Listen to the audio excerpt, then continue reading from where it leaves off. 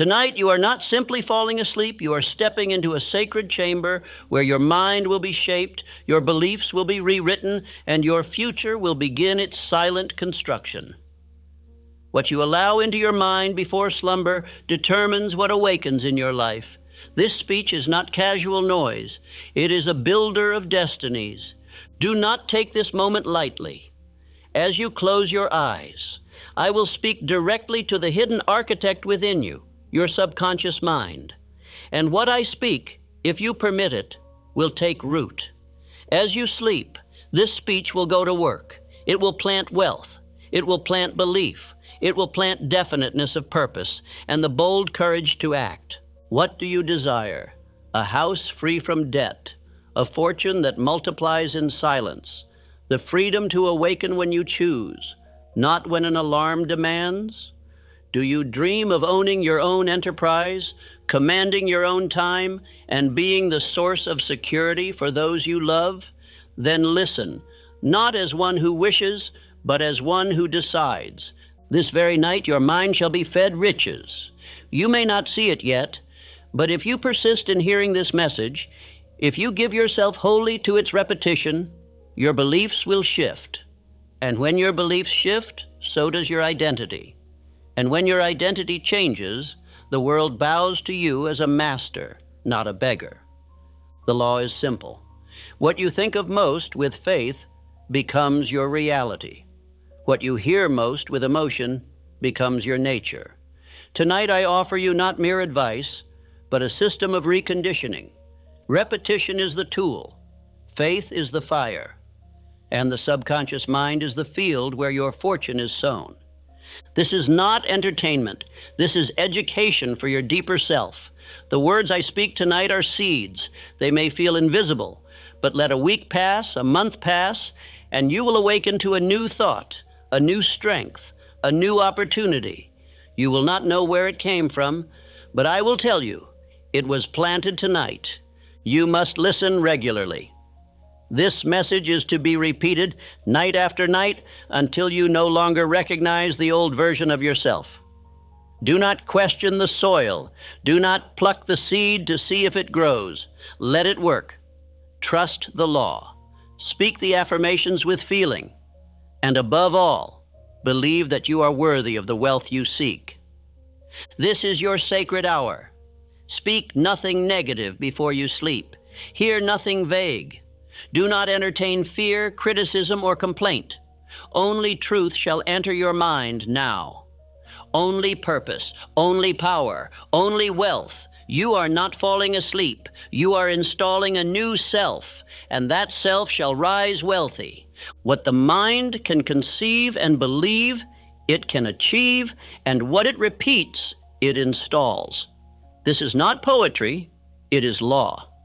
The same way a farmer repeats the tilling of soil before the crop appears, you must till the fields of your mind with repetition, with belief, and with purpose, especially as you sleep. The subconscious mind never closes its doors. While your eyes shut and your body rests, your deeper self remains alert, obedient, absorbing. It is listening to the last thoughts you feed it. It is shaping them, multiplying them, giving them direction, and it does not discriminate. It will act on whatever is planted, truth or lie, riches or ruin. So I warn you, as your guide, if you retire each night in worry, fear, confusion, or complaint, you are feeding poison into the workshop of your destiny. You are commanding the very force that builds your future to construct failure. And it will obey. Without judgment, without question, it will serve the master you choose to be. But if instead you begin tonight to fall asleep with courage in your chest, faith in your belly, and purpose in your voice, you will command the subconscious to build in your favor. For it is not fate that determines your wealth. It is your repeated thought, charged with belief, handed to your deeper mind with feeling. This is the sacred science of auto-suggestion. You suggest what to think. You suggest what to feel. And the subconscious receives it, works upon it, acts upon it, and delivers it back to you as circumstance, condition, and opportunity. It will carry out whatever order you feed it, especially that which is fed repeatedly and with emotion. There is no magic here, only natural law. The same law that builds muscle through repeated motion, builds fortune through repeated thought. That which is impressed upon the mind with belief and persistence becomes fact. Just as surely as the sun rises in the east, your repeated thought becomes your outer reality. Therefore, I tell you, listen to this nightly. Not as a man seeking inspiration, but as one training an army. Your inner army of belief, vision, and courage. Every word you hear is a brick in the foundation of your fortune. Every phrase is a nail driving a new command into the subconscious engine of your life. You are not wasting time by hearing this again and again. You are building the scaffolding of your future. You are laying mental highways upon which wealth will travel to reach you. As surely as a bridge must be constructed before a carriage crosses it, your mind must be structured before riches can arrive. This process is not passive. Though you are resting, your inner self must be alert. Surrender to these words, not in laziness, but in cooperation. Just as a skilled builder follows the blueprint with precision, your mind must follow the voice of definiteness, prosperity, and faith as it is spoken to you now. Thomas Edison did not stumble upon genius by accident. He prepared his mind each evening with the problems he sought to solve. He expected answers, and those answers arrived not in waking hours, but in dreams, in flashes, in moments of calm when the subconscious was working undisturbed. He did not doubt, he expected. So tonight, do as Edison did. Hand your problem, your desire, your question to your deeper self. Then fall asleep with belief. Let your subconscious work as you rest. Expect ideas. Expect guidance. Expect strength to follow through. Expect favor from infinite intelligence itself. You are training the worker beneath your conscious mind. He is tireless. He is faithful, but he is without judgment. Feed him poison, and he will construct misery. Feed him purpose, and he will construct wealth. You are the architect. You are the instructor, and you are responsible. Hear these words again. Let them seep into your soul. I am the master of my destiny. My thoughts shape my future. I command wealth to come to me through faith, through decision, and through persistent repetition. Say it aloud.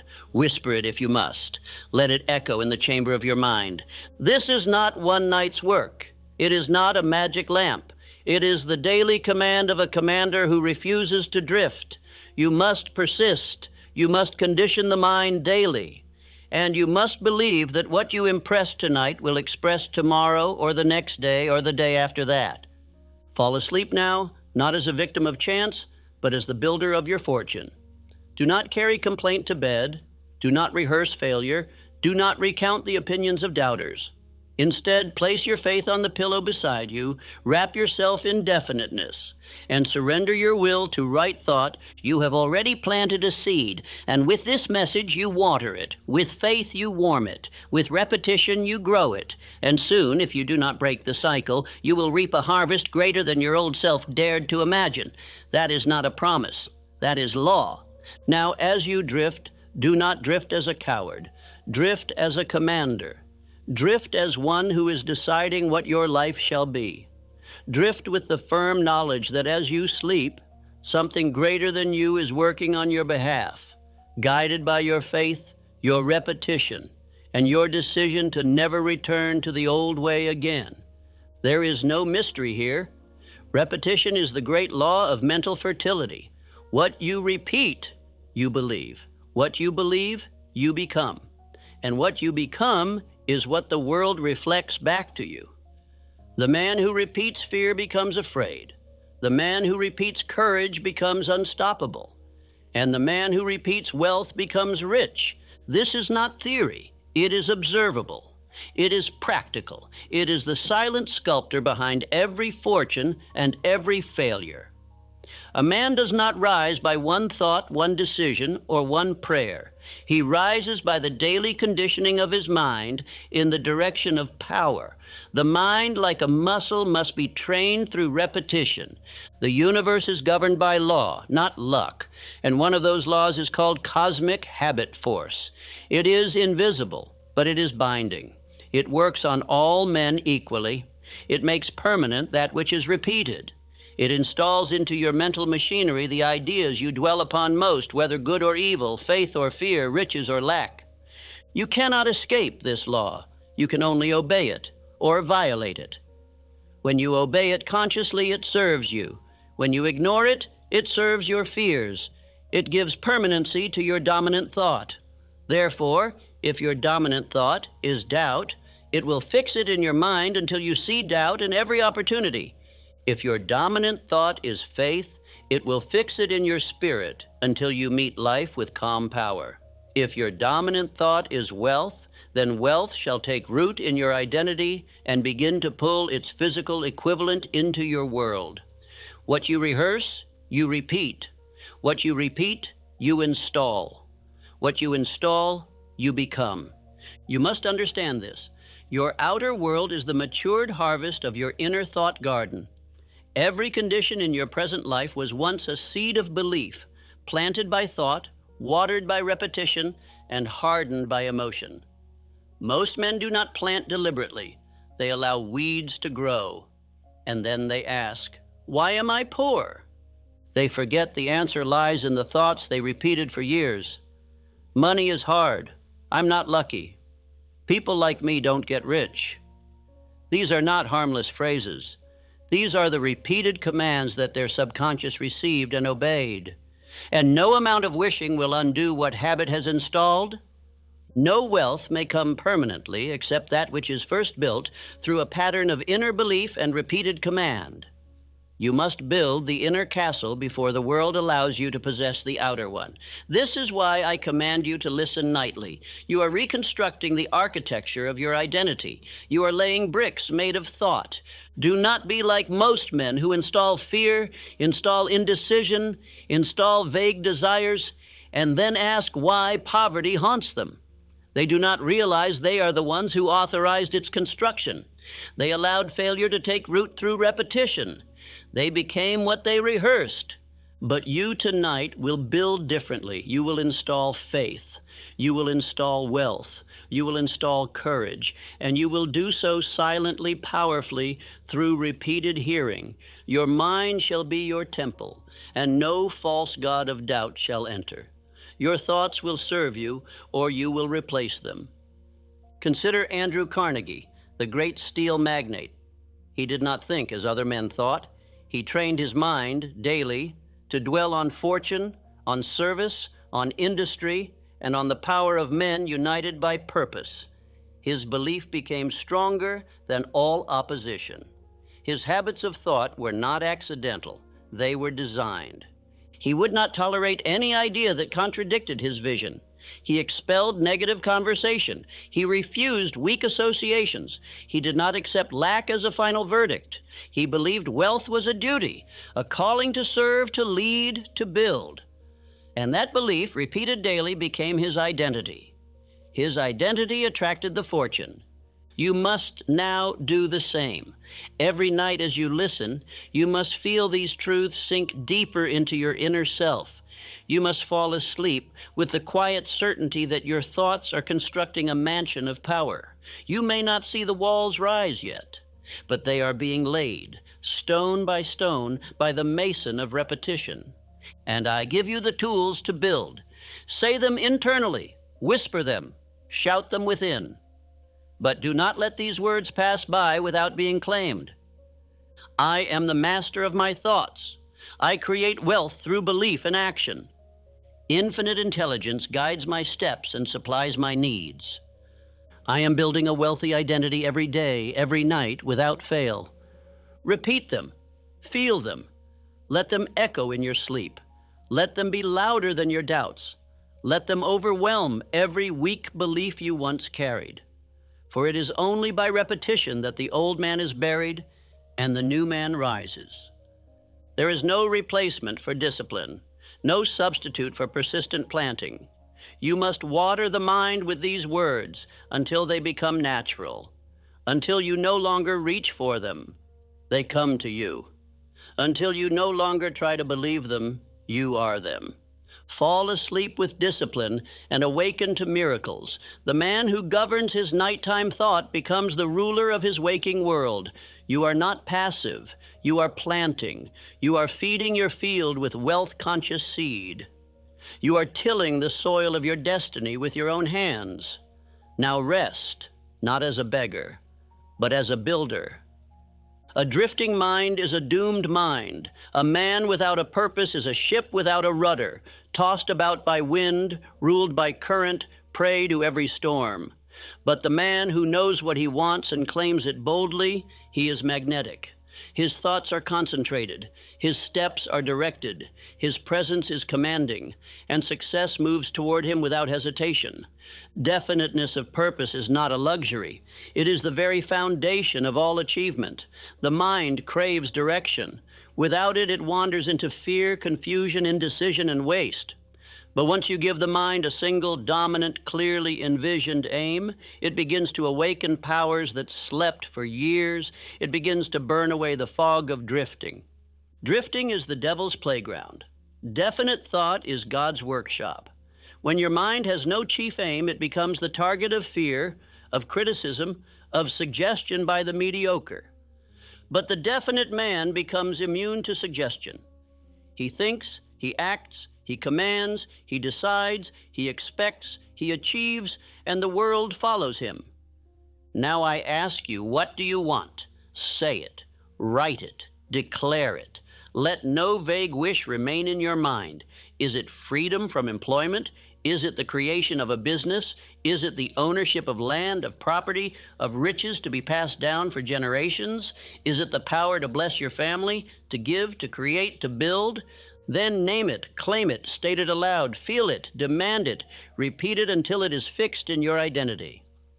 The man who is definite may be resisted temporarily, but he is never defeated. Life bends to the man who bends his mind toward a single desire, held with faith and reinforced by persistent thought. You must now install that image. And not as a vague hope, but as a living command. Every night, as you drift to sleep, you must see your aim, picture it, hear the sounds it brings, smell the scent of success, touch the walls of your vision, taste the reward in advance. This is not delusion. It is construction. Do as my friend Barnes once did. He wished not merely to work for Thomas Edison, he wished to become his partner. He did not ask for a job, he demanded an opportunity. He carried that image in his mind so strongly, so repeatedly, that it became more real than the poverty in his pocket. And eventually, Edison saw it too. Barnes had nothing but desire and definiteness. That was enough. He did not drift. He did not listen to doubt. He declared what he would be, and he backed it with faith, persistence, and the repeated image of success. What he believed, he achieved. Because he would not accept any alternative, he was deaf to all suggestion but his own. So now I give you a nightly ritual. Take your definite chief aim and write it with your own hand. Do not print it, write it. This binds the thought with motion and emotion. Then speak it aloud. Speak it slowly. Speak it with faith. And as you fall asleep, let the sound of it echo in your inner chamber. Hear it whispered within. I am moving daily toward my definite purpose with unshakable faith. The means will appear because I have committed to the end. Say it until it feels natural. Say it until your subconscious accepts it as a command from headquarters. Say it until doubt dies and belief becomes your new atmosphere. You must understand. Every repetition carves a groove in your inner mind. Every spoken affirmation is a chisel, and with each night, you shape a deeper channel for wealth to flow. If you skip one night, return the next. If you feel nothing at first, continue. The seed is invisible at first, but the harvest will come. And this is no game. This is not motivational whim. This is mental craftsmanship. This is the science of personal power. The subconscious mind will obey the loudest voice. If the loudest voice is television, gossip, or fear, it will obey that. If the loudest voice is your chief aim, backed by repetition and faith, it will obey that. Make sure that voice is definiteness, not doubt. Wealth does not belong to the most gifted. It belongs to the most definite. Fortune does not follow talent. It follows clarity. And clarity comes from discipline, from faith, from daily inner work. And that work begins now, tonight, as you plant the image, speak the affirmation, and fall asleep in command. Do not permit even one thought of vagueness to remain. Know what you want. Know why you want it. Know how you will feel when it is yours. And feed that picture into your subconscious every night until your very cells begin to expect it, until the world itself begins to move toward you like metal toward a magnet. You are not merely hoping anymore. You are ordering. You are commanding. You are instructing the invisible powers that shape your future. You are declaring, this is who I am. This is what I do. This is what I shall receive. Not from arrogance, but from faith in the law that governs all growth. Now take one breath. See your goal. Hear your voice. Feel your command. And let that image drift into sleep with you. Let it settle into the depths of your mind. Let it be carried down into your subconscious, where all real power begins. Tonight, you do not drift aimlessly. You drift with direction. You drift with authority. You drift with the mind of a commander, and what you repeat tonight, with definiteness and belief, will become the foundation of your fortune. The subconscious mind is the faithful servant of your dominant thought. It does not reason. It does not challenge. It does not debate. It obeys, and it obeys completely. It is the invisible hand that shapes your future, taking instruction from whatever you allow to dominate your inner conversation. And this includes what you think, say, feel, and repeat, especially as you sleep. The subconscious mind is your link to infinite intelligence. It is the gateway through which hunches arrive, through which solutions form, through which wealth flows when commanded rightly. You do not control infinite intelligence, but you do influence it. And the tool of that influence is your subconscious mind, trained by belief, repetition, and emotion. If you do not instruct your subconscious, others will. They will do so through newspapers, through gossip, through complaint, through fear, through television, through conversation filled with doubt. The world is loud with suggestion, and most of it is poison. The man who does not guard his mind is a man whose future is written by strangers. The subconscious mind will not remain idle. It is always at work. It is always building. And it will feed on whatever you plant or what others throw in. It is a builder without conscience. It builds both palaces and prisons depending on the blueprint. And the blueprint is the repeated thought backed by belief. The nighttime hour is golden. It is the hour of greatest influence.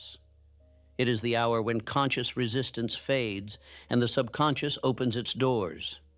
It is the hour when what is heard sinks deeper, settles further, and begins to root itself into your very identity. This is why you must be intentional with every word you hear before sleep. Repetition with feeling is the tool. Faith is the fuel, decision is the fire, and emotion is the glue. These are the ingredients of change. These are the materials with which you construct a new inner man. And from that inner man, a new outer world shall follow. You must become deliberate in your inner conditioning. This is the sacred art of autosuggestion, the daily feeding of the subconscious with hand-picked thoughts, repeated with intensity and accepted with feeling. You may call it programming. You may call it impressing. The name is not the power. The power is in the repetition backed by belief. Henry Ford is proof of this law in motion. He was not considered intelligent by the world. He was mocked by the educated. His ideas were ridiculed, yet he moved forward. Why? Because his belief was more definite than their doubt. He repeated his inner picture of what must be until no argument could take it from him. Engineers told him it could not be done. He said it would be done, and they did it. Not because they believed, but because he did. His subconscious mind had already accepted the image. The outer world was forced to comply. Such is the power of repeated belief made definite through persistence. Now I give you your own commands. Say them with your mind. Repeat them silently. Let them enter your inner workshop. Let them settle beneath your thoughts. Whisper them if you wish, but do not let them pass without feeling. I plant the seed of wealth every night. It is growing, even while I sleep.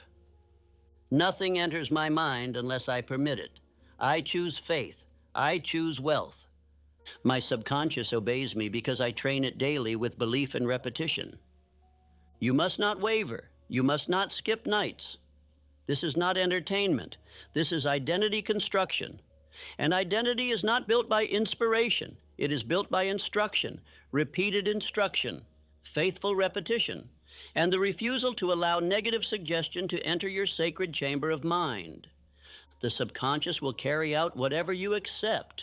If you feed it images of poverty, it will create conditions of poverty. If you feed it beliefs of power, it will create expressions of power. If you speak wealth, it will begin to summon the means, but only if the command is repeated with faith. No man becomes rich by accident. He becomes rich by subconscious direction.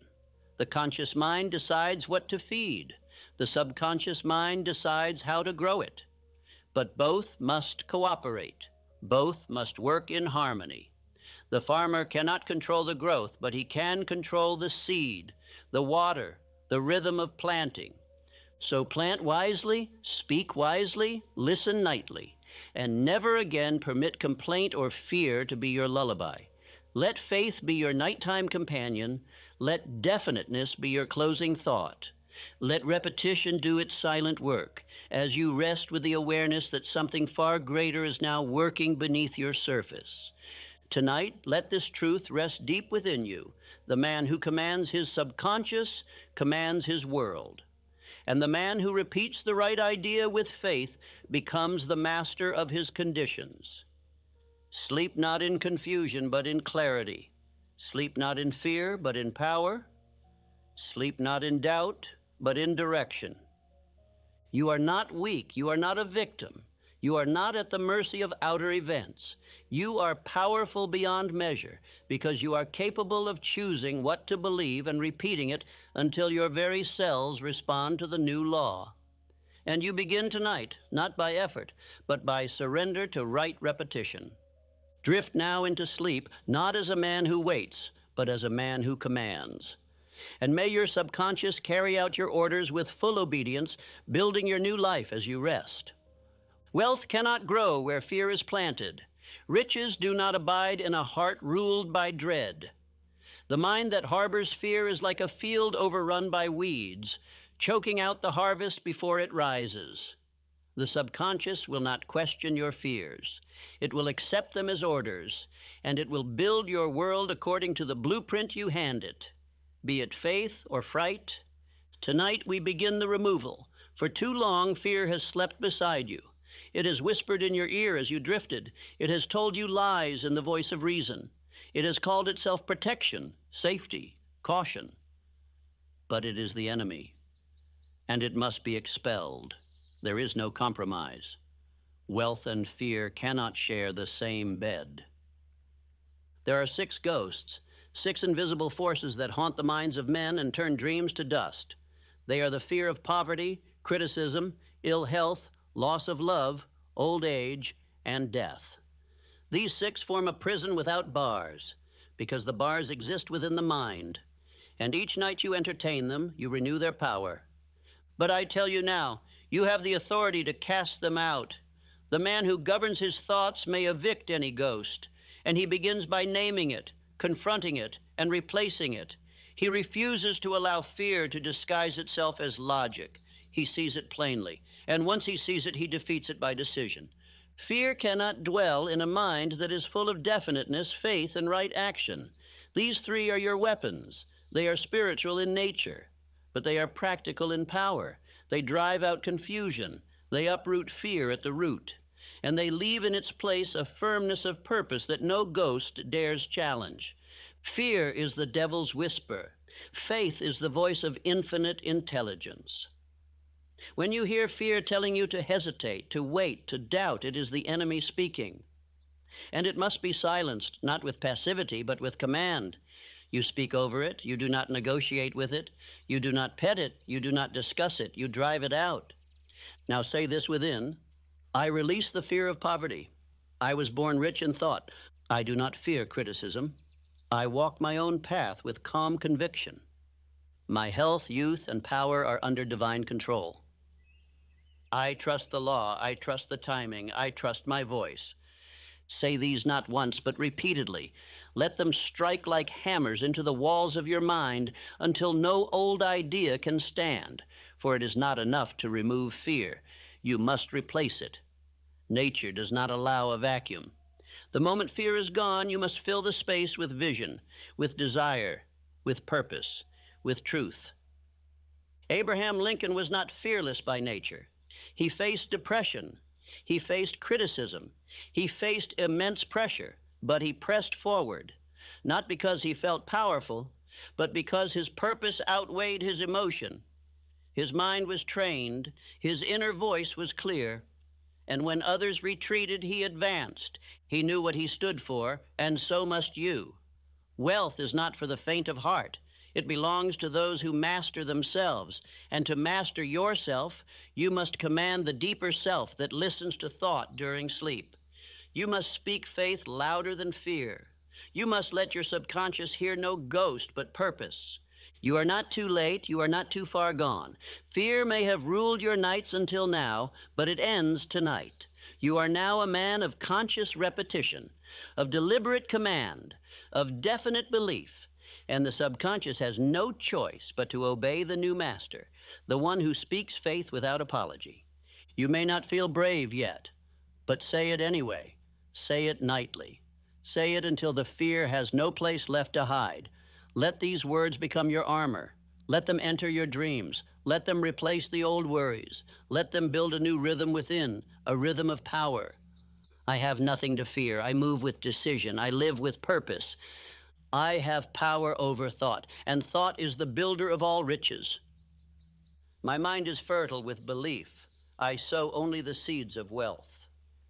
You are not made to tremble. You are made to stand. You are not designed to wish. You are designed to command. The forces of fear are old tenants in the mind. But the moment you become definite, they begin to flee. They cannot hold ground against a man who repeats truth with unwavering belief. Do not let this be another night of old rehearsals. Do not repeat regret. Do not replay failure. Do not retell the lies fear once told you. Replace them. Bury them beneath faith. Starve them of attention. You are not required to feel ready. You are only required to speak truth until it becomes your second nature. Faith is not soft. Faith is iron. It is forged in repetition. It is hardened by resistance. And you, my friend, are forging it nightly. Each sentence you hear, each thought you allow, is another strike of the hammer. Soon the new you will rise, and the old fears will no longer recognize the man you have become. Tonight, the ghosts of fear are cast out. They have no bed here, they have no voice, they have no power. You will no longer drift with them. You will command without them. And you will sleep as one whose mind belongs to wealth, not worry. Rest now, not in weakness, but in strength. Let this message continue its silent work beneath your surface, and when you rise, do so as one whose fears are buried beneath the footsteps of belief. You do not attract what you want, you attract what you are. This is a law as certain as gravity, as inescapable as breath. A man may long for riches, but if his identity is built upon scarcity, fear, hesitation, and doubt, then no fortune shall remain with him. Riches flee from a man whose self-image is poor. The most powerful transformation is not from poverty to wealth, it is from weakness to identity. When you adopt the identity of a wealthy man, one who thinks clearly, acts decisively, and believes deeply, you begin to pull your fortune into alignment. You begin to carry the posture of power before power arrives. You must become the type of man who commands riches before they come. This is the mystery the world overlooks. They wait for results to believe. But the great men believe before they see. They speak before they hold. They act before they receive. This is not deception. This is the law of identity. Think now, how does the wealthy man speak? How does he carry himself? How does he respond to difficulty, to delay, to decision? Does he beg? Does he panic? Does he explain himself? Number, he thinks clearly. He moves with purpose. He speaks few words, but every word is heavy with belief. He does not chase, he attracts. I tell you now, you must see yourself as him. You must hear yourself speak as he would. You must breathe, walk, and think in the rhythm of certainty. This is not pretend. This is instruction. The subconscious cannot tell the difference between imagination and reality. What it sees repeatedly, it begins to accept. What it accepts, it produces. You may feel poor tonight, but if you repeat the identity of wealth long enough, your mind will begin to shift. Your body will begin to follow. Your circumstances will be compelled to change. The law of harmony demands it. For a man out of alignment with his thoughts cannot remain as he is. Begin now. Visualize yourself already successful. See the home, the office, the books, the clothing, the ledger, the letters, the accounts, the peace. Do not rush the image. Let it become familiar. See yourself walking in clarity. See yourself commanding respect. Let this image replace the old one, piece by piece, word by word, repetition by repetition. Use the mirror each morning to speak identity aloud. Look yourself in the eye and say, I am the man who thinks clearly, acts decisively, and creates wealth. I am calm under pressure, focused on purpose, immune to opinion. I expect riches because I am the type of man who creates them. Then, as night returns, use the inner mirror. Let the image of your future self rise before you. Let him speak. Let him instruct. Let him remind you who you are becoming. Hear him whisper, we do not doubt. We do not delay. We do not apologize. We build. We expect. We rise. You are not what you once were. You are not bound to your past. Identity is not cement, it is clay. And every word you speak tonight reshapes it. Every repetition in the dark builds the man who will walk in the light. You must not merely hear these truths, you must become them. Charles M. Schwab did not possess great fortune because of luck or schooling. He possessed a magnetic identity. He believed in himself with such warmth and clarity that others believed in him instinctively. His manner, his tone, his poise, all stemmed from the deep inner command, I belong in wealth. I am at home among greatness. He thought as the rich man would think. He walked as the rich man would walk. And riches followed, not because he demanded them, but because he matched them. You must now do the same. Think as he would think. Walk as he would walk. Speak only as one who owns his destiny. This identity will feel unfamiliar at first. That is natural. But with repetition, it becomes yours. The costume becomes character. The practice becomes instinct. The echo becomes your voice. And when it does, the world responds differently to you. Not because the world has changed, but because you have. Say these words silently now. Let them enter you. I no longer rehearse weakness. I install wealth. I walk in harmony with success. I live in alignment with riches. My identity is forged in repetition, backed by belief, rooted in decision. You are building an inner magnet. You are tuning your thoughts to wealth. You are shaping the man who must exist for your fortune to arrive. And you are doing it quietly, faithfully, as you drift to sleep. Tonight, you do not lie down as the man the world sees. You lie down as the man who will one day be revealed. You lie down in disguise, but not for long. Your identity is shifting. Your old self is dissolving. Your new self is rising, word by word, night by night, with every repetition. As you sleep, let your future self take your place. Let him breathe through you. Let him speak within you. Let him instruct your mind. And when you rise, rise as one who no longer begs for success, but commands it, because you have become the man who receives it by law. There is a power that multiplies strength when two or more minds meet in perfect understanding. I name this power the mastermind. It is not a theory. It is a spiritual and mental law, as exact as any found in chemistry or mathematics. When you align your mind in harmony with another of purpose, a third, greater mind is formed. This is not metaphor, it is literal. When two minds connect with faith, loyalty, and shared aim, they generate a force neither could summon alone. This invisible force has built empires, moved industries, and forged leaders. It exists above emotion, beyond logic, and it begins the moment you decide to align with greatness. You are never alone in your journey, but you must choose your mental companions carefully. The subconscious is influenced not only by your own repetition, but by the thoughts of those closest to you. The wrong association poisons the inner soil. The right association multiplies the harvest tenfold. I say to you, even while you sleep, your inner circle is forming. Your subconscious continues to draw influence from what you admire, from what you rehearse, from the voices you allow into your temple of thought. Let those voices be mighty. Let them be wise. Let them lift you, not lower you. This is why I taught the practice of invisible counselors. Before sleep, I called upon the minds of great men, Lincoln, Edison, Carnegie, Napoleon, and others. I imagined their faces. I summoned their voices. I asked them questions, and my subconscious responded with ideas I had never before possessed. You may call this imagination. You may call it alignment with infinite intelligence. I call it instruction, and it works. Begin tonight by summoning your own counsel. Call upon Edison for invention. Call upon Lincoln for character. Call upon Carnegie for clarity.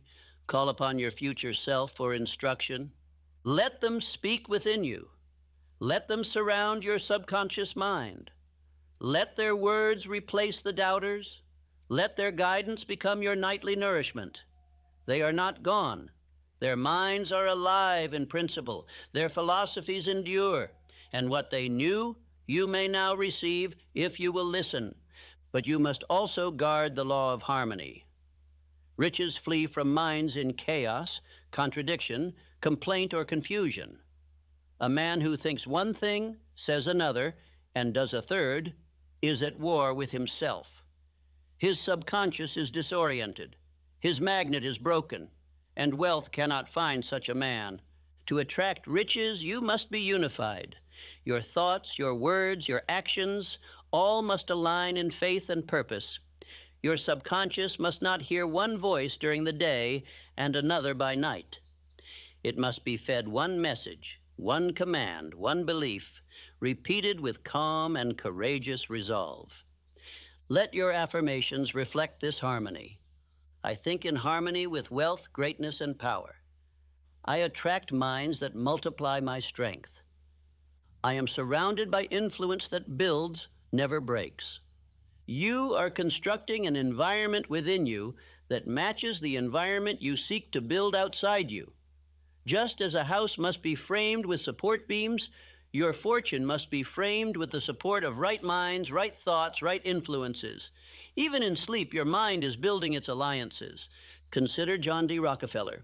He did not amass power through noise or raw force. He created wealth through organized association. He selected wise men. He operated with clarity. He moved with certainty. And he obeyed the law of harmony. He trusted delegation. He guarded his emotional state. He never tolerated internal chaos. He knew that riches do not reward the clever alone. They reward the calm, the stable, the principled. His outer fortune reflected an inner order, and that order came not from chance, but from self-command and careful alliance. You must now imitate the principle, not the man. As you drift tonight, remember that the voices you allow into your subconscious are forming your future counsel. If you hear the voice of complaint, you have invited ruin. If you hear the voice of belief, of purpose, of greatness, you have joined the circle of success. Speak again your command, I am in mental harmony with my highest aim. My subconscious is allied with builders, not destroyers. I am protected by the law of mental union and spiritual agreement. Feel the presence of strength around you, not in body but in thought. You are not alone. You are a mind among minds. You are a soul among principles. You are a man who attracts power because you obey power. Let the force of harmony guard your heart and fortify your inner world as you sleep. Let your inner circle speak now, not the one of flesh, but of spirit. Let them whisper your next steps. Let them hand you courage. Let them call out your higher self. And when you awaken, may you rise with answers that the night delivered. For a wealthy man does not build riches alone. He builds alliances in thought, in purpose, and in faith. There is a power which no man can touch with his hands, yet every man may access with his thoughts. It is invisible to the eye, yet visible in every tree, every invention, every rising fortune. I call it infinite intelligence. It is the source of every great idea, every breakthrough, every quiet miracle that leads a man from struggle to prosperity. But know this truth. Infinite intelligence does not respond to need, it responds to faith. It is not moved by begging. It does not yield to complaint. It does not hear fear. It listens only to definiteness. It listens only to belief. It reveals its secrets only to the man whose mind is made up and whose heart is certain. Your wealth is already created in the unseen. The forms may be hidden, the path may be dim, but the supply exists. Your task is not to beg for it, but to become the man who is worthy to receive it. And you do this by believing before you see, deciding before you know how, and persisting before there is evidence. Infinite intelligence is not mystery. It is law. And like all true law, it demands obedience. Obedience in thought. Obedience in repetition. Obedience in expectation. If you speak one thing but believe another, you violate the law. If you expect little, you receive little. But if you expect much with faith, you align yourself with abundance. Let me offer you a metaphor. Just as water flows to the lowest point, wealth flows to the strongest belief. It moves without effort toward the man who has emptied himself of doubt and filled himself with certainty. It bypasses the unstable and rests with the faithful. This is not chance. It is structure. It is order. Speak now to that power, not in weakness, but in partnership, not as a servant, but as a son. Say aloud with full command, infinite intelligence gives me ideas, strength, discipline, and supply. I am one with the law of success. I obey it, and it rewards me. I was born to be rich in thought, rich in faith, and rich in purpose. Feel these words enter the subconscious. They are not fantasies. They are declarations. Each one is a spiritual tool, carving a deeper groove in your inner self where wealth shall soon flow. The world may not yet see the fortune, but the law already sees the belief, and belief always precedes possession. You must never break this chain. Let others forget. Let others drift. But you, listen nightly. Repeat daily. Become hourly. The mind once shaped by faith cannot return to fear. The man, once definite in purpose, cannot return to drifting. And the world, once moved by his command, cannot withhold its riches. I do not say these things lightly. I say them because they have been proven. In every life I have studied, Carnegie, Ford, Edison, Rockefeller, Schwab, I found this pattern. First came the belief, then came the work, and then came the reward. But belief always came first. It had to. The law requires it. You may have failed before. That does not matter. You may have doubted yesterday. That is gone.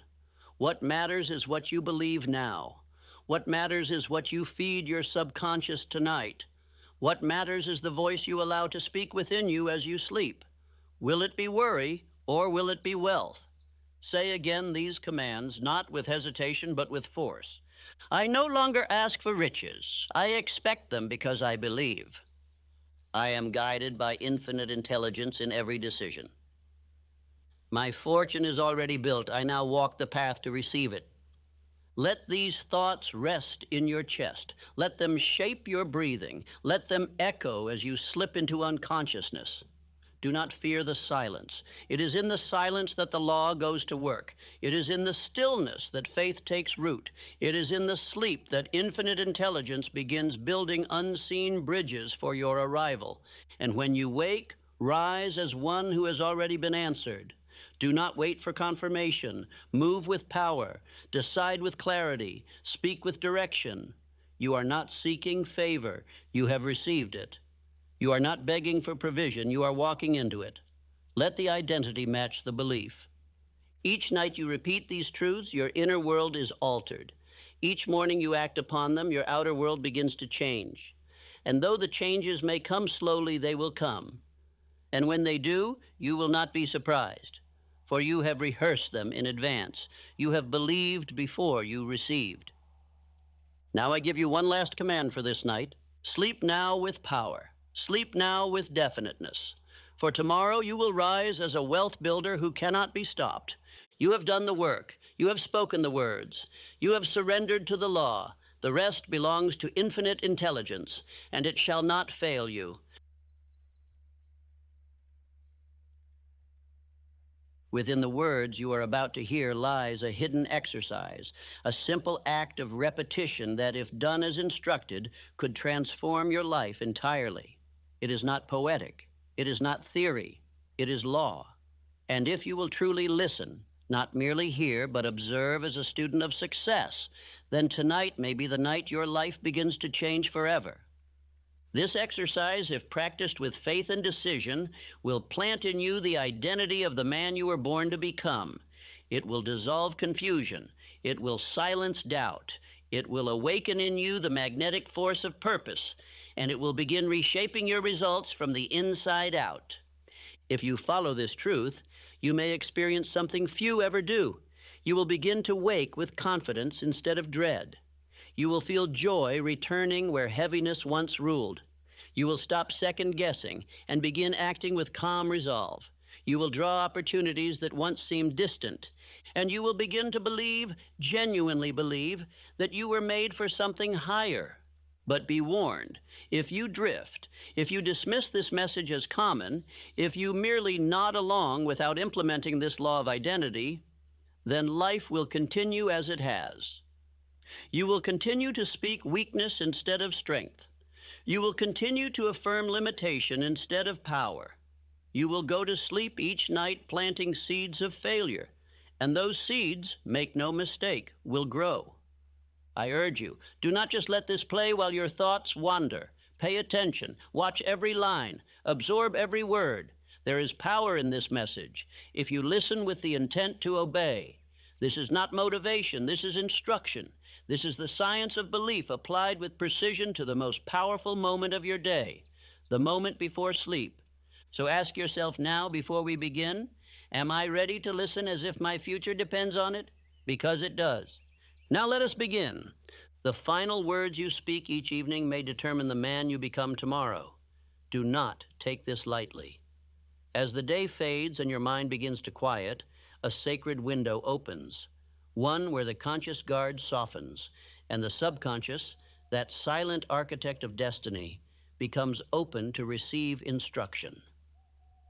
In those quiet minutes before you drift into sleep, your mind is no longer analyzing, questioning, resisting. It is absorbing. This is the fertile soil, and the words you plant in that soil take root without protest. That is why the bedtime hour is not to be wasted. It is your private audience with infinite intelligence through your own subconscious. Autosuggestion is the practice of deliberately feeding belief into the subconscious through repeated thought. Not once, not occasionally, but night after night, word after word, until belief is born through repetition. As I have written before, any idea, plan, or purpose may be placed in the mind through repetition of thought.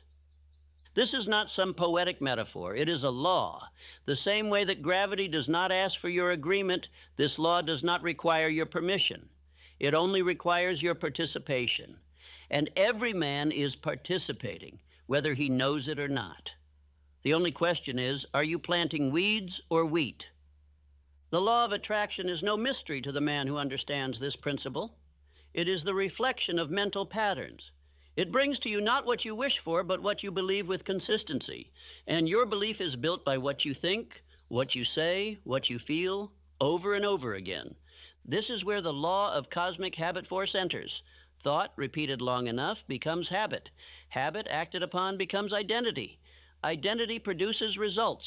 You do not get what you occasionally affirm. You get what you persistently command. That is why going to sleep with thoughts of worry is not harmless. It is harmful. It is planting weeds of fear that will strangle your potential. But if you go to sleep speaking confidence, repeating power, visualizing victory, you sow authority into the silent workshop of your soul. Edison understood this. He would work late into the night, holding the image of the incandescent light in his mind. He knew that even while his body slept, his mind would continue working on the problem. His evening thoughts became blueprints carried into the realm of sleep. So I command you, do not let your final words be complaint, let them be command. Do not speak of what is, speak of what shall be. Speak as the man you are becoming, not as the man you have been. This is your chance to instruct the subconscious, not to reflect your fears. Understand this. The final thoughts of the evening replay in the mind through the night. They echo, they imprint, they instruct, they rehearse, and eventually they become. That is why you must take this message seriously. This is no ordinary practice. It is not a bedtime ritual for comfort. It is a nightly instruction to the subconscious, a spiritual law in action. You are about to learn 7 phrases that will change the course of your thinking, your emotions, your identity, and ultimately your entire life. These are not chants, they are commands. You will choose them for yourself, and you will repeat them until they become you. And do not take this lightly. What you repeat, you believe. What you believe, you become. And what you become, you will live. Say this aloud tonight. As I sleep, my belief grows stronger.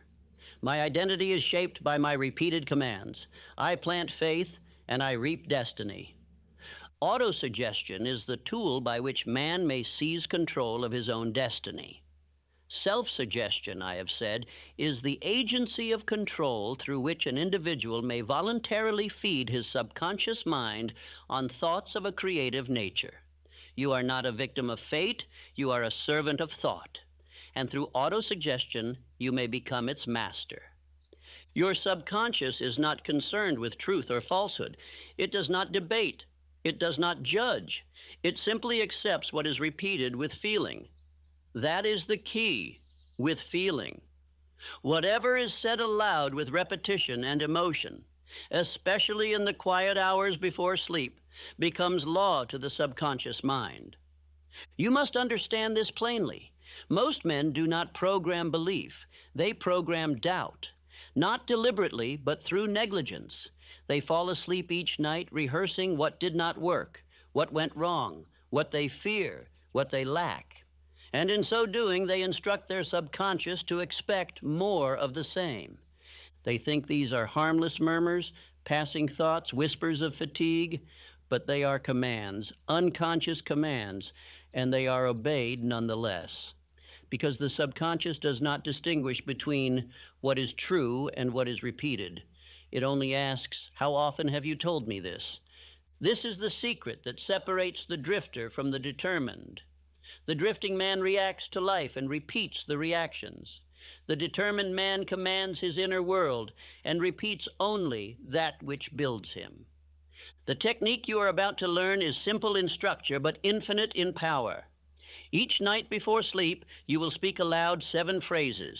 Each one begins, I'm the type of person who, and you will follow those words with the identity you choose to become.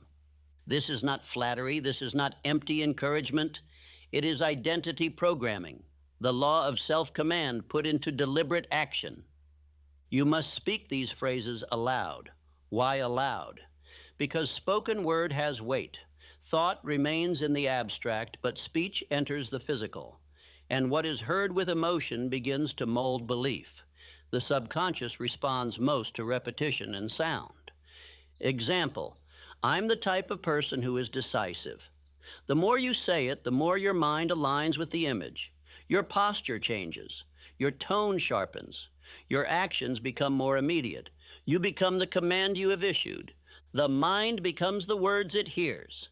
If it hears strength, it starts to act with strength. If it hears weakness, it begins to shrink. That is why you must be careful not only with what you say, but with what you hear. This is not new. This principle is embedded in my self-confidence formula in Think and Grow Rich. I instructed the reader to repeat daily that he believes in himself, in his definite chief aim, in his unwavering faith. Why? Because no belief becomes reality unless it is first planted through autosuggestion. The mistake most men make is this. They try to change their outcomes without changing their identity. They say, I want to be rich, while continuing to think like a pauper. They say, I want confidence, while repeating doubt. They say, I want change, while reinforcing the old identity every night before sleep.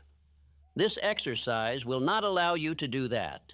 It forces you to declare, I am the type of person who, and in doing so, it draws a line between the man you have been and the man you choose to become. You are not affirming outcomes. You are affirming the source of outcomes. You are planting identity, not results. And when identity changes, behavior must follow. Speak these phrases not with wishful thinking, but with decision. Say them not as a beggar hoping to be chosen, but as a master instructing his inner world to obey. Say them slowly. Say them with emotion.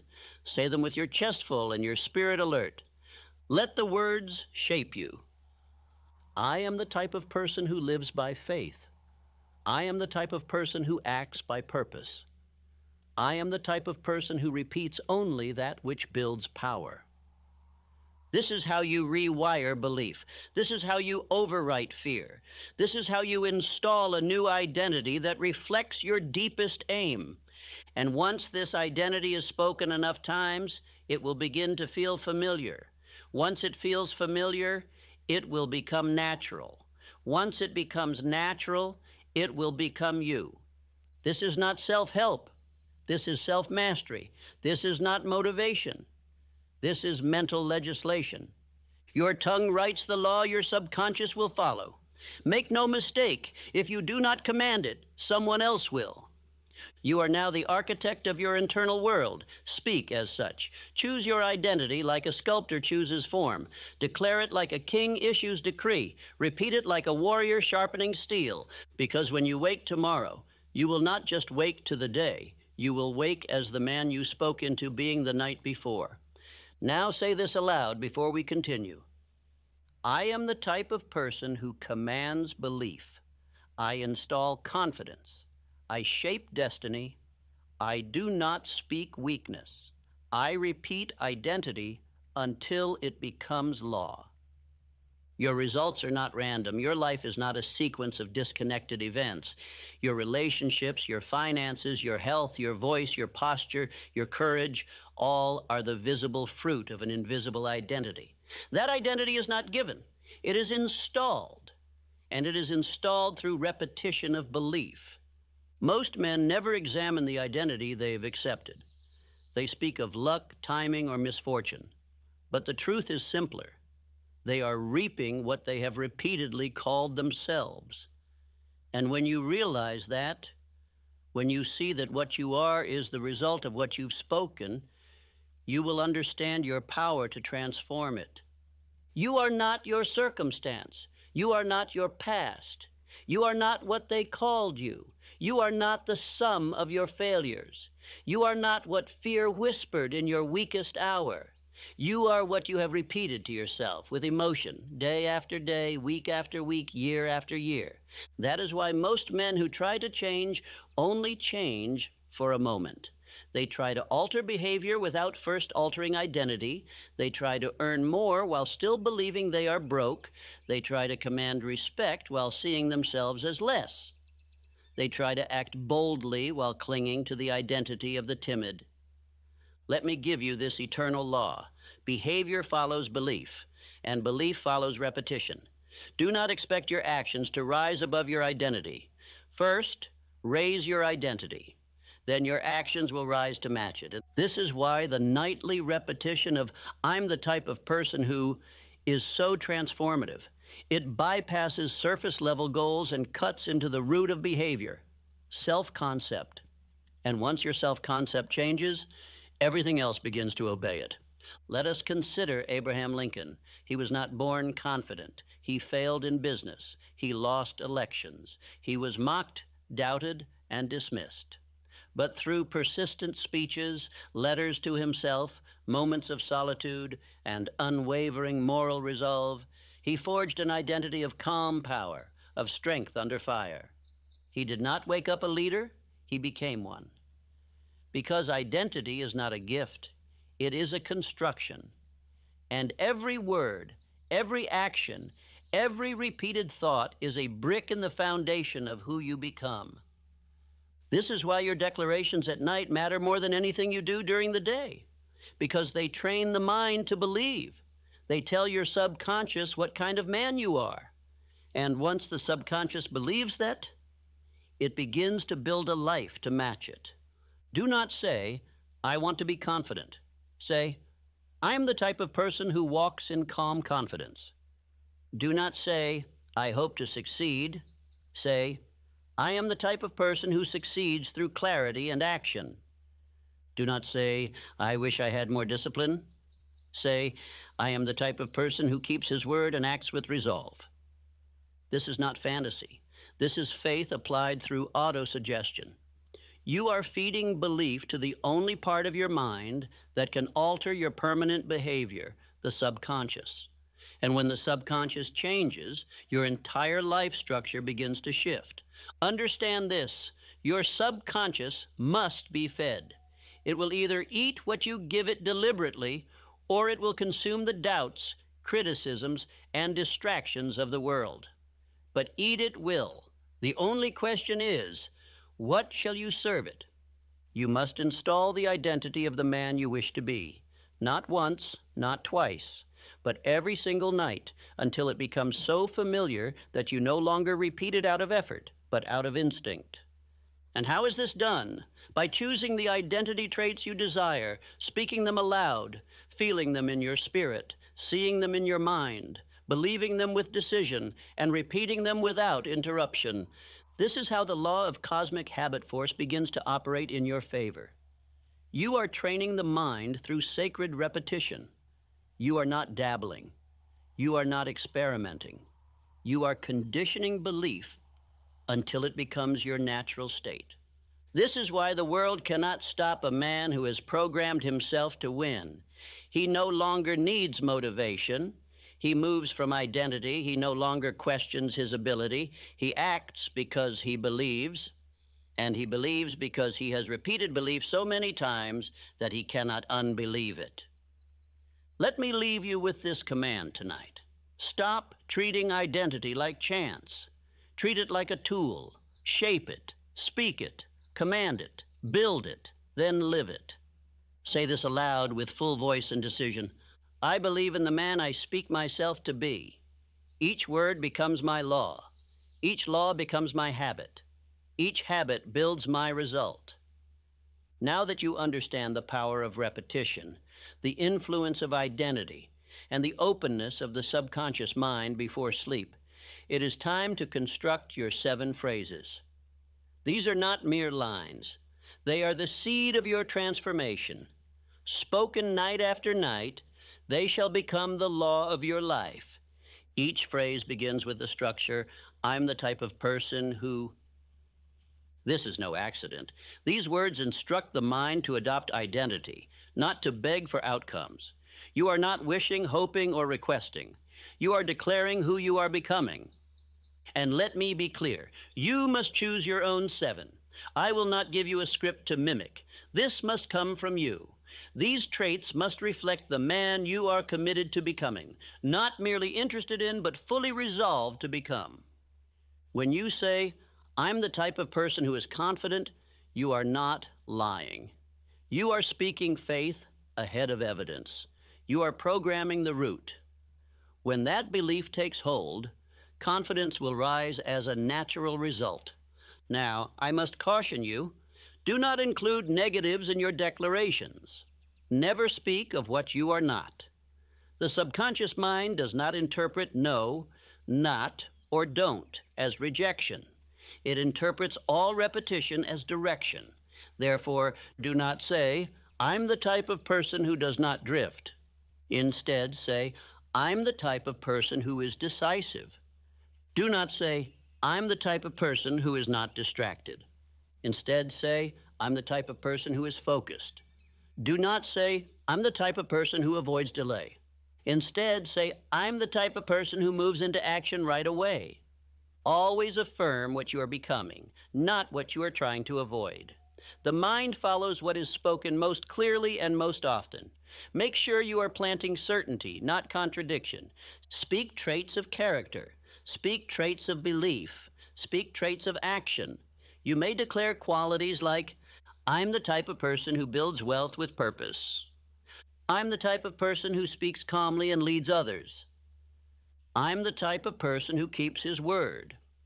I'm the type of person who acts immediately on inspired thought. I'm the type of person who creates peace wherever I go. I'm the type of person who leads with confidence and clarity. When you choose, be definite, be exact. Do not say, I'm the type of person who is better. Better than what? Better than whom? Be specific, be rooted, be bold. And once chosen, do not change them daily. Keep them constant. Let the repetition engrave them. Let the mind begin to bend reality to the words you keep saying. Write your 7 on paper. Place them by your bed. Read them aloud with clarity and certainty. Let them become more than statements. Let them become your identity manual, a mirror of who you choose to be, not who you used to be. And speak them not as theory, but as command. Say them not for comfort, but for construction. Do not wonder if they are working. They are. That is the nature of repetition. It does not ask for proof. It becomes the proof. Now let me give you a great example from history. Henry Ford. He was not born with machinery.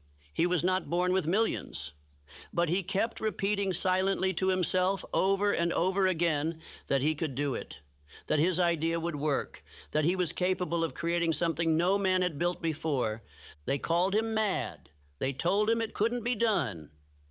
But because he kept repeating belief, he became a magnet for the very actions and people that would make it real. That is the law. And that law works for you if you obey it. So take your pen tonight. Choose your traits with care. Do not rush. Choose traits that stir your spirit. Traits that represent the man you will stand before your Creator and say, that was me. I became what I was called to become. Speak your identity until it becomes your instinct. Speak your truth until it becomes your tone. Speak your command until it becomes your character. Say this now and say it slowly. Each word I speak is law. Each phrase I choose builds me. Each night I become more of who I have decided to be. The power of this method lies not only in the phrases themselves, but in how you use them. Precision is the ally of transformation. Vague effort yields vague results, but consistent, deliberate practice builds permanent identity. That is why your evening ritual must become sacred, non-negotiable. Set aside 10 to 20 minutes before sleep. Make this your final act of the day. Turn off every distraction. Close every mental window that does not serve your aim. You are not preparing to sleep. You are preparing to instruct your soul. And the soul obeys repetition with emotion. Stand or sit upright. Do not lie down yet. The body must remain alert to signal the mind that this is a time of command. You are not drifting. You are directing. You are not wondering. You are instructing. Speak each of your 7 phrases aloud, not in a whisper, not in a monotone, but in a voice of authority. These are the words that will write tomorrow's beliefs into the walls of your mind. Speak as if you were declaring law, because that is exactly what you are doing. Say each phrase at least 3 to 5 times, more if necessary. Say it until you feel it. Say it until the voice in your head starts to sound like the man you want to become. And if it feels uncomfortable, good, that means the old identity is being broken. Let us make it real. You might say, I'm the type of person who acts immediately on inspired thought. Then pause. Let that idea settle. Then say it again with even more clarity, even more force. Let your subconscious hear certainty, not doubt. After you speak the phrase, close your eyes briefly. Visualize yourself living that truth. See yourself moving, speaking, deciding, walking as that man. Do not rush this. One picture in the mind is worth 1,000 spoken words if it is felt with intensity. Do not mumble. Do not recite. Declare. Your tone must not be casual. It must carry power. This is not the voice of a beggar. This is the voice of a man laying the foundation of his identity for generations to come. And remember this, the subconscious mind does not understand someday. It only understands what is repeated now. So do not say, I will become. Say, I am the type of person who. That is identity. That is faith. That is alignment with spiritual law. If your mind wanders, and it will, return to the phrase. Say it again. Sharpen the image. Reset your attention. Each moment of focus is a deposit into the bank of belief, and that bank compounds interest silently and powerfully. After you have spoken all 7 phrases, repeat this final affirmation with complete presence. As I sleep, these truths take root. I am becoming the man I declare. I will wake stronger, clearer, and more definite. Then go to sleep. Do not question. Do not overthink. Do not speak idle words. Let silence finish what you began. Let your last conscious message carry into the night, where the subconscious will go to work. Edison knew this. Before sleeping, he would hold a question in mind, a problem to solve. Then he would go to sleep with the absolute faith that the answer would come. His faith turned the sleeping hours into labor for invention, and the mind, being the obedient servant, delivered it. You too can make your sleep productive, not by force, but by repetition. Not by stress, but by spiritual order. And the order you give is the identity you claim. Let me give you a truth few men understand. If you do not deliberately give your mind a focus before sleep, it will replay the day. It will replay complaints, regrets, fears, and doubts. And the next day, it will magnify them. But if you end your day in power, you begin your next day in direction. That is why this nightly practice is not optional for the man who chooses greatness. It is the bridge between who you were and who you are becoming. So make this your ritual, your ceremony, your sacred rite. 7 identity phrases, spoken aloud, repeated with emotion, sealed in silence, and sent into sleep. And when practiced nightly, consistently, without interruption, without negotiation, you will begin to see changes not just in your thinking, but in your decisions, your tone, your posture, your presence. This is the power of identity repetition. This is the law of autosuggestion in motion. This is the way of the few who choose to rise. Say this now and mean it. Each night, I reprogram my destiny. I speak with conviction. I sleep with clarity. I rise with purpose. You have begun a process that only the disciplined few ever carry to completion.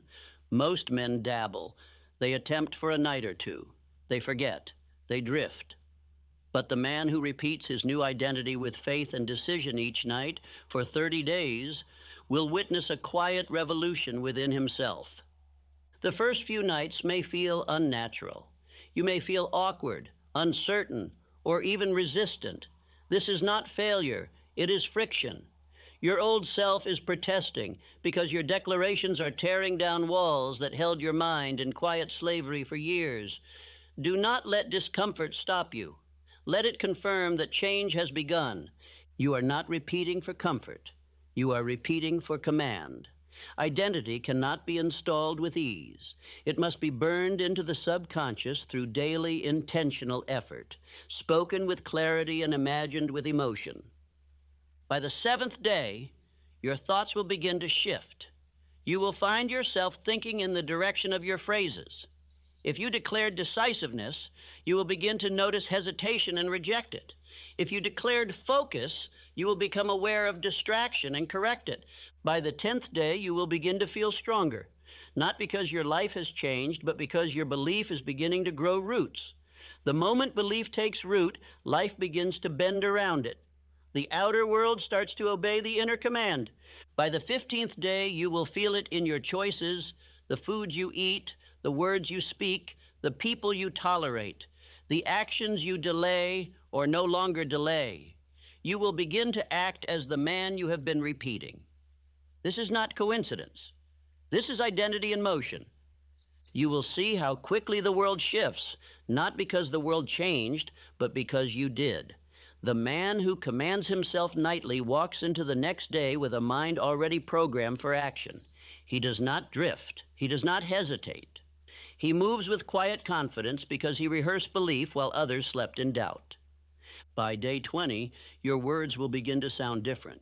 You will no longer just speak the identity phrases out of discipline. They will begin to feel natural, inevitable, truthful. And when that shift happens, the subconscious stops resisting. It begins creating. Now the law of cosmic habit force is at work. Your repetition is forming habit. Your habit is forming character. Your character is forming destiny. And all of it began not with effort, but with nightly repetition. By day 30, you will look back and realize that something profound has shifted. Your posture will feel different. Your tone will sound more certain. Your emotions will feel more controlled. Your planning will be tighter. Your belief stronger. You will begin to say things like, "That doesn't sound like me anymore," when old habits knock at the door. And you will be right. That man is no longer welcome in the house of your mind. You have spoken your way out of that identity. But beware. Do not stop here. This is not the finish line. This is the foundation. Identity is not built in bursts. It is built in daily bricks. If you stop now, the old identity will begin whispering again, and you must not let it. You must continue. You must declare until it becomes unbreakable. Understand this deeply. Repetition is mastery. The subconscious mind does not respond to variety. It responds to certainty, and certainty is built through consistency.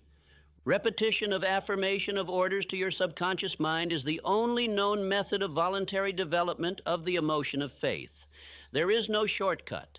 There is only decision, repetition, and faith. So if you have come this far, go all the way. Let the 30 days become 90. Let 90 become a year. Let this become who you are, not what you do. Declare this with force and faith tonight.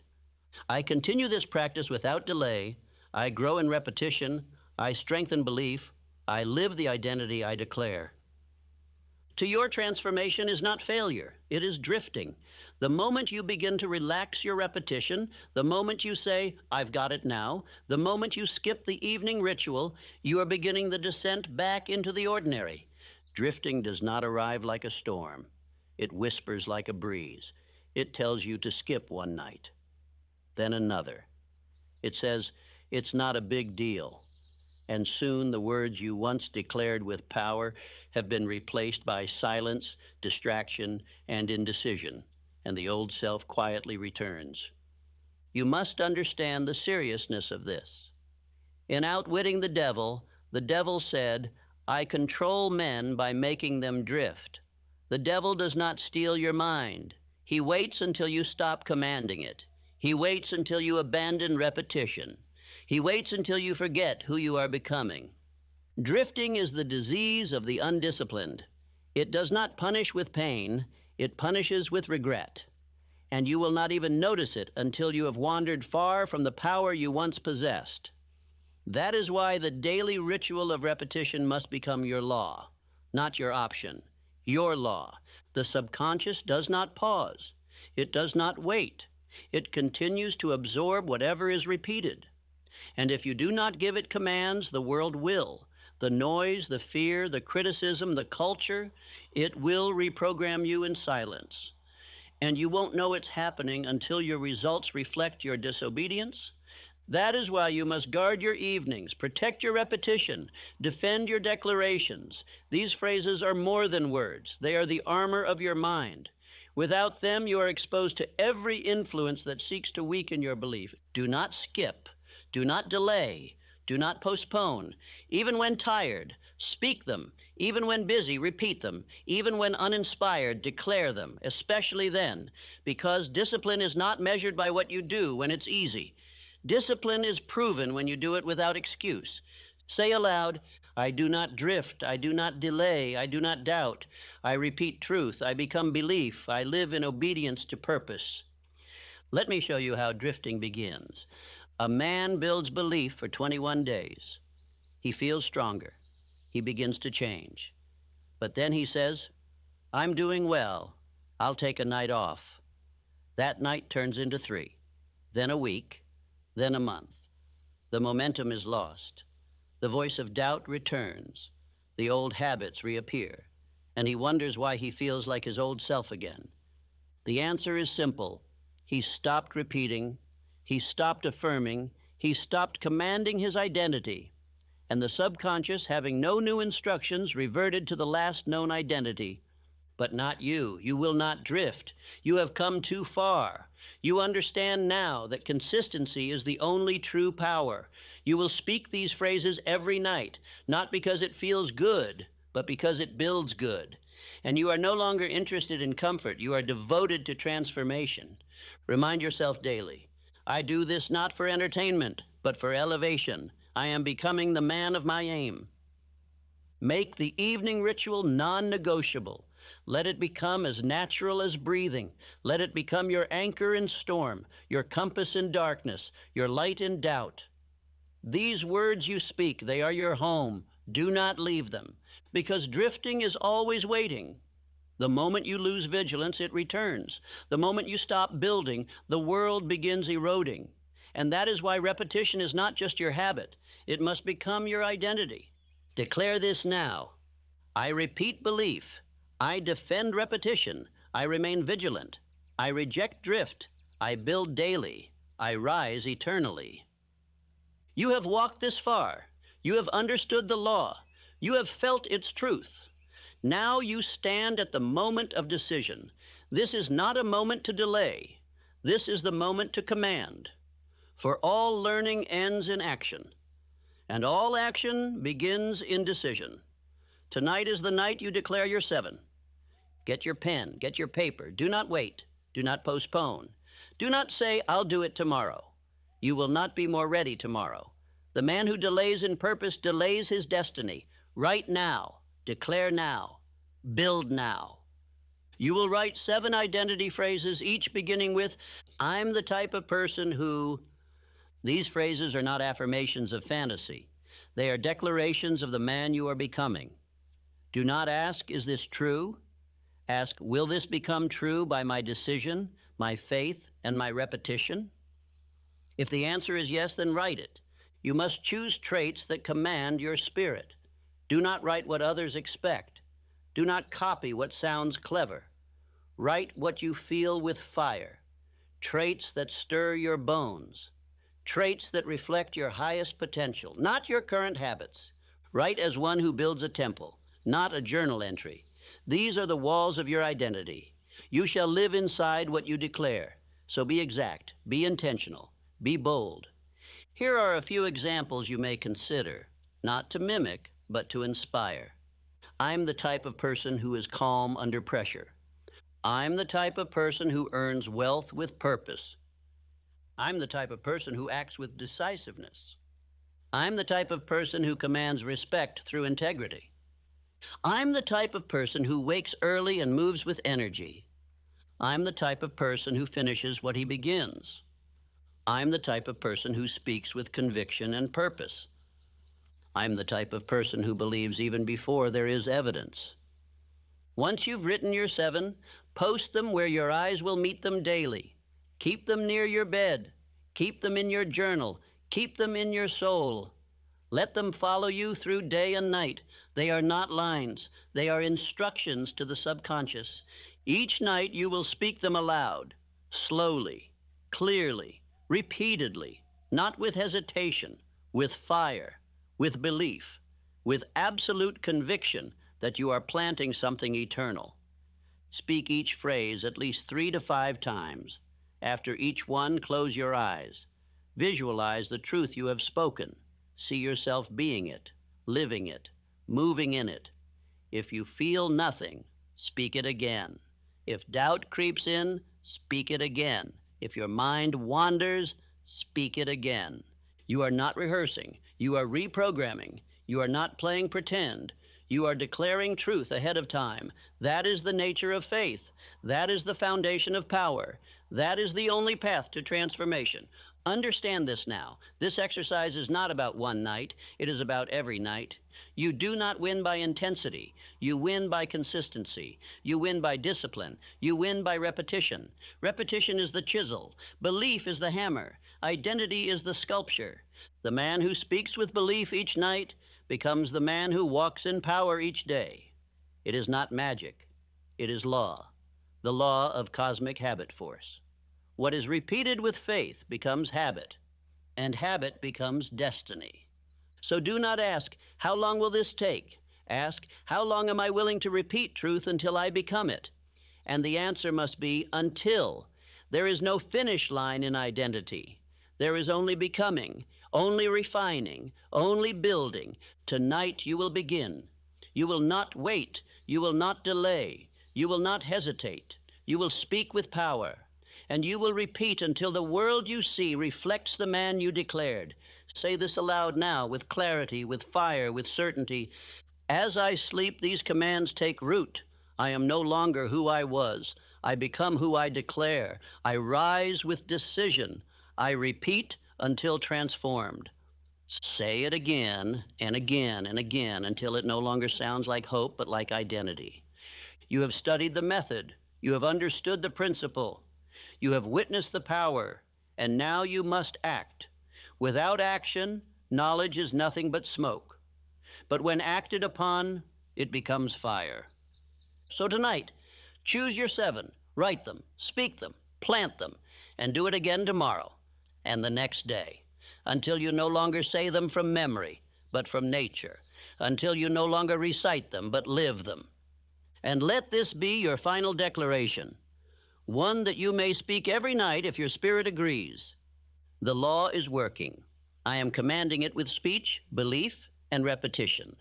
I become the man I declare because I speak it until I believe it, and I believe it until I live it.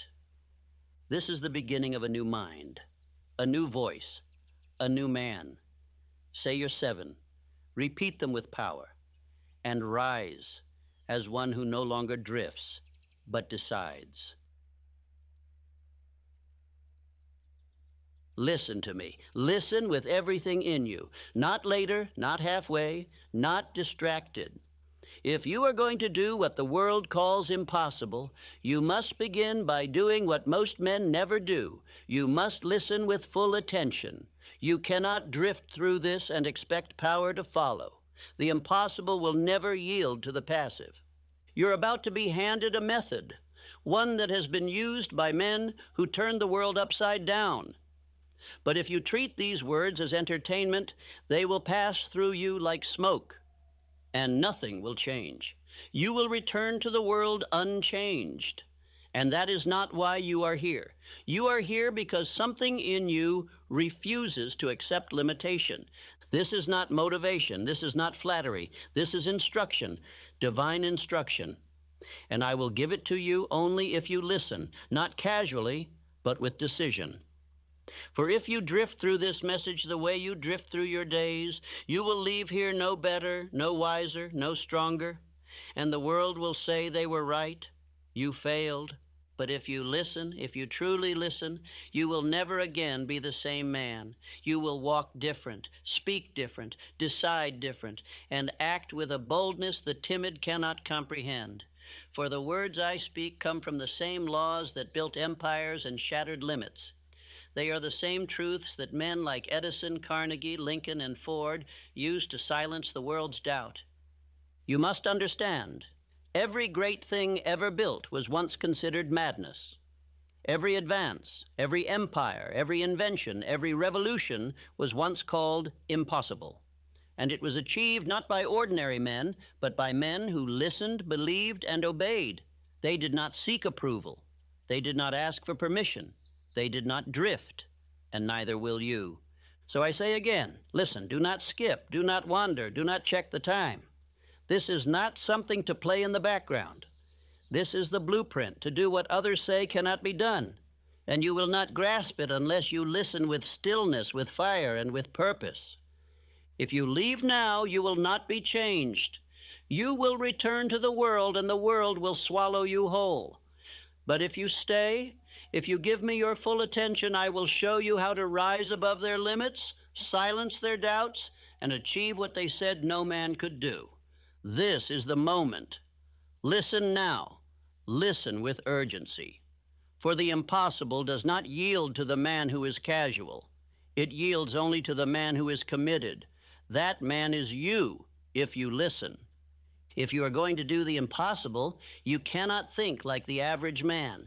You must not drift. You must not delay. You must not doubt. You must not wait for conditions to be perfect. You must begin with an iron will, and you must march forward through every obstacle with decision, with definiteness, and with faith that does not bow. Impossible is not a fact. It is a judgment. It is a label placed by small minds on great visions. It is the word used by those who never dared, to warn those who might. But I say this to you. There is no such thing as impossible to the man who knows what he wants and is willing to pay the price to get it. The world will always laugh at what it does not understand. It laughed at the Wright brothers. It mocked Edison. It questioned Ford. But those men did not yield. They did not argue. They did not drift. They kept moving toward their purpose until the laughter turned to applause, and the ridicule became reverence. Edison was told it could not be done, artificial light, a stable electric lamp. He failed over 10,000 times, but he refused to listen. He refused to drift. He knew in his mind that it was possible, and so it became real. He held the picture. He held the belief. He held the course. And in time, reality conformed to his vision. Carnegie dreamed of an empire forged from steel when others saw only coal, sweat, and labor. They said he was a fool. They said it was too big, too bold, too unlikely. But he knew his purpose. He visualized his aim. He backed it with belief. And he surrounded himself with men who believed with him. And what began as impossible became a billion-dollar truth. You are not here to repeat what has been done. You are not here to chase shadows or imitate others. You are here to extend the frontier of what is possible. You are here to prove to the world and to yourself that the limits placed upon you are lies. You are here to build something that the world must reckon with.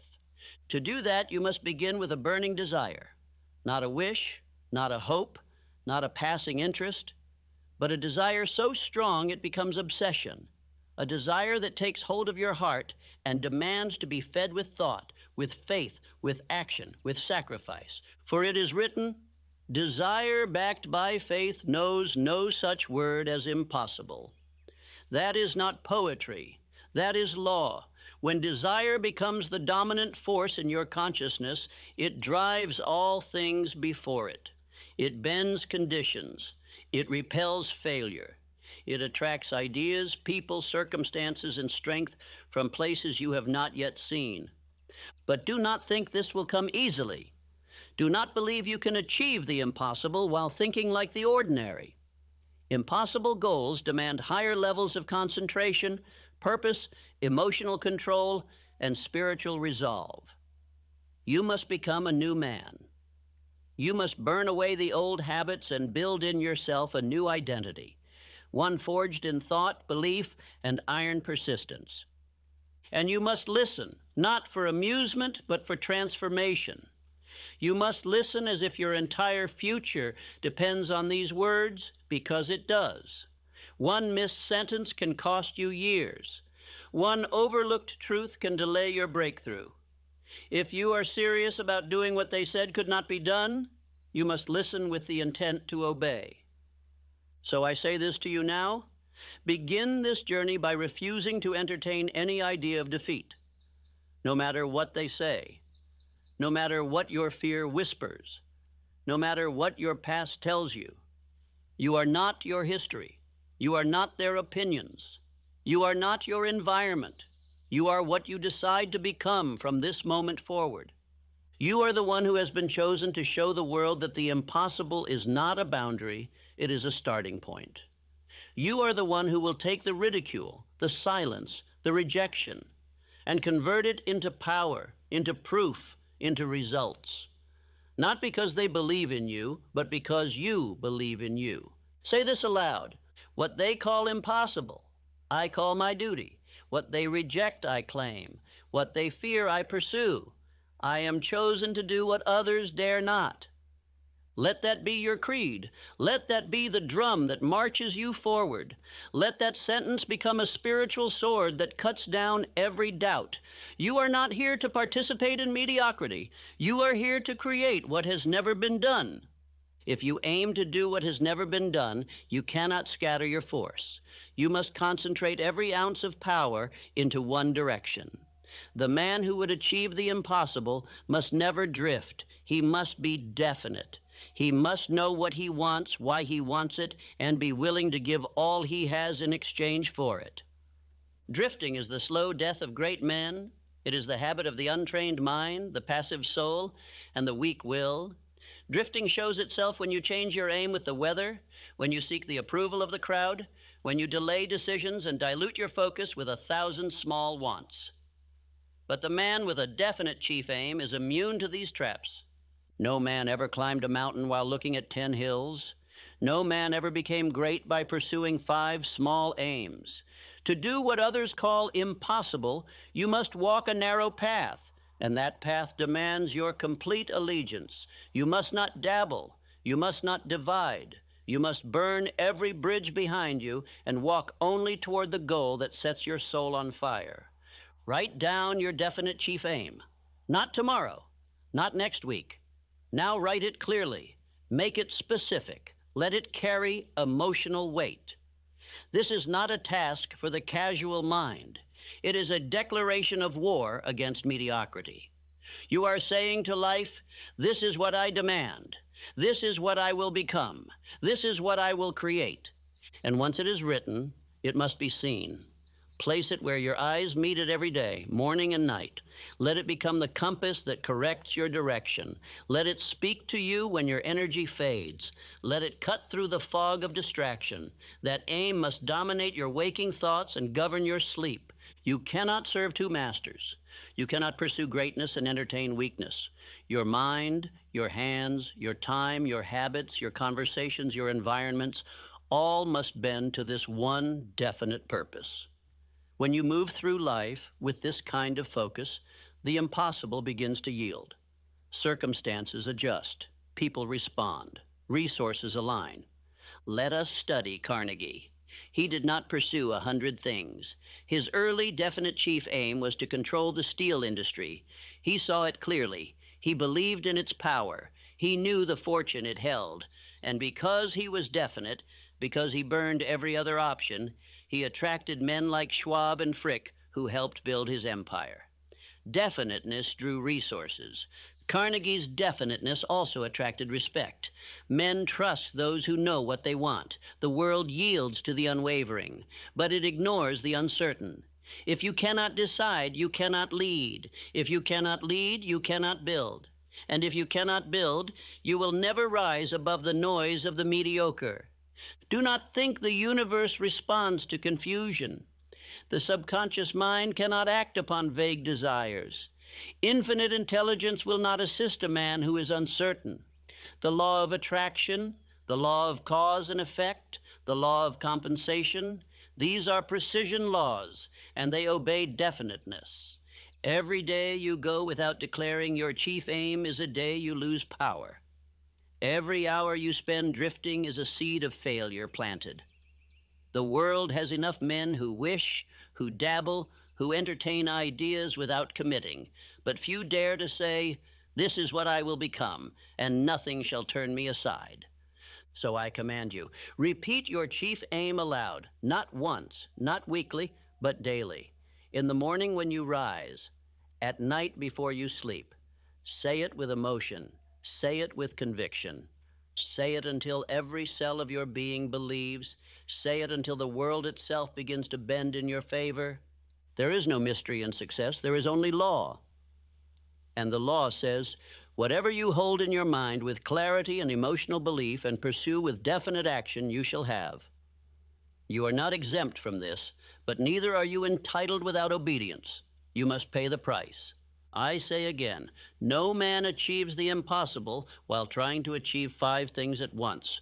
Choose one aim, the one that burns, the one that demands your attention, the one that causes fear and excitement at the same time. That is the aim worthy of your life. Once you choose it, you serve it. Your conversations begin to align with it. Your planning aligns with it. Your daily hours are organized in support of it. Your distractions are removed. Your excuses are killed. Your very identity is shaped by your aim. You do not drift anymore. You do not wait for signs. You do not ask for permission. You begin to move, and the world notices. Opportunities begin to emerge, not because of chance, but because your definiteness has made you a beacon. You begin to magnetize. But I must warn you, without this discipline, your aim will vanish. It will fade into fog, and the world will say they were right. You failed. They will call you crazy, then they will call you lost. Not because your aim was too high, but because your dedication was too weak. That is the great crime. Not that you aimed too high, but that you served your aim too little. If you are going to defy the world and do what they say cannot be done, you must live by one law, definiteness of purpose. And that law must show in your speech, in your actions, in your thoughts, and in your very presence. Say this aloud with me. I know my aim. I serve it only. I walk toward it daily. I do not drift. I do not doubt. I become the man worthy of impossible success. Let those words become your code. Let them shape your day, your decisions, and your destiny. You are not here to be ordinary. You are here to command results that the world called impossible. You must understand this one thing if you ever intend to defy the limits of man. No one achieves the impossible without being first called insane. The world does not believe until it sees results. And by the time results appear, faith is no longer needed. So if you are to accomplish what they say cannot be done, you must begin in the dark, with faith as your only light. Faith is not a mood. Faith is not a gift. Faith is not the privilege of the few. It is a state of mind that you build. Faith is constructed brick by brick through repetition of thought, repetition of speech, and repetition of action. It is formed when you command your subconscious again and again to believe what your eyes cannot yet see. Faith is the foundation of all transformation. It is the evidence of things unseen. It is the substance of all results that begin in the invisible. You must treat faith not as a feeling, but as a discipline. You do not wait for it to rise. You summon it. You create it. You construct it by what you say, what you see, and what you allow to take root in your mind. Let me give you an example. Henry Ford had a vision that the world laughed at. He wanted to build a motor car for the masses. He was told it was foolish. Then he demanded that his engineers build an 8-cylinder engine in one block. They said it could not be done. Ford said, do it anyway. They tried and failed. He said, try again. They failed again. He said, keep going until you succeed. And eventually, they did.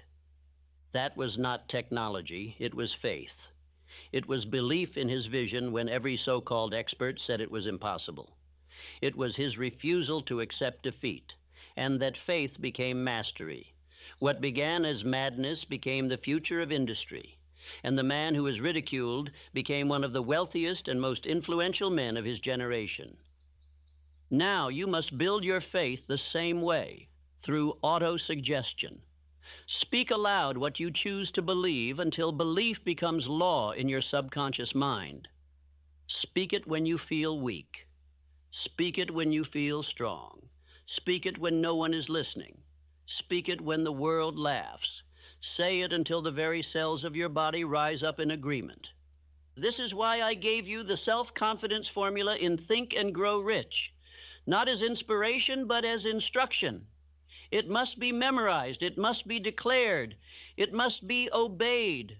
For through repetition, your inner world changes, and once the inner world changes, the outer world cannot help but follow. Faith must become an identity. It must become the way you speak, the way you walk, the way you decide. It must show up in your tone, in your presence, in your steps. It must radiate from you so strongly that others begin to believe in what they once mocked, because you believe it with such force. But let me warn you, the minute you stop affirming, doubt will rise. And doubt, like rust, eats through every layer of power. Doubt creeps in quietly, with a whisper, a question, a delay. And if you do not answer it with faith, it will take root. And once it does, it spreads. And it kills dreams from the inside out. Look to Abraham Lincoln. He faced defeat after defeat. He was mocked. He was doubted. He failed in business. He lost elections. He buried children. But he held a belief that his life had purpose, that his voice mattered, that he would serve a great mission. And he never let go of that belief. He became president. He shaped a nation, and his faith outlived his flesh. Faith creates magnetic confidence, and that confidence bends circumstance. It changes how you move through the world, and the world responds. When you believe with clarity and emotion and act accordingly, the doors begin to open, not because the world changed, but because you did. So I give you this command. Speak faith into your soul until it becomes louder than your fear. Then act on it without apology. Let your steps be bold. Let your decisions be final. Let your aim govern your speech. Let your mind accept no argument against your dream. Say this aloud now. I believe in my aim. I believe in myself. I believe in the power of thought backed by faith. I do not wait. I decide and I do. Let those words be your weapon. Let them rise up when doubt knocks at your door. Let them silence the voices of limitation. Let them direct your hands, your hours, and your identity. For you are not a drifter. You are not a wanderer. You are not a man of maybe. You are a man of faith. And faith is the root of all mastery. You will not do the impossible if you give your attention to the ordinary. You will not rise above men while walking beside those who scoff at ambition, and you will not reach your purpose while listening to the babble of those who have none. If you desire to accomplish what others say cannot be done, then you must guard your mind like a fortress. Every word you hear, every voice you entertain, every doubt you tolerate, it enters your subconscious, and it roots. And what takes root grows. This is not theory, it is law. If you water weeds, they multiply. And if you permit doubt to speak, it will become your belief. And belief becomes your reality. You cannot climb the mountain while listening to those who never left the valley. The voices of critics are not proof. They are poison. And if you do not silence them, they will paralyze you. They will rob your belief, distort your vision, and laugh while you fall. So I say to you now, cut them off. Controlled attention is a spiritual law. The mind obeys what you give it repeatedly. It cannot hold faith and fear at the same time. One must starve, one must die. And it is your daily discipline that decides which survives. Either your purpose rules you or your distractions do. You must starve the doubters. You must refuse the company of the aimless. You must shut the door to every opinion not aligned with your purpose. Do not argue with small minds. Do not explain your vision to those who cannot see. Do not seek approval from those who fear to act. They will only infect your thinking. Whatever enters often enough will take root, even if it's a lie, even if it's poison, even if it's weakness wrapped in good manners. The subconscious accepts repeated input without judgment. It does not ask, "Is this true?" It only asks, "Have I heard this enough?" And when the answer is yes, it obeys. That is why the drifter listens to everyone and accomplishes nothing. Edison worked 18-hour days while others mocked his persistence. He refused distraction. He refused debate. He refused to even acknowledge the voices that said it could not be done. Why? Because he knew that if he listened to them, he would become them. And that was a price he would not pay. You must adopt the same attitude. Do not explain. Do not justify. Build your power in silence and let your results speak for you. The man of definiteness does not argue. He executes. He listens only to the voices that elevate him. He speaks only what reinforces his aim. And he walks with a stillness born of faith. If a man speaks fear to you, silence him. If a friend jokes about your ambition, distance him. If your environment pulls you away from your purpose, leave it. Nothing is neutral. Everything either builds you or breaks you. And if you do not choose your environment, it will choose you and make you like itself. You need sacred solitude. You need daily reading. You need space to reflect, to affirm, to correct. The impossible is not achieved in noise. It is forged in stillness, in focus, in discipline. You must be able to sit alone with your aim and feed it with thought, belief, and clarity, daily. Every morning before the world interrupts you, you must speak your purpose aloud. Every night before the subconscious takes over, you must feed it one last instruction. You must surround yourself with books, with voices, with messages that build you. Nothing else is permitted, not if you are serious. Let me give you this command. If it weakens your faith, it must be silenced. If it strengthens your aim, it must be repeated. If it does not align with your chief aim, it is an enemy, no matter how polite it seems. You are not just building results, you are building belief. And belief is not strengthened by theory. It is reinforced by repetition, by action, and by environment. If you surround yourself with the careless, you will become careless. If you dine with doubters, you will dine on doubt. But if you walk only with the purposeful, you will become unstoppable. Say this aloud. I reject every voice but the one that pushes me forward. I am immune to distraction. I am blind to failure. I hear only purpose. Let this affirmation become your sword. Use it to cut through the noise. Use it to reset your focus. Use it when the world pulls at you with its countless diversions. You are not here to blend in. You are here to rise above, to do what they said could not be done. And you will not do it by listening to the weak. You will not do it by arguing with fools. You will do it by focusing your entire mind, your entire day, on the only voice that matters, the voice of purpose. The impossible is not overcome by chance. It is conquered through design. A man does not rise above the ordinary by accident. He rises through organized planning, through mental blueprints laid out with intention and followed with unwavering will. The man who would do the impossible must live by a written plan and act on it daily. Faith without a plan is a fantasy. Dreams without direction are the tools of drifters.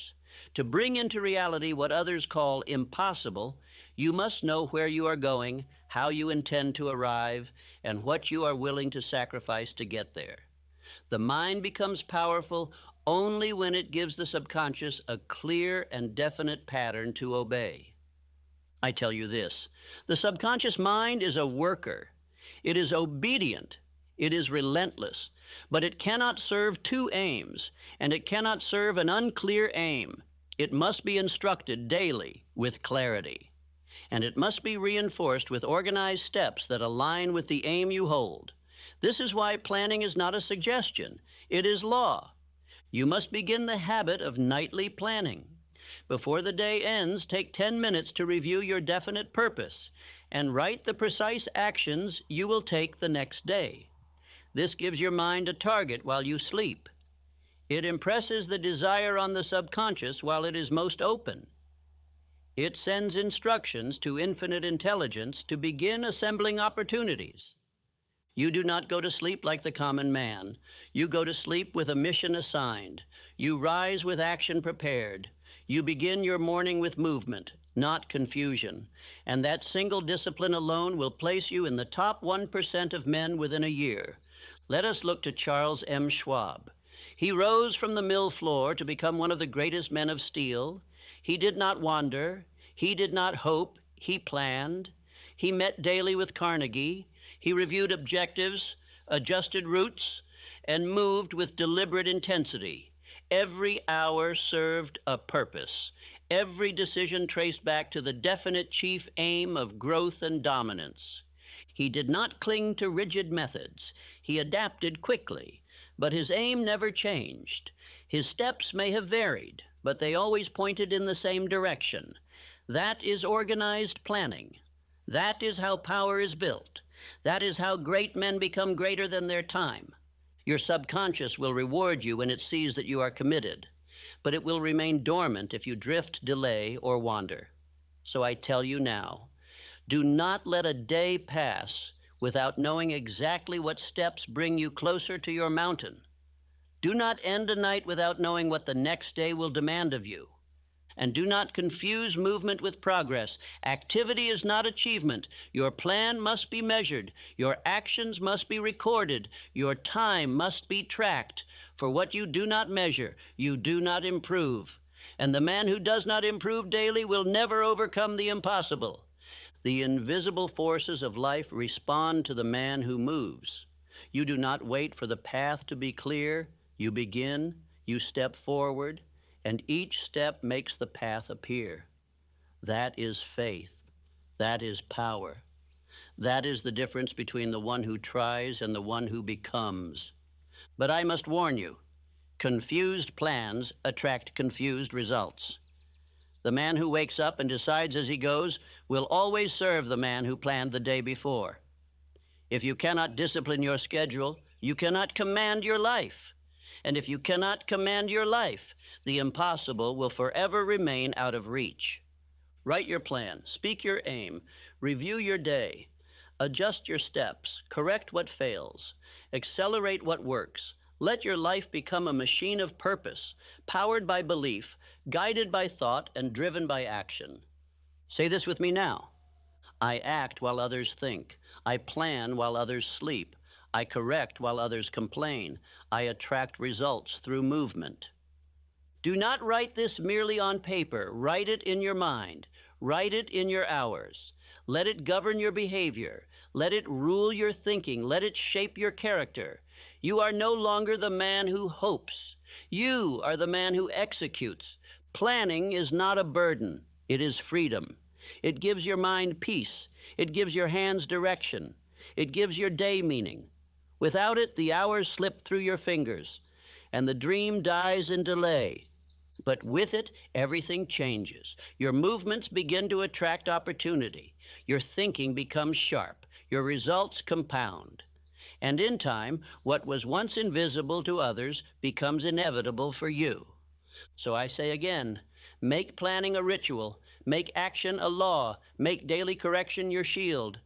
The impossible bows only to the man who moves with purpose, and that purpose must be written, reviewed, adjusted, and obeyed.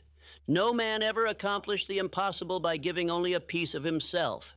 The man who attempts to rise above limitation, to do what has never been done, must give everything. He must live it, breathe it, walk it, speak it, dress it, and surround himself with it. There is no such thing as part-time transformation. The impossible demands your whole self. You must become the living embodiment of your definite chief aim.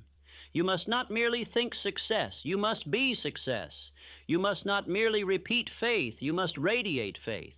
You must not merely plan your days. You must command your days. The man who does this becomes a force. He becomes magnetic, and the world cannot help but yield. You must understand law of cosmic habit force. It is the silent force that governs your life, the invisible hand that shapes your results. Every repeated thought becomes belief. Every repeated action becomes identity.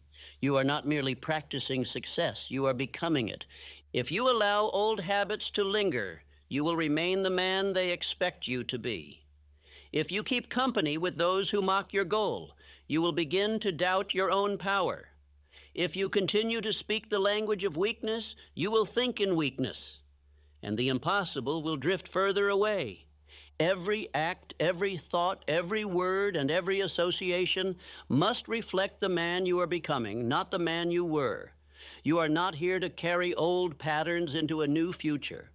You are here to build a new identity that can contain the magnitude of your aim. John D. Rockefeller began transforming himself long before the world saw his wealth. He changed the way he dressed, the way he carried himself, the tone of his voice, the posture of his back. He acted as the man he intended to become. And in time, life matched the image. For the world must conform to the man who refuses to conform to it. So I command you, dress for your outcome. Speak for your outcome. Think as the man who has already achieved the result. Not in fantasy, but in conviction. You are not pretending. You are becoming. And your outer world will adjust only after your inner world believes it without apology. This is not deception. This is alignment. You are instructing your mind, your environment, your relationships, and your very energy to reflect your purpose. This is how men rise. They do not wait for evidence. They live the evidence before it exists. They become the man worthy of their goal. You must master emotional control. You must speak with definiteness. You must hold yourself to a higher standard. You do not gossip. You do not complain. You do not waste hours in idle pleasure. Why? Because your aim demands more. And your time is now a sacred currency. Part-time belief will produce part-time results. Casual commitment will give you a casual life. But full allegiance, total dedication, that is what bends the impossible. That is what lifts the man from obscurity into greatness. That is what the world cannot ignore. The world does not respond to effort. It responds to identity. You must become the man who belongs at the summit. And that becoming begins today, not next week, not after the fear fades. Now, with each action, with each decision, with each word you allow or refuse. Command yourself daily, in thought, in word, in behavior, in association. If anything you do contradicts the image of the man you seek to become, it must be removed. No negotiation, no explanation, just obedience to purpose. Say this with me. I am the man my goal demands. I dress, walk, speak, and act as the finished result. I do not return to old ways. I ascend daily. Let these words ring louder than any excuse. Let them silence every lazy impulse. Let them rebuke every temptation to settle. You are not who you used to be. You are who you decide to be. And today, you decide to be unshakable, unstoppable, unbreakable. You must not let comfort seduce you. You must not let routine lower your standard. And you must not let the opinions of those who do not dream determine the course of your destiny. This is your life. This is your purpose. And you will not be denied. Not if you give all of you. Let every hour be sacred. Let every day be deliberate. Let every action become proof. You are not asking for permission. You are not seeking applause. You are building power. And that power must be felt in your walk, your voice, your focus, and your faith. You are doing what they called impossible. That means you must become a man they've never seen. Not later, now. The man who chooses the impossible must also choose the pain that comes with it. Let there be no illusions. The path to greatness is marked with hardship. You will face delay. You will meet rejection. You will walk alone. You will be tired, misunderstood, doubted, and ridiculed. But this is not punishment. It is preparation. Pain is the test. Pain is the proving ground. Pain is the fire that burns away the weak parts of you. The fear, the ego, the indecision, the noise. Without it, you remain soft. Without it, you remain ordinary. Without it, you cannot build the strength that your impossible aim requires. So I say this now, and I say it with authority. Use the pain. Do not curse it. Do not hide from it. Do not waste it. Convert it into fuel. Let it sharpen your thoughts, strengthen your aim, and harden your resolve. Let every difficulty push you deeper into discipline. Let every delay drive you further into belief. Abraham Lincoln was no stranger to loss. He failed in business. He failed in elections. He buried loved ones. He carried grief that would have crushed weaker men. But he pressed on. He refined his purpose. He refused to be broken. And through pain, he became the man that history could not forget. The man who interprets pain as failure quits. The man who interprets pain as evidence, as proof that he is in the right arena, continues. He does not collapse. He calculates. He does not beg for ease. He builds endurance. And when others fall, he still stands, because he has learned to turn pain into power. You must build this habit. You must train your mind to ask, what is this pain teaching me? Not, why is this happening to me? You must see adversity not as a signal to stop, but as an invitation to grow.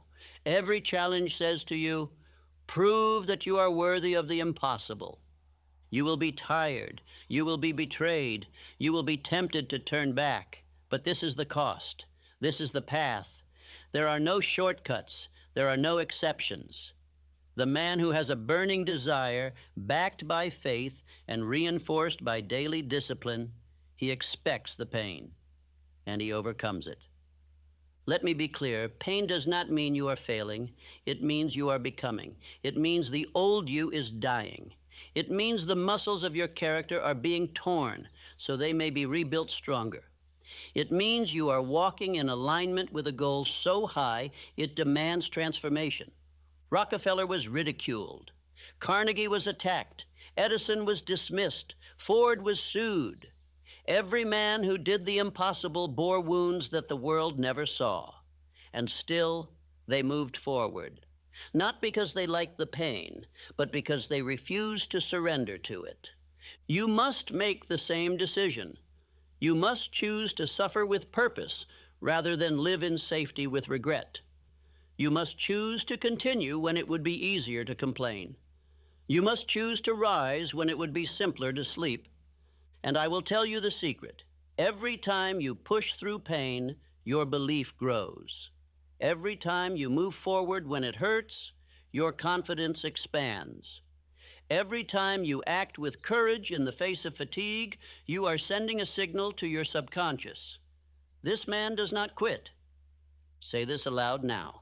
My pain is fuel. My delay is proof. My burden is training. I persist where others fold.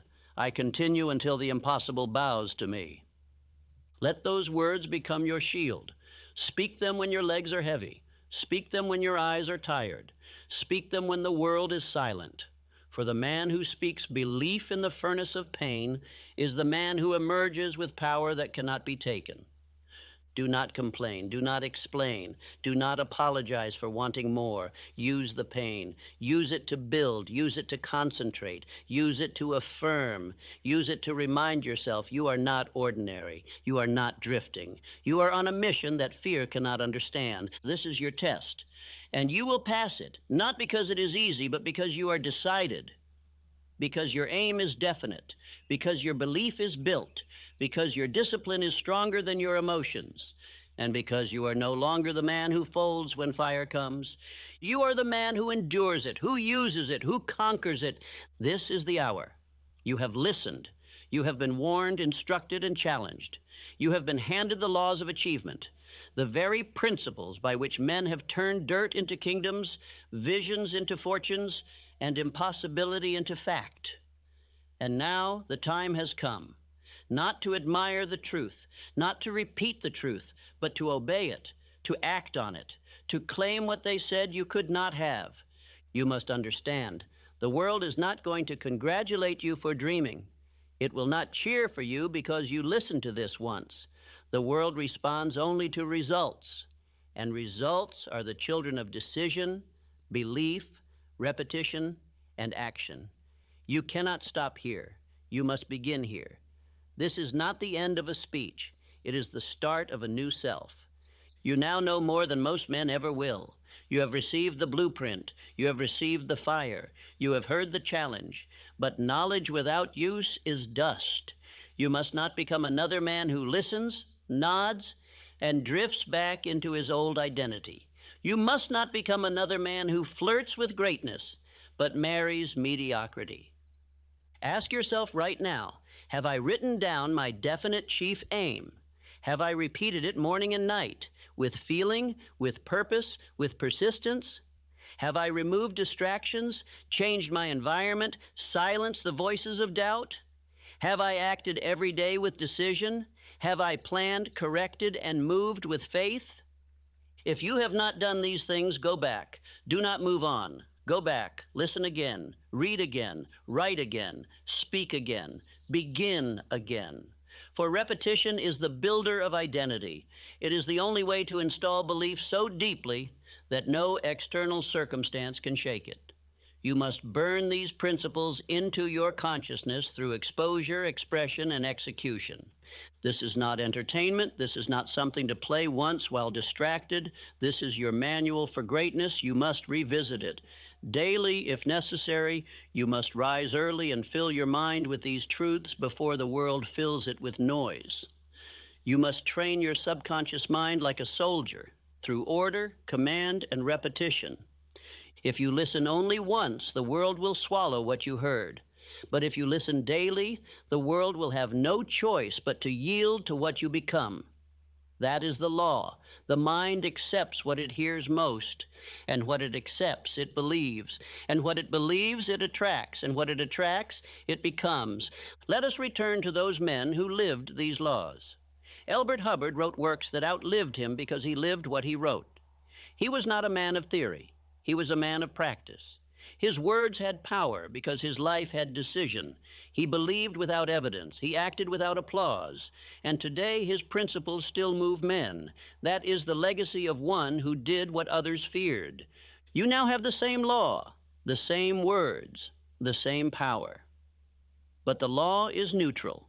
It will work for you or it will work against you, depending on how you use it.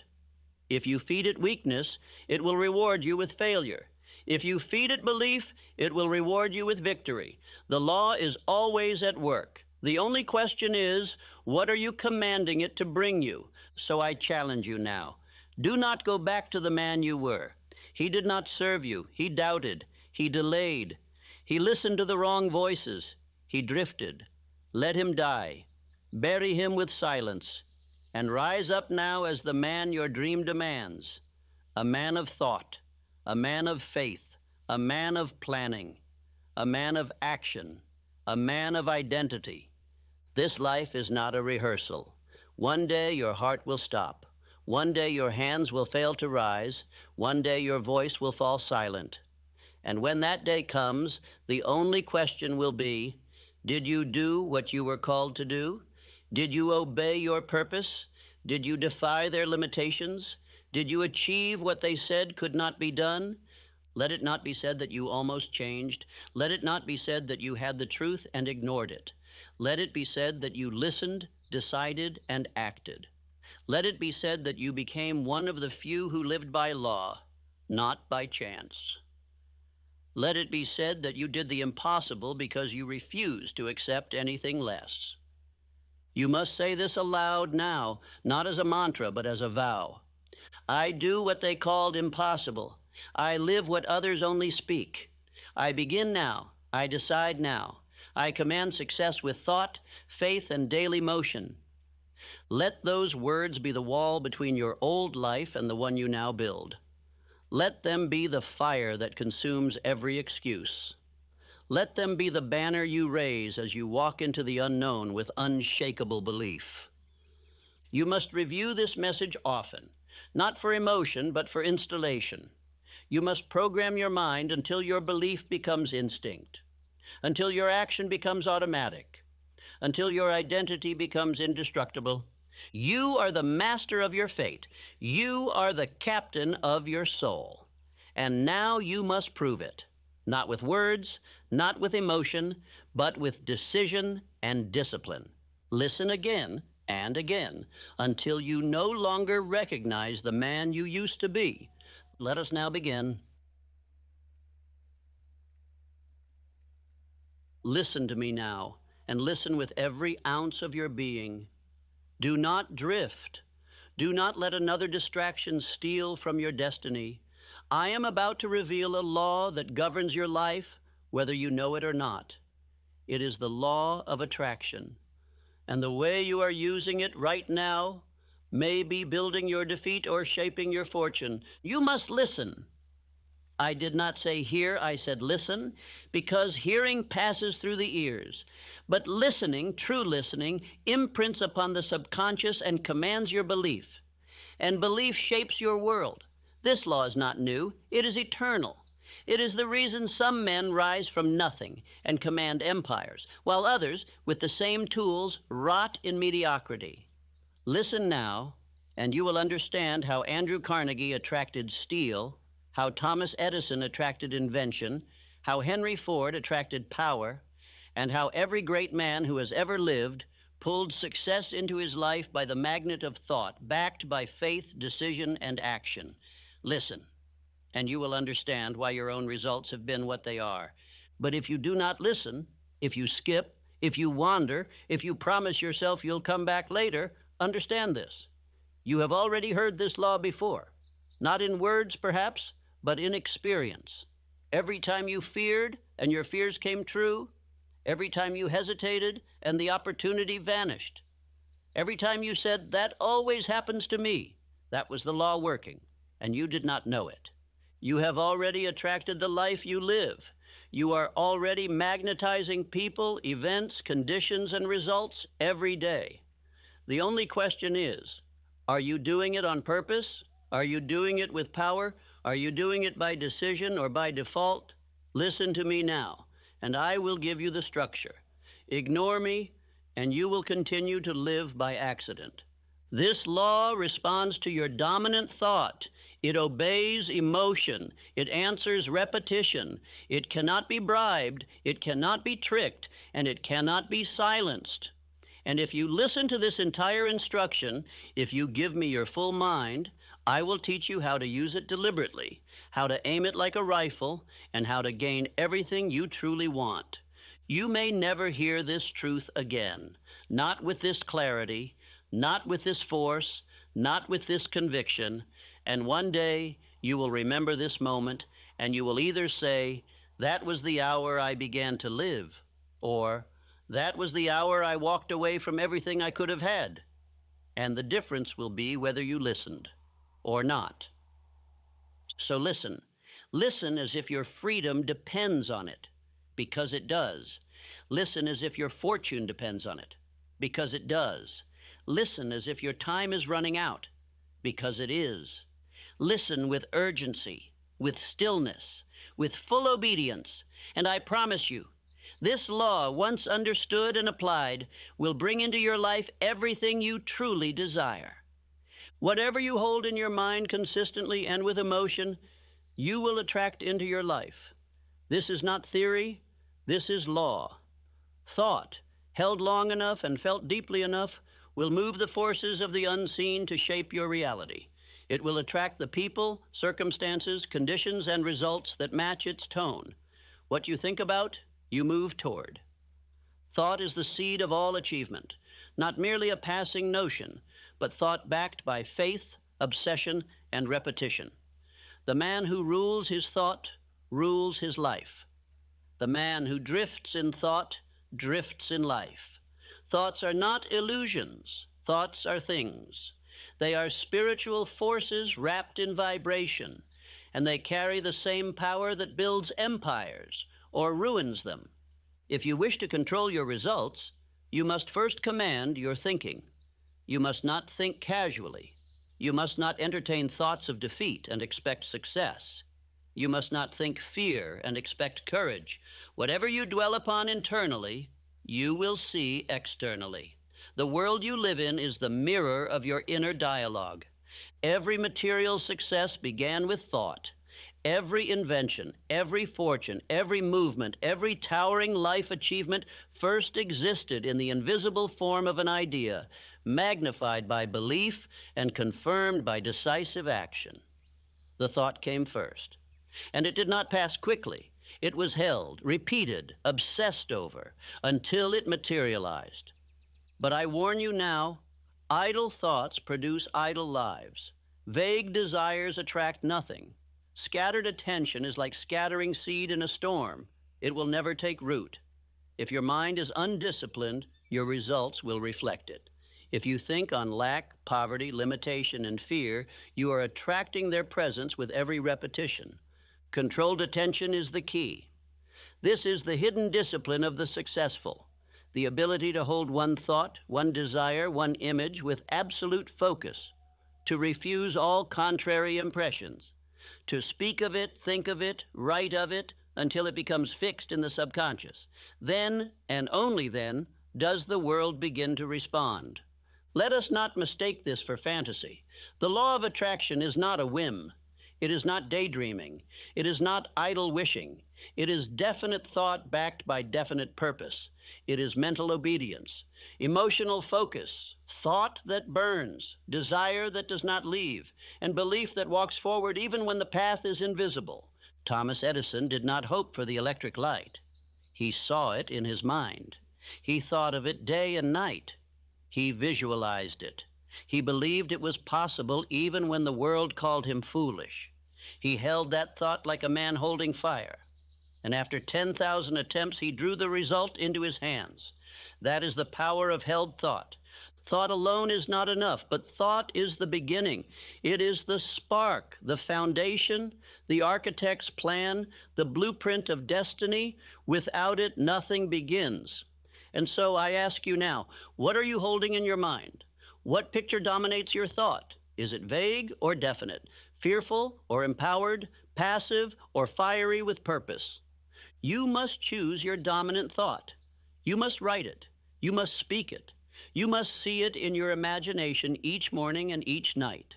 It must become so familiar to you that it is as real as the chair you sit on. And once it is that real in your mind, it begins to take shape in your world. Do not allow contrary thoughts to enter. The mind, once planted, must be guarded like a garden. Remove weeds quickly, reject doubt, starve fear. When they appear, and they will, you must answer them aloud. This thought is not of my aim. I do not accept it. I think only on what I have chosen. You may say, that is difficult. But I say no, it is discipline. It is what every great man must do. No empire was built by weak thought. No success was drawn into the life of the scattered. You are not weak. You are not here to drift. You are here to think on purpose and to attract by law what you have chosen by thought. Let me give you your first instruction. Today, write your dominant thought. Write it clearly. Speak it aloud 5 times this morning and 5 times before you sleep. And tomorrow, do the same, and the day after. And when doubt comes, return to your thought. Repeat it, declare it, until it becomes who you are. This is the first principle of the law of attraction as I teach it. It is not magic, it is law. And law does not care for your feelings. It obeys your repetition. It moves in the direction of your focus. And it begins with thought. Not once, not twice, but daily, hourly, relentlessly. I will ask you now, what are you attracting? Not what you say you want, but what you think about most. The answer is in your life already. Look at your results. They reflect your inner conversation. If you desire change, begin where all power begins, with thought, and not casual thought, but controlled attention backed by burning desire. Repeat after me.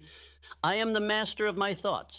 I choose what I attract. I think only what supports my aim. I hold my desire with discipline. I do not drift. I do not fear. I think on purpose, and I attract what I have chosen. Say it aloud now, again, until it takes root.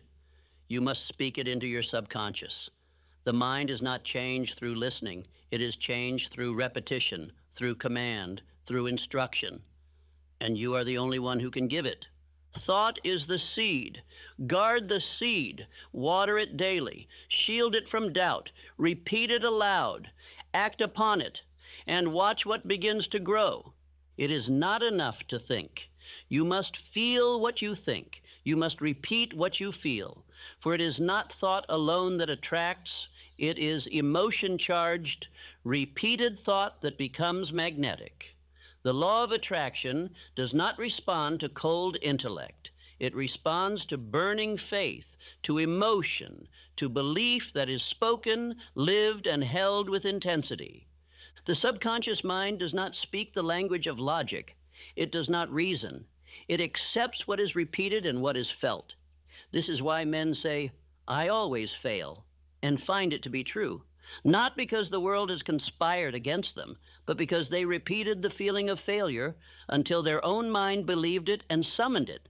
You must understand, fear, doubt, worry, these are not harmless thoughts. They are commands. They are seeds. They are repeated prayers in reverse, and they carry weight when you dwell on them with emotion. Just as desire attracts success, fear attracts defeat. You cannot hold both and expect greatness. So what must you do? You must use autosuggestion. You must speak aloud what you intend to believe. You must say it clearly, with conviction, again and again, until your mind accepts it as reality.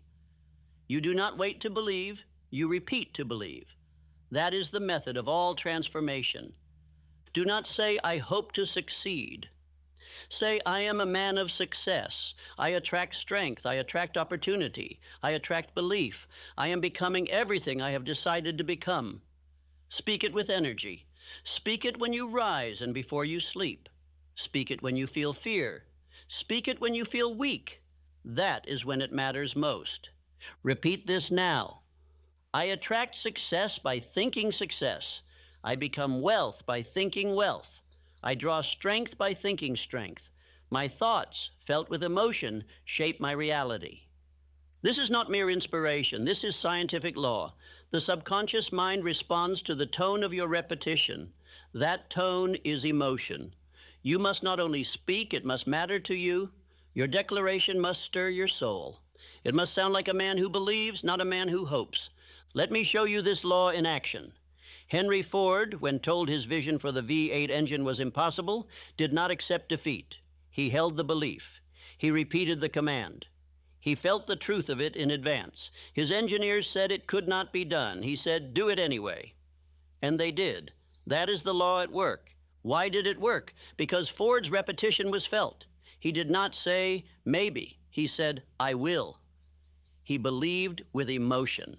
And that belief shaped the thinking of his men, which shaped their action, which shaped their result. That is the chain of command in the invisible world. Thought, feeling, belief, attraction, action, result. Now consider your own words. What do you repeat daily? Are your words drenched in belief or soaked in fear? Do you repeat what you want or what you dread? Do you say, "It's possible" or "It's hopeless"? Every phrase is planting. Every repetition is construction. And you are the builder. This is why you must watch your speech. You must remove from your language every phrase that undermines your belief. Do not say, "It never works out for me." Do not say, "I always fail." Do not say, "This is too hard." You are cursing your own field with those words. And the law of attraction does not judge. It obeys. Replace such speech with declarations of power. Everything is working for me. I attract the people and ideas I need. I move forward every day. My belief grows with repetition. The mind, when trained in this way, becomes your ally. It begins to bring to your attention the right opportunities, the right actions, the right solutions. You will say, "Things are lining up." But they are not lining up by chance. They are obeying the magnetic force you are generating through repetition and emotion. If you want your belief to be strong, you must rehearse it daily. Think of it like a muscle. The man who lifts daily becomes strong. The man who repeats belief aloud daily becomes unshakable. This is not arrogance. It is conditioning. You are not boasting. You are commanding your subconscious. Here is your exercise. Every morning, repeat your definite chief aim aloud, not softly, not passively, but with strength. See the image, feel the success. Let your words carry the emotion of certainty. Speak as if it is already yours. That feeling, that inner conviction, is what begins to attract it to you. Throughout the day, when negative feelings rise, stop and repeat your affirmation out loud, not in your head. The spoken word, felt deeply, is the builder of belief. It pierces the old conditioning and begins to rewire your attraction. Speak with fire, speak with truth. Speak with the voice of the man you are becoming. Most men drift because they let emotion control them. But you will control your emotion with decision, and then use that emotion to fuel belief. You will no longer feed your mind with fear. You will no longer use repetition to attract confusion. You will discipline your focus and master your inner state. Understand this clearly. The law of attraction is activated by repetition, but it is amplified by emotion. Say the right words. Feel them deeply. Say them often. That is the path. That is the formula. And that is why most fail. They do not repeat, or they repeat the wrong thing. Now I ask you, what words are you willing to rehearse for the next 90 days? What emotion are you willing to call forth daily until it burns in you like fire? Are you willing to discipline your thought, to guard your speech, to choose your vibration? If not, you will remain a servant of circumstance. But if yes, you become a commander of destiny. Say this again. I do not drift. I do not fear. I think and feel on purpose. I repeat belief daily. I attract exactly what I decide to become. This is the force that shapes nations. This is the law that builds fortunes. This is the discipline that separates the dreamer from the doer. Most will not do this. Most will listen once and forget. But you will rehearse until you believe. You will believe until you act. You will act until you become. That is the cycle. And you now know how to run it. Without a definite aim, the law of attraction has no clear target. It is like fire without direction, dangerous, unfocused, and ineffective. But with a definite purpose, a burning desire, and a clearly written aim, your mind becomes a magnet for opportunity, power, people, and events. What you want must be clear, fixed, and demanded of life, not vaguely wished for. You must write your desire in the form of a definite chief aim. It must be so specific that your subconscious can see it, hold it, and begin working on it immediately.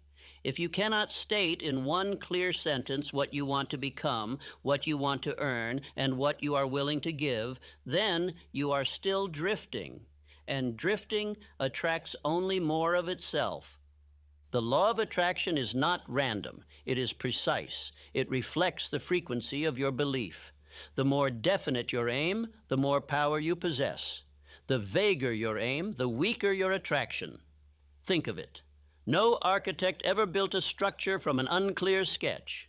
No general ever won a war without a clear target. No man ever built wealth by vague desire. Your mind is a broadcasting station. It sends out vibrations constantly, and what you send, you attract. When you hold one clear thought with emotion and persistence, the entire universe begins arranging itself to match your message. This is not fantasy. This is law. The clearer your message, the more accurate your results. Let us look at a man who used this law with precision, Andrew Carnegie. Before he earned his first great fortune, he decided upon his purpose. He wrote that his mission was to distribute wealth for the benefit of mankind. That decision attracted to him the opportunities, resources, and people necessary to amass the fortune first. He did not wait to be wealthy to choose his purpose. He chose first, then attracted what he needed. Your chief aim must dominate your mind. It must be the first thought in the morning and the last thought at night. You must write it, repeat it, speak it aloud until it is written in your subconscious with fire. It must become who you are, not what you hope for, but what you claim. Here is your instruction. Take out paper. Write your chief aim. It must state exactly what you desire, when you desire it by, and what you will give in return. This is your covenant. This is your law. Speak it aloud morning and night. Post it on your wall. Carry it in your pocket. Think of it until the very cells of your being vibrate with it. Say this with me now. I know exactly what I want. I have a definite chief aim. I speak it. I act upon it. I attract it through faith and repetition. This aim is not a decoration. It is not a poem. It is your command to the universe. It is your declaration of identity. When you write it, speak it, and believe it, you begin the process of attraction. When you ignore it, doubt it, or postpone it, you halt the law, and your life reflects disorder. I have studied thousands of successful men, and I tell you plainly, not one of them lacked a definite purpose. Not one drifted into greatness. Not one became wealthy by accident. They all began with a mental blueprint, written, spoken, affirmed, and burned into their minds. You must do the same. You may say, but I have many desires. Then I say to you, choose one. The mind cannot magnetize multiple aims with the same force. You must focus. You must discipline your attention. Choose one burning desire, one definite outcome, and you will attract what is necessary to bring it into form. A confused mind attracts confusion. A distracted mind attracts delays. But a definite mind, focused, believing, and committed, becomes an irresistible force. That is the secret. That is what every great man understood. And that is what you must now obey. Let your definite chief aim become your obsession. Let it replace doubt. Let it silence fear. Let it command your hours. Let it inform your reading, your speaking, your associations. When others speak of problems, you will speak only of your aim.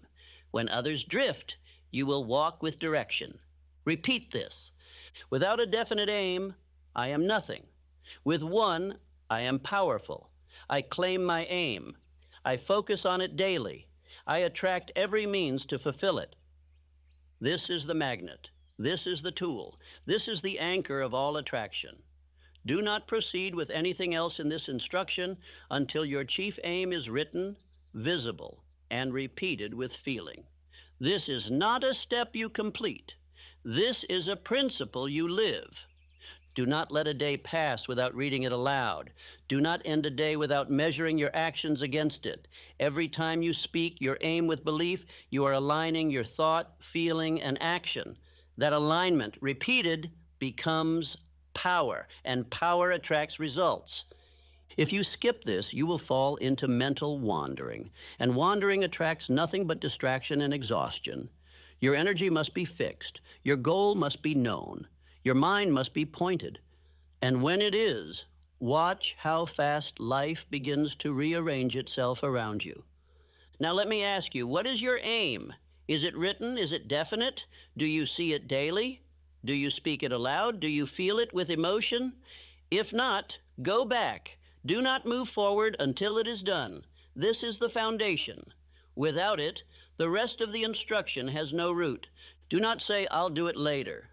That is the voice of the drifter. That is the whisper of failure. Say instead, I claim my purpose now. I write it now. I repeat it now. I become it now. That is how the law is activated. That is how belief is born. That is how attraction begins. Nothing is attracted to doubt. No success, no fortune, no opportunity, no power is drawn to a man who hesitates. All success is attracted to faith, to the man who believes without visible proof, who acts in the face of uncertainty, who walks forward before the path appears. Faith is not a feeling. Faith is a decision. Faith is mental discipline backed by repetition. Let us be clear. Faith is not inherited. Faith is not found. Faith is built. It is created. It is manufactured through a deliberate system of thought, word, and action. You will not wake up one day and find faith lying in your pocket. You will develop it the same way you develop muscle, through repetition and demand. Faith is the only antidote to fear. And where there is no faith, there is fear. Where there is fear, attraction is reversed. You may desire wealth, but if you fear loss more than you believe in gain, you are attracting poverty. The law does not judge your intentions. It obeys your dominant belief. And faith, true, burning faith, is your only tool to override that fear. Let me give you the method. It is not a secret. I gave it in Think and Grow Rich. It is the self-confidence formula. Repeat this daily. I know that I have the ability to achieve the object of my definite chief aim in life. Therefore, I demand of myself persistent, aggressive, continuous action toward its attainment, and I here and now promise to render such action.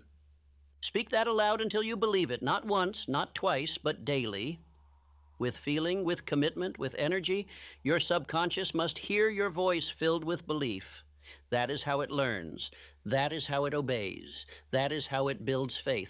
Faith is the medium of all attraction. It is the bridge between the invisible and the visible. It is what turns desire into demand. It is what gives substance to your image. You must not merely see what you want. You must believe in it so deeply that you act as though it were already real. Let me give you an example. A man I have spoken of many times, Abraham Lincoln. He faced years of defeat, humiliation, mockery, and setback. But deep within, he held a belief, a knowing that he was destined to serve a great mission. That belief did not come from his environment. It came from his own inner command. That faith became his armor. You too must wear that armor. You too must walk into your life with belief that transcends sight. If your environment does not yet match your desire, you must not let it sway your faith. The law does not respond to your current reality. It responds to your internal command. Your subconscious does not know the difference between real and imagined. Give it the picture you choose and back it with faith. But beware. Fear is also magnetic. If you dwell on what you fear, you draw it to you. If you obsess over what might go wrong, you are magnetizing those very conditions. You must starve fear. You must drown it with words of belief. You must burn it out with repetition of truth. So here is your daily practice. Read your definite chief aim aloud, twice a day. Feel it. Visualize it. Speak it with confidence. Follow it with affirmations like, through faith and decision, I attract all that I need. My belief is stronger than my environment. I do not fear delay. I do not fear failure. I only see my outcome, and it is already mine. Every time you do this, you are feeding your subconscious the food of faith. You are watering the seed of desire. You are strengthening the magnet of attraction. And every time you skip it, you are weakening the structure. This is not optional. This is the system. This is the discipline of attraction. You must decide now, will you believe? Will you act in spite of fear?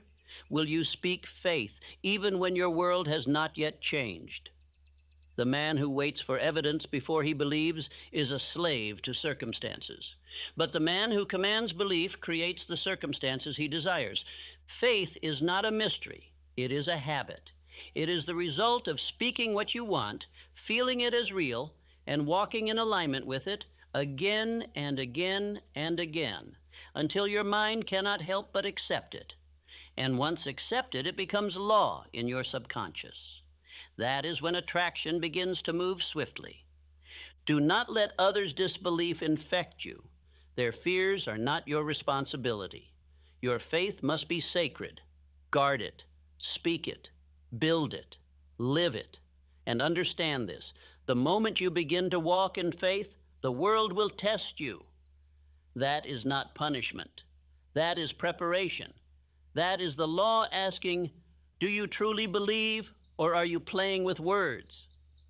So I ask you again, what do you believe? Do you believe in your aim? Do you believe in your worth? Do you believe in the law? If yes, show it, speak it, declare it, walk in it, think in it. Let no fear enter your mind without being expelled by repetition of truth. Repeat this with me now. My belief is stronger than my environment. My faith is built daily. I attract what I believe. I magnetize success. I command power. I walk in the unseen until it becomes the seen. Say it again and again until it becomes part of you. You are not drifting anymore. You are building a magnetic field of belief, and that field, once saturated, will pull to you everything you require. No amount of thought will attract success unless it is backed by organized, persistent planning. You may possess the clearest desire, the strongest faith, the most powerful affirmations, but unless you transform these into definite plans of action, you will draw nothing but frustration. Attraction does not reward thought alone. It rewards thought that moves. The law of attraction obeys precision. It magnifies clarity. A vague plan attracts vague results.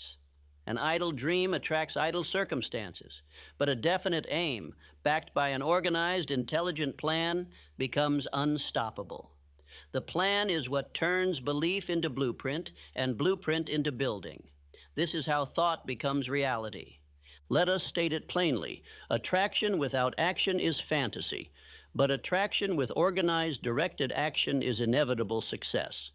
This law does not respond to lazy faith. It responds to committed execution.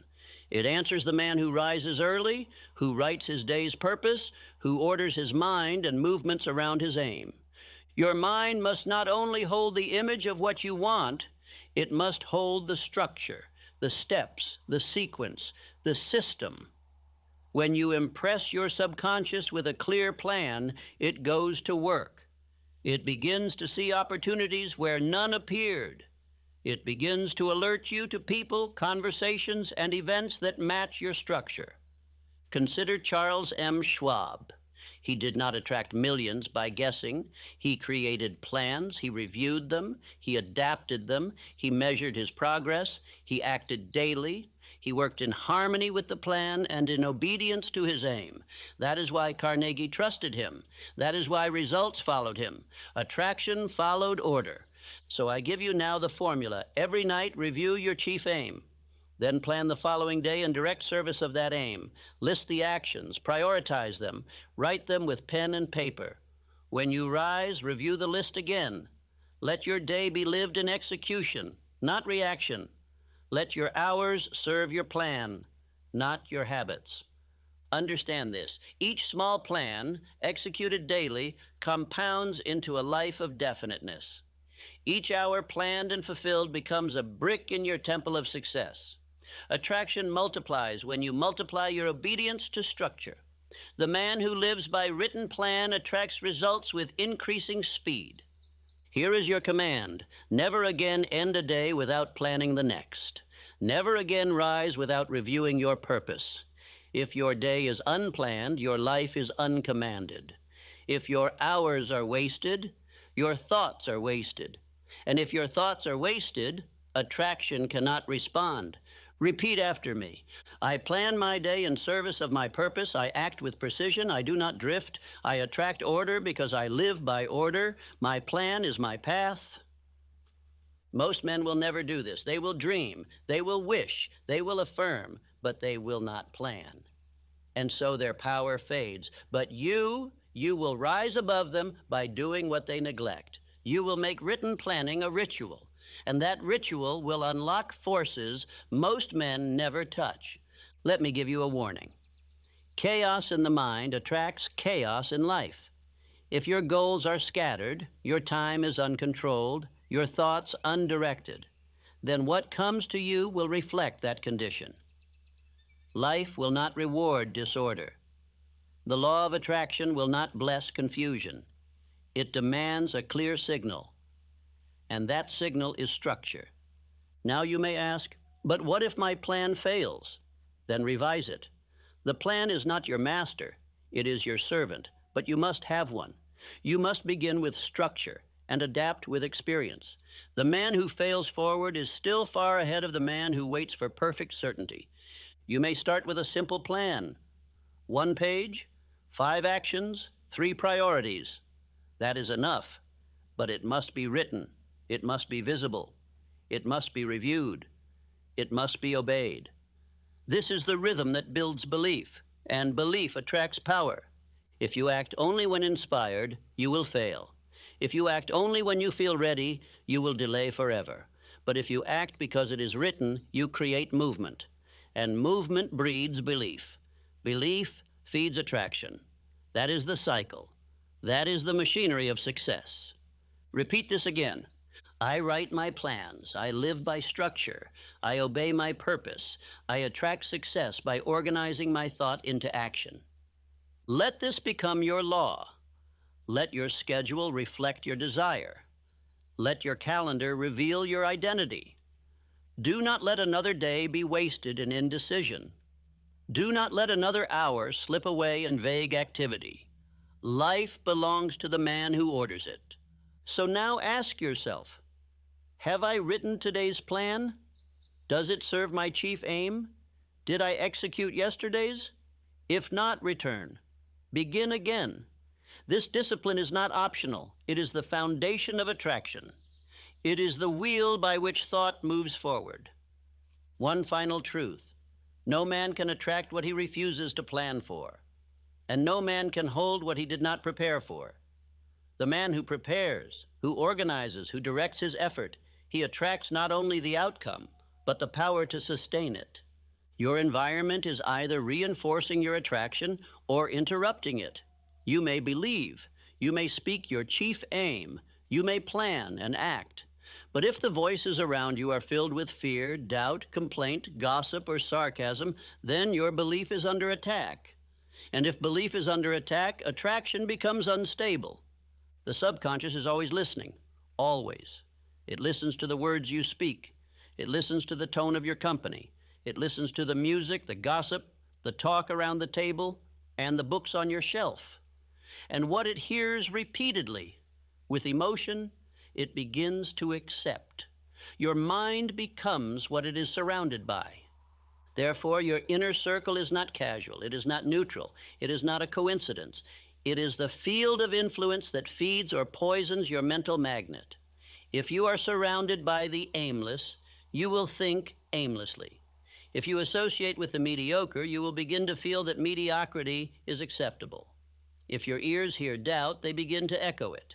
The man who attracts greatness does not tolerate the company of the weak-minded. He does not subject himself to conversations that contradict his purpose. He does not seek comfort from those who pity, excuse, or soften his pursuit. He surrounds himself with the definite, men and women who believe, decide, and act with intensity. This is the mastermind principle. It is not mere friendship.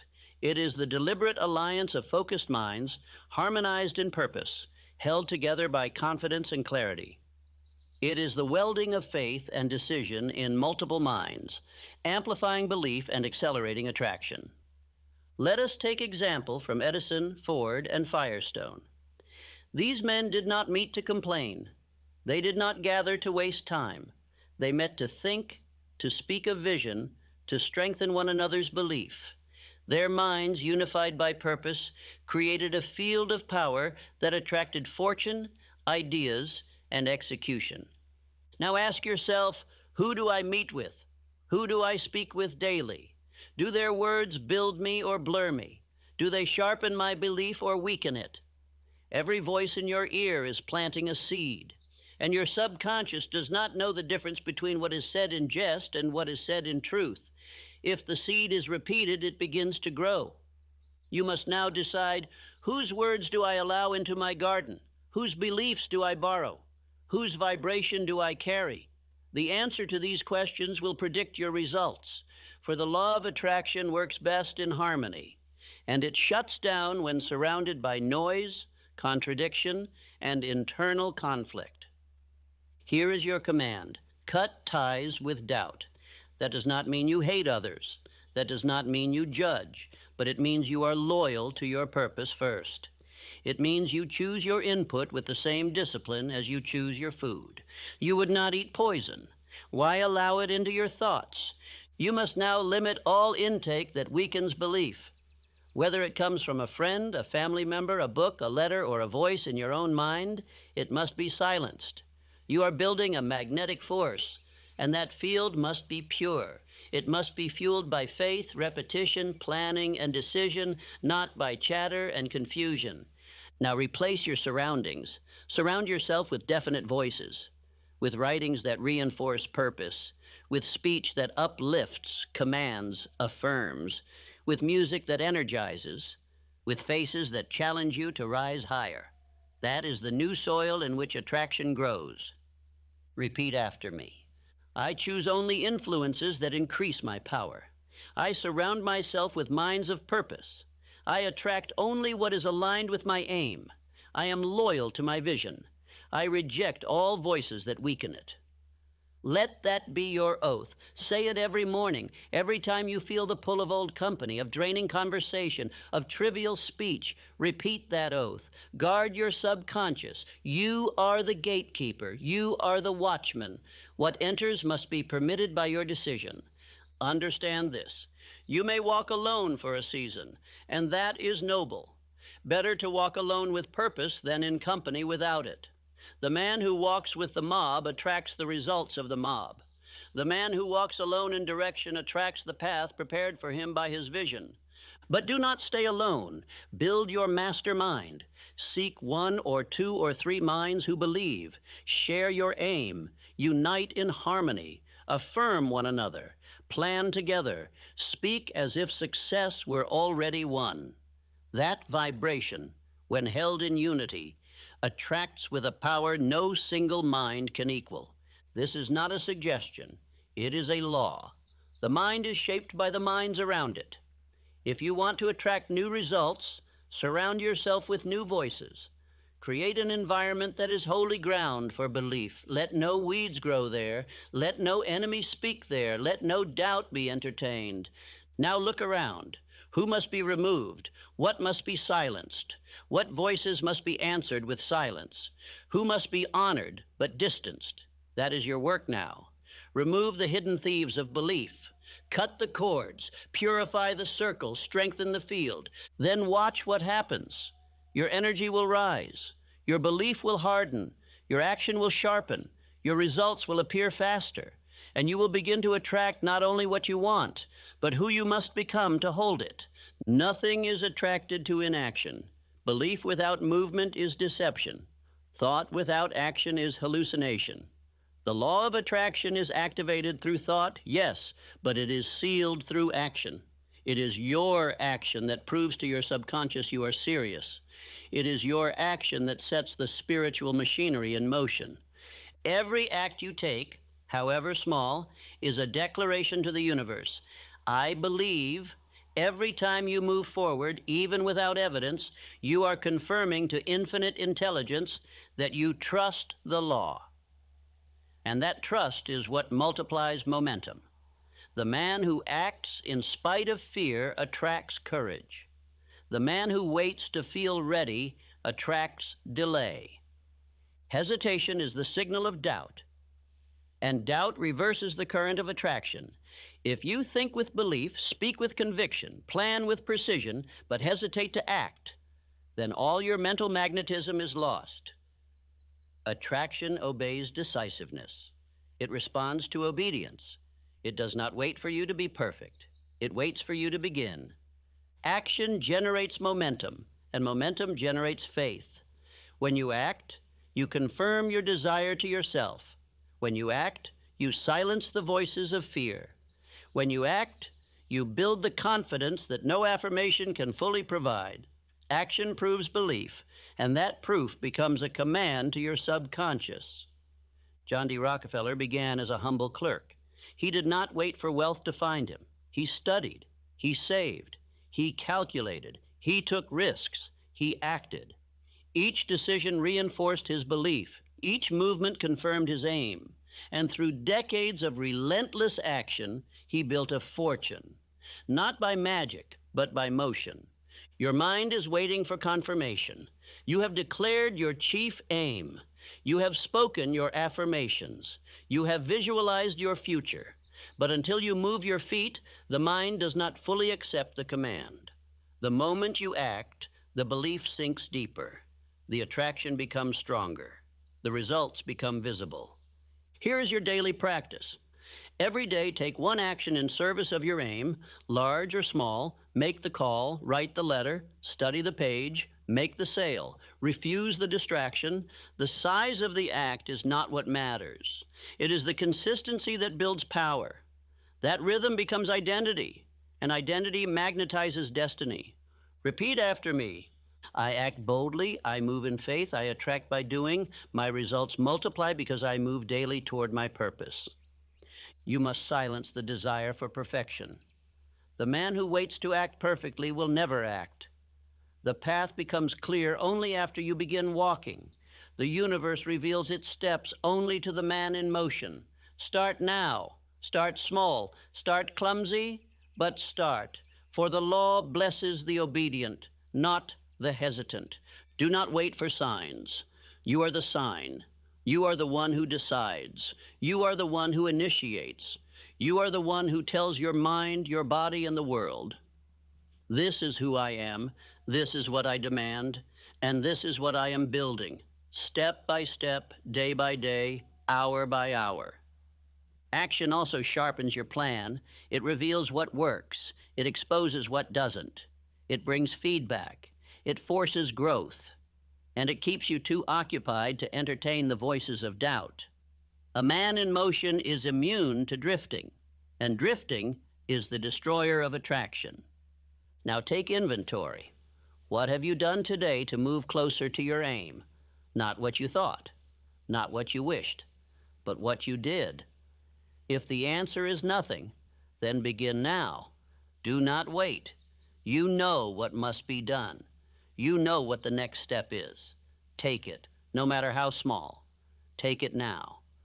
The man who acts builds identity. Each act adds another layer, and identity becomes destiny. If you act like a leader, you become one. If you act like a disciplined man, you become one. If you act in alignment with your aim, you draw it faster into your life. That is the path. That is the method. Repeat this. I do not hesitate. I do not wait. I act now. I act daily. I act in faith. My action is my proof. My movement is my magnet. Let this affirmation be written on your wall. Say it aloud each morning before your work begins. Do not think first. Move first. Action clears the fog. It breaks the fear. It builds the foundation. And it trains your subconscious that you are serious. That is when the law obeys. Now understand this final truth. The law of attraction does not reward the man who listens. It rewards the man who listens and applies. It rewards the man who obeys his plan, who writes his actions, who executes daily, who takes the invisible and makes it visible through labor, through motion, through obedience to purpose. You must never forget, this law is always working. It never stops. It never sleeps. It never waits for your permission. You are either using it deliberately or allowing it to operate by accident. The law of attraction responds to your dominant thought, your dominant belief, your dominant emotion, whether those were chosen by you or by your environment. This is the great danger of drifting. The drifter does not attract what he desires. He attracts what is loudest in his surroundings. He attracts what others believe. He attracts what he fears. His results are not his own. They are inherited from his conditions. And so his life becomes a mirror of everything he did not choose. You must never drift again. Now that you know the law, you can no longer pretend not to. Now that you understand the process, every hesitation becomes sabotage. Every lazy hour becomes a crack in the structure. Every day without belief, without repetition, without action is a day that weakens your magnet. Let me ask you, have you taken notes? Have you written your chief aim? Have you read it aloud today? Have you spoken your affirmations with emotion? Have you visualized your goal clearly? Have you moved your feet, taken action, refused distraction? If the answer is no to any of these, go back, listen again, begin again. Do not waste this knowledge. The man who listens once and moves on is a fool. The man who listens daily, who repeats, who affirms, who studies, he becomes dangerous. He installs belief like brick into the subconscious, and those bricks become the structure of attraction. You must repeat. You must drill. You must program your mind for power. I do not say this for inspiration. I say it for instruction. The mind must be conditioned. Just as the body becomes strong through physical training, the mind becomes magnetic through mental training. You must listen to power daily. You must read your purpose daily. You must speak your vision daily. Not once, not when you feel like it, but daily, every single day. What you repeat with belief, you become. What you repeat with emotion, you attract. What you repeat with action, you manifest.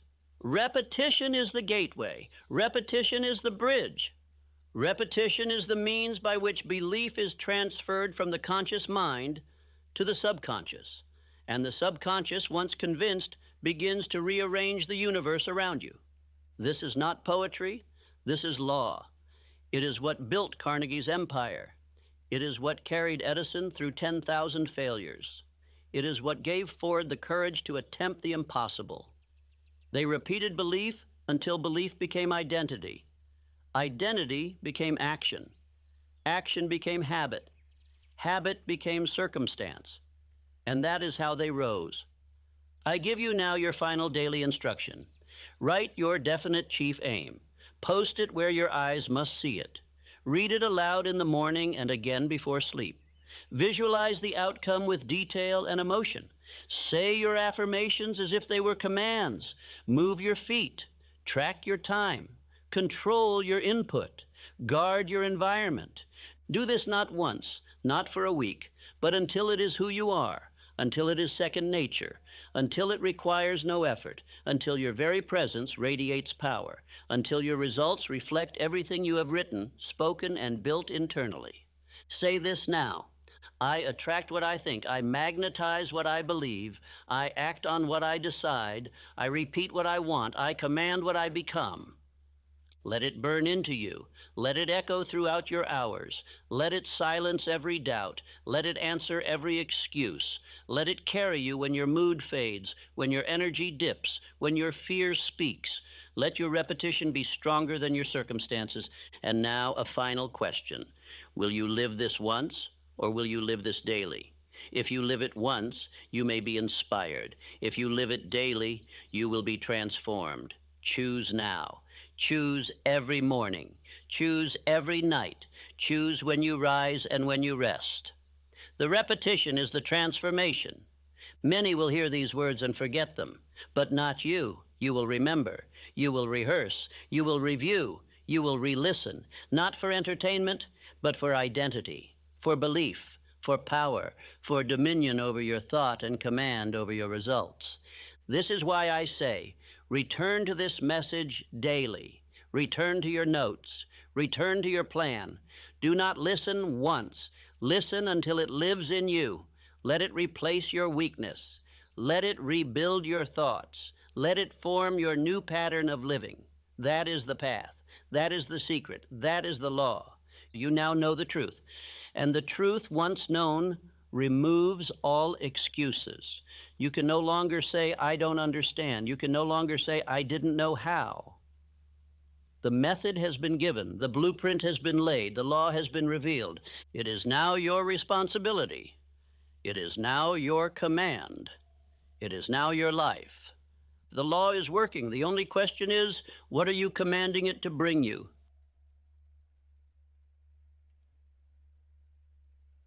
You are about to hear a sentence that could change everything, a sentence so simple you may doubt it. But I say, do not measure the size of the sentence. Measure the power it holds when repeated with belief. For what you speak before sleep becomes what you live when you rise. Now ask yourself, are you satisfied? Do you rise with joy or dread? Do you walk in control or just react to life? Do you have the freedom to give your family what they need, the time to enjoy your days, the wealth to buy what you desire, to move where you wish, to retire if you please? If not, this may be the most important instruction you ever hear, because the sentence I will give you is not motivation. It is not poetry. It is law. And if you repeat it before you sleep, not once, but daily, it will begin to transform you from the inside out. Let me speak plainly. You were not meant to struggle. You were not meant to suffer in silence. You were not meant to beg for time, for money, for energy, for for relief. You were born with power, and that power is governed by the thoughts you choose and the thoughts you repeat when your conscious mind begins to sleep. For when you lie in bed at night, you are not resting, you are programming. And most men lie there repeating fear, worry, guilt, confusion. So they rise with more of the same. But the successful, the truly rich, their mind works while their body sleeps. And what they give it to think upon in that final hour becomes their new life. You say you want to leave your job? You say you want more time?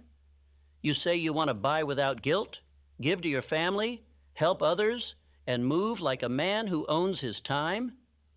Then listen. Not once, not casually, not while distracted. Listen deeply, listen repeatedly. Listen until the old you is removed and the new you is installed.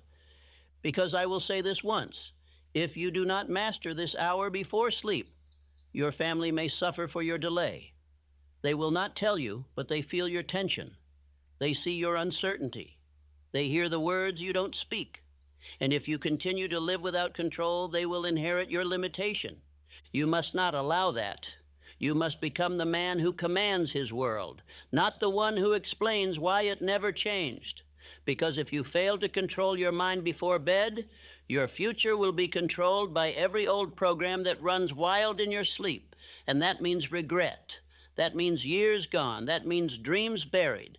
But if you choose to stay with me, if you hear this message not once but often, you will begin to walk with clarity, with belief, with structure, with decision. You will begin to change your speech, your energy, your posture. You will look in the mirror and see the man you always knew you could be, but never became, until now. So let this be the hour everything changes. Silence the world. Turn off distraction. And give your full attention to what follows. Repeat this message every night if you must, because the man who masters this one nightly sentence and repeats it with faith cannot remain poor, cannot remain fearful, cannot remain small. He becomes rich in mind first and rich in life soon after. Now listen closely and prepare to repeat this sentence, for it will become the foundation of your new life, and the world will respond to the man who dares to believe it. Let us begin. You may believe that wealth is earned during the hours of action, but I tell you now that is not when riches are made. Riches are made in the hour when all the world goes silent, when the noise of the day withdraws, when your conscious mind weakens and your subconscious awakens to do its real work. The hour before sleep is the workshop of wealth. It is during this sacred hour, when the body prepares to rest and the world grows still, that the subconscious becomes most accessible. The conscious guard stands down, the gates open, and what you place at the doorstep of your mind in that hour will walk freely into your soul. The last thought you feed it becomes the first brick in tomorrow's result. And yet most men go to sleep like beggars. They close their eyes with fear in their hearts, worry on their breath, confusion in their mind. They rehearse all that went wrong. They dwell on what they lack. They entertain every suggestion of defeat. And then they wonder why they wake with no fire, no clarity, no fortune. But the successful, the wise, the builders of empires, they do not close the day in confusion. They command the final hour. They give their subconscious no doubt to absorb, no fear to repeat, no failure to recreate. Instead, they offer it a definite aim, spoken aloud with faith, reinforced by repetition. And the subconscious, like a loyal servant, obeys. Let me state it plainly. The mind obeys repeated suggestion, especially when the conscious gate is quiet. That is the moment when your words enter not only your ears, but your entire identity. You may speak many things in the daylight, but it is what you whisper before you sleep that becomes who you are. You were not taught this in school. You were taught to solve problems, to grind, to push, to hustle. But no one told you that riches are not only the reward of labor, they are the response to mental law. And that law does not operate on work alone. It operates on belief fixed into the subconscious by repetition and faith. Now understand this.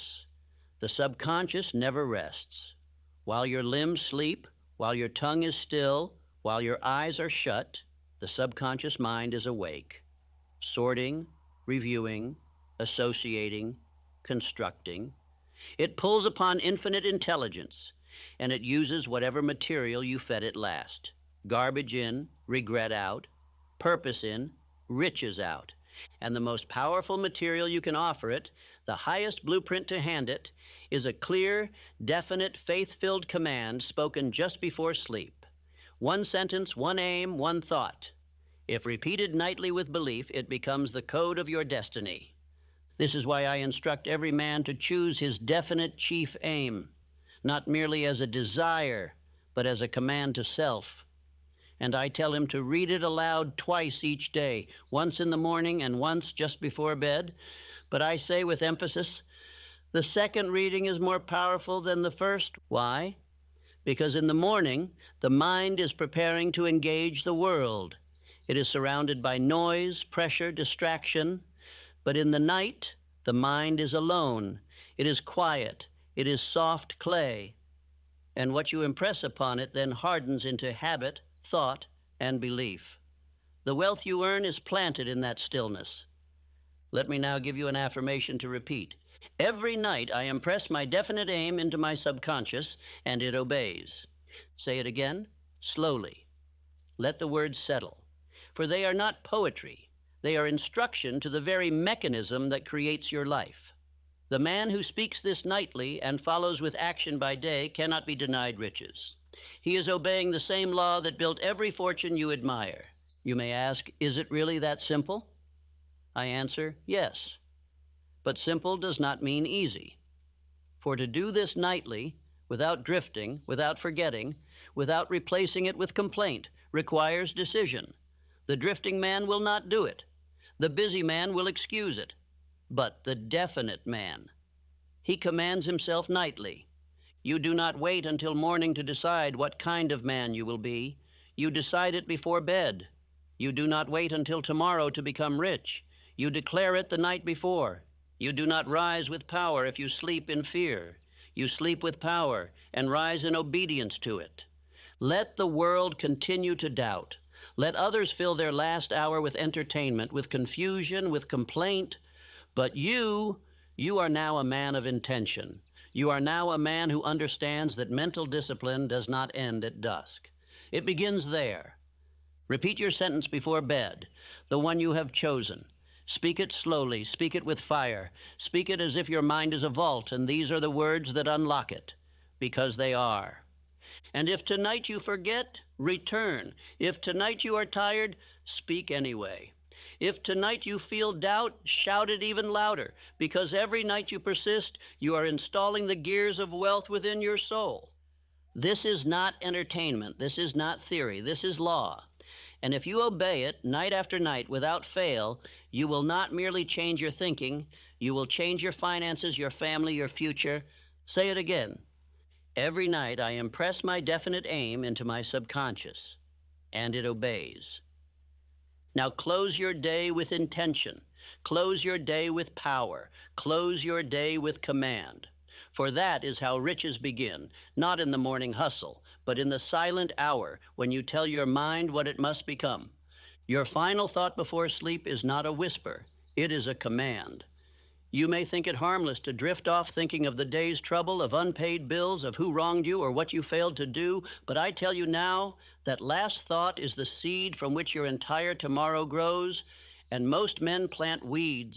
They do not realize that the moment before sleep is the most powerful moment of mental suggestion. The conscious mind withdraws, the gates open, and the subconscious accepts without judgment whatever you feed it. It does not test. It does not argue. It simply accepts. And if what you give it is fear, confusion, or lack, you will harvest the same. The tired mind is more suggestible. In that final hour, you hold the golden key to condition the mind into power or poverty. That is why the successful treat this moment as sacred. They do not leave it to chance. They command it. They intend it. They speak a sentence that shapes their destiny, and they speak it until sleep takes them. Let me tell you something most will never understand. The body may be asleep, but the mind is always working. What you give it in those last waking moments becomes the assignment it carries out all night. Whether to arrange plans, attract solutions, stir emotion, or strengthen belief, the mind obeys the last definite thought it received. Henry Ford, after suffering criticism and public failure, would not go to bed with defeat on his lips.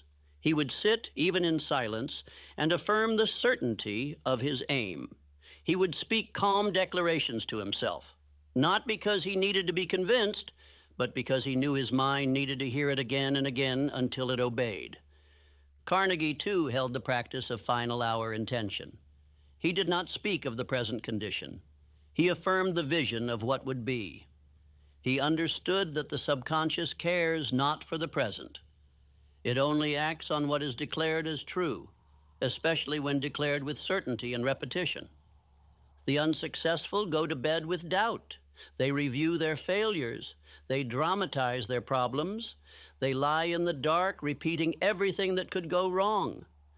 Then they rise, tired, heavy, unsure, confused, and call it fate. But it is not fate. It is untrained thought repeated at the wrong hour. You must replace drifting thoughts with declared thought. You must speak your chosen sentence aloud, not in whisper, not in passing, with purpose, with the same authority you would use to lead an army. Why? Because the subconscious is listening, and when it hears a master, it moves mountains. Let me now give you the method. Do not rush this. Do not change it. Obey it nightly, and you will rise with new identity. 1. Write your sentence. It must be definite. It must be clear. It must express the exact financial result, aim, or character you wish to embody. 2. Sit in silence. Turn off every light. Turn away from all noise. Let the room become still. Let your inner voice rise. 3. Speak it slowly, with emotion, not once, but as many times as necessary until it begins to feel like a memory, not a wish. 4th, let sleep come while repeating it. Do not stop speaking it inwardly, even as the body surrenders to rest. Let the sentence be the final impression before all thought fades. And I give you now an affirmation to support this. Each night I sleep, my mind works for me, arranging the riches I have demanded. This is not exaggeration. This is law. The subconscious is your silent partner. It works while you rest, but it only works on clear, repeated instructions. And those instructions must be given when the world is quiet, when all outside suggestion fades, and your voice is the only one that remains. You may think the day is the important part of success, but I say the night determines the day. For a mind that has been given a clear order while the world sleeps will move with more force when the sun rises. This is how the successful begin to walk differently, speak differently, act differently, before the riches even appear. If you forget one night, return the next. If your voice trembles, speak louder. If you doubt, declare with more certainty. For each night you do this, the sentence carves itself deeper into the clay of your mind, and soon it will be fired into iron. Let me remind you again, each night I sleep, my mind works for me, arranging the riches I have demanded. Say this until your heart believes it. Say it until your body feels it. Say it until no part of you remains uncertain. For this is not hope. It is a command issued in the court of your own soul. And once the subconscious receives the order, it begins building the result.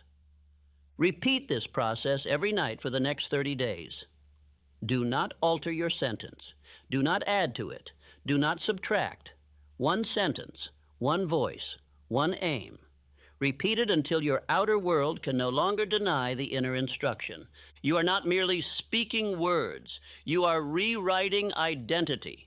You are not simply repeating ideas. You are training the unseen laws of mind and matter to obey your definiteness. That is how the world is changed. That is how wealth is attracted. That is how men rise by night before they rise by day. You are the commander now. You have the formula. The only question that remains, will you obey it nightly, or will you fall asleep with the same thoughts that have held you back for years? Say your sentence, sleep with it, let it walk into your soul, and wake with the quiet power of a man who is now becoming. If you have listened thus far, then you now know the hour before sleep is not for rest, it is for command. But what shall you command? What sentence shall you speak? For the subconscious does not respond to vagueness. It does not act upon drifting wishes. It acts only upon definite orders spoken with belief. A single sentence, if crafted with precision and repeated with faith, can rebuild the entire structure of a man's identity.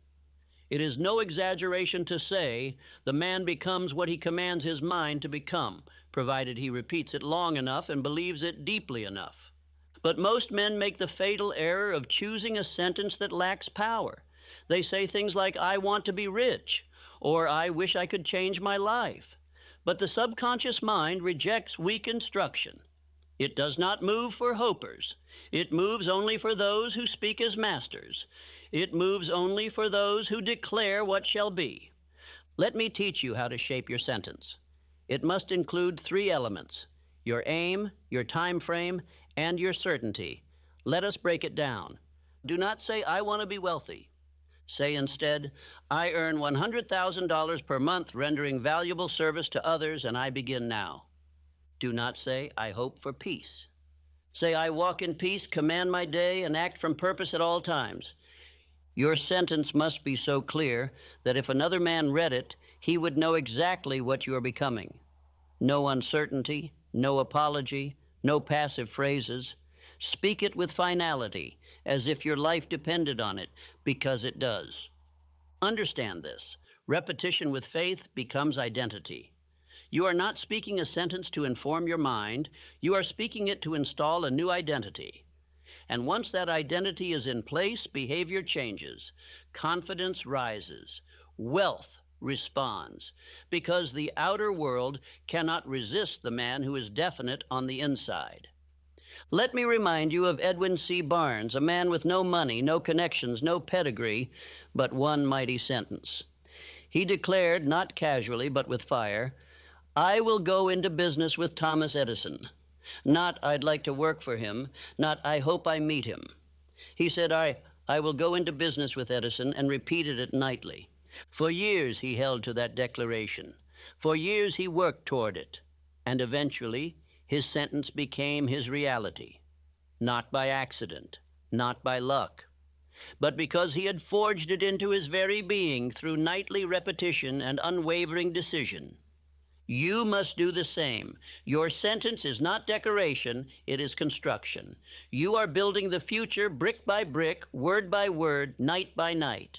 And the material you use is not gold, it is language soaked in belief.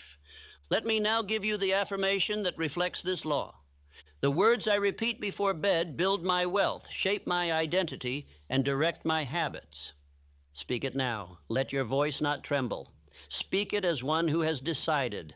Let it enter your subconscious with force. Let it awaken the dormant power that has long been buried beneath doubt and delay. But hear this warning. You must not change your sentence weekly. Do not adjust it with the weather.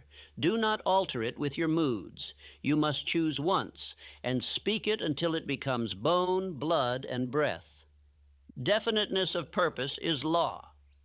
Every night you repeat the same clear aim, you drive it deeper into the command center of your being. And soon the sentence will no longer feel like a sentence. It will feel like you. And when you become that sentence, the world will respond to you in kind. You will act with more confidence. You will take bolder steps. You will notice resources and relationships that match the man you've declared yourself to be. This is not magic. This is mental law in motion. I now challenge you to write your sentence tonight. Do not wait. Do not revise endlessly. Speak what you desire as if it already exists. Attach a time. Speak with certainty. And repeat it as your final act before sleep, every night for the next 30 days. Here are examples to guide you. I am earning $10,000 per week through honest business that helps others grow. I am confident, bold, and calm. I move with decisiveness and purpose. I attract wealth, influence, and leadership because I speak and serve with power. Choose yours. And once chosen, guard it, repeat it, believe it. Let no thought oppose it.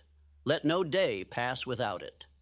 For this sentence is not merely a wish, it is the blueprint from which your entire life will be redrawn. Say this again.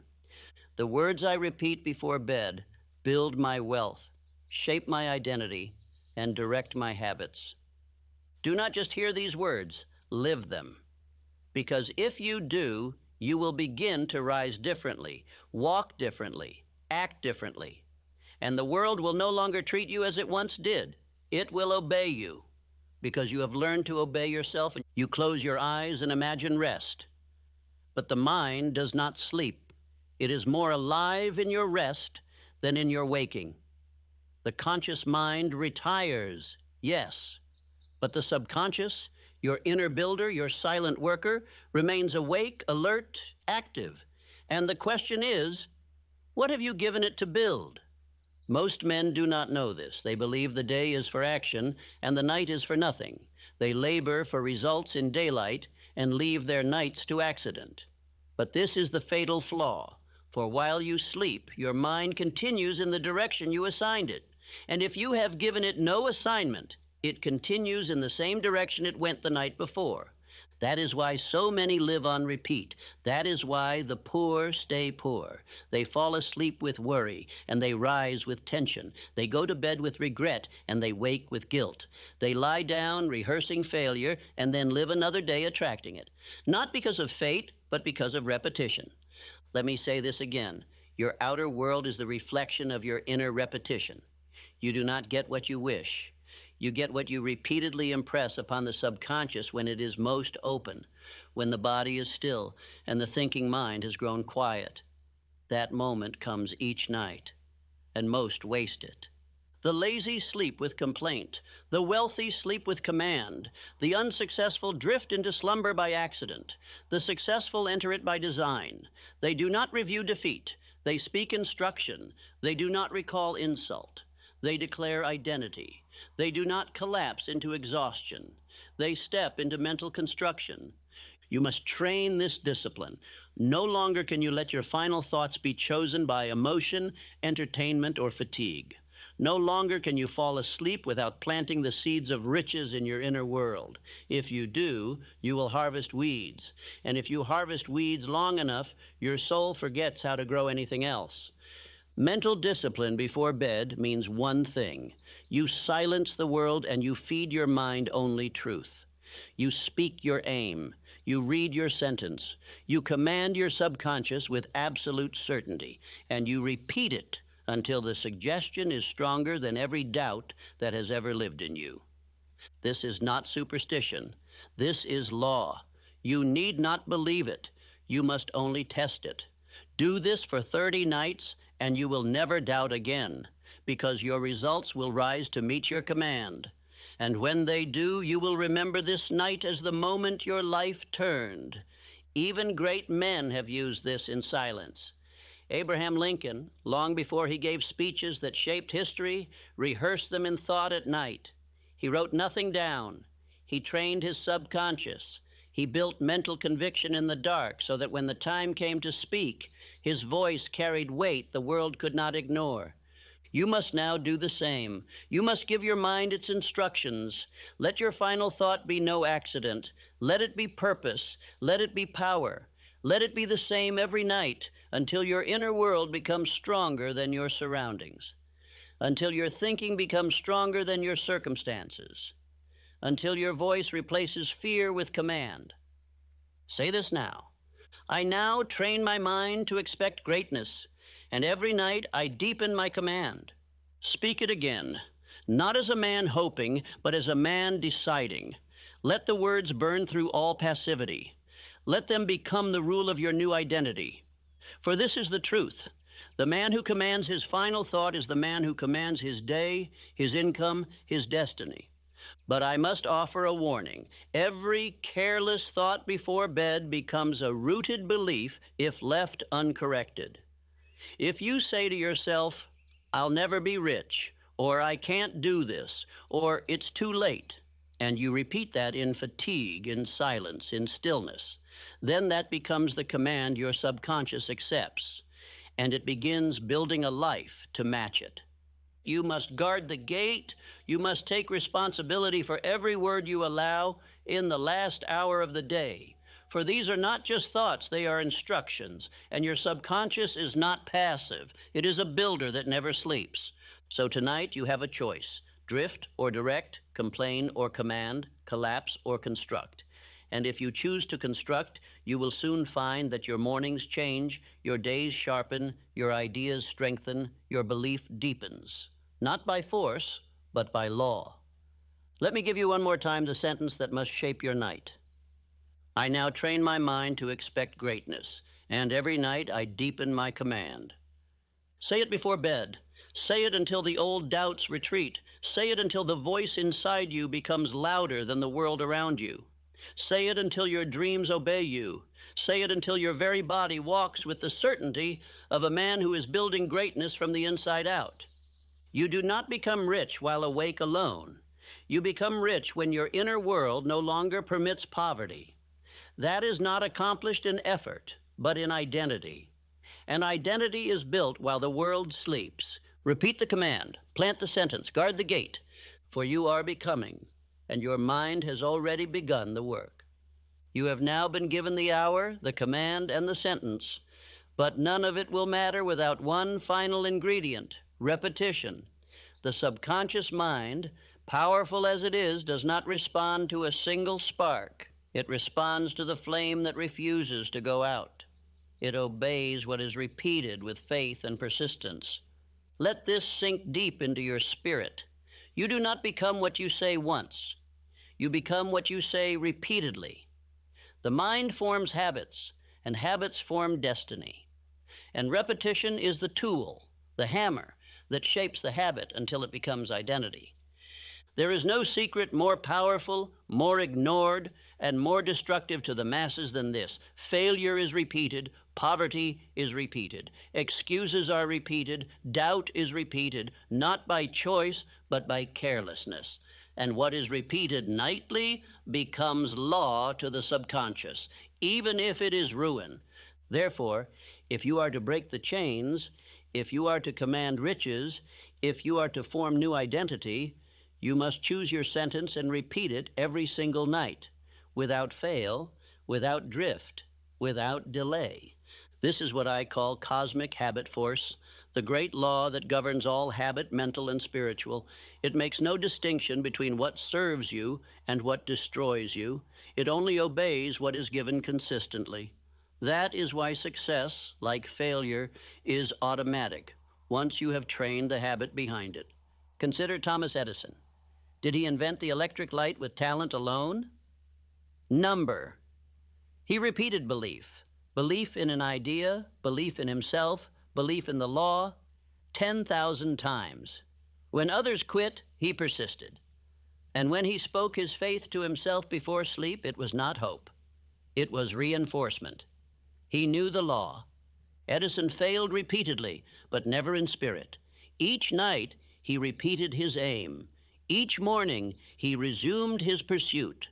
And eventually, the world bowed to his command, because he did not change his mind. He did not alter his aim. He repeated his decision until the world had no choice but to obey. So must you. The sentence you speak before bed must not be uttered casually. It must be spoken with emotion, with authority, with the same certainty as one commands a servant. And you must say it again and again and again until it becomes you. There is greater power in one sentence repeated 1,000 times than in 1,000 affirmations spoken once. For the mind, like metal, must be bent through pressure. And repetition is that pressure. It reshapes thought, molds attitude, and installs identity. Let me now give you the sentence to affirm the law itself. I repeat my aim nightly until my mind and actions move without hesitation. This is not poetry. This is the governing principle of your transformation. The man who repeats with faith will act with courage. The man who repeats his identity nightly will walk into each day already victorious, because the battle was won in the silence of repetition. But let me give you structure. Structure is the soul of all mental discipline. Without it, the law fades. Here is how you obey the law of repetition. First, same time, choose a set hour, not after television, not when exhausted, but a chosen hour where you sit with your sentence and speak it aloud with clear voice. Second, same words. Do not change your sentence every week. Hold the same aim, the same phrasing, until it is as natural as your name. Third, same emotion. Do not recite dryly. Infuse the sentence with desire, with imagination, with purpose. Let the subconscious feel its fire. Fourth, same duration, at least 90 days. Repetition must not be occasional. It must be done without missing. For 90 consecutive nights, then and only then will your identity begin to change. This is the cost of change, not luck, not waiting, not more information, but repeating the truth until the lie no longer exists inside you. Let me issue a warning. Neglect this, and you will return to the drift. You will fall back into the mental pattern of the masses. You will say, I tried that, and life will answer. You did not try long enough. Because law is not impressed by a few nights of effort.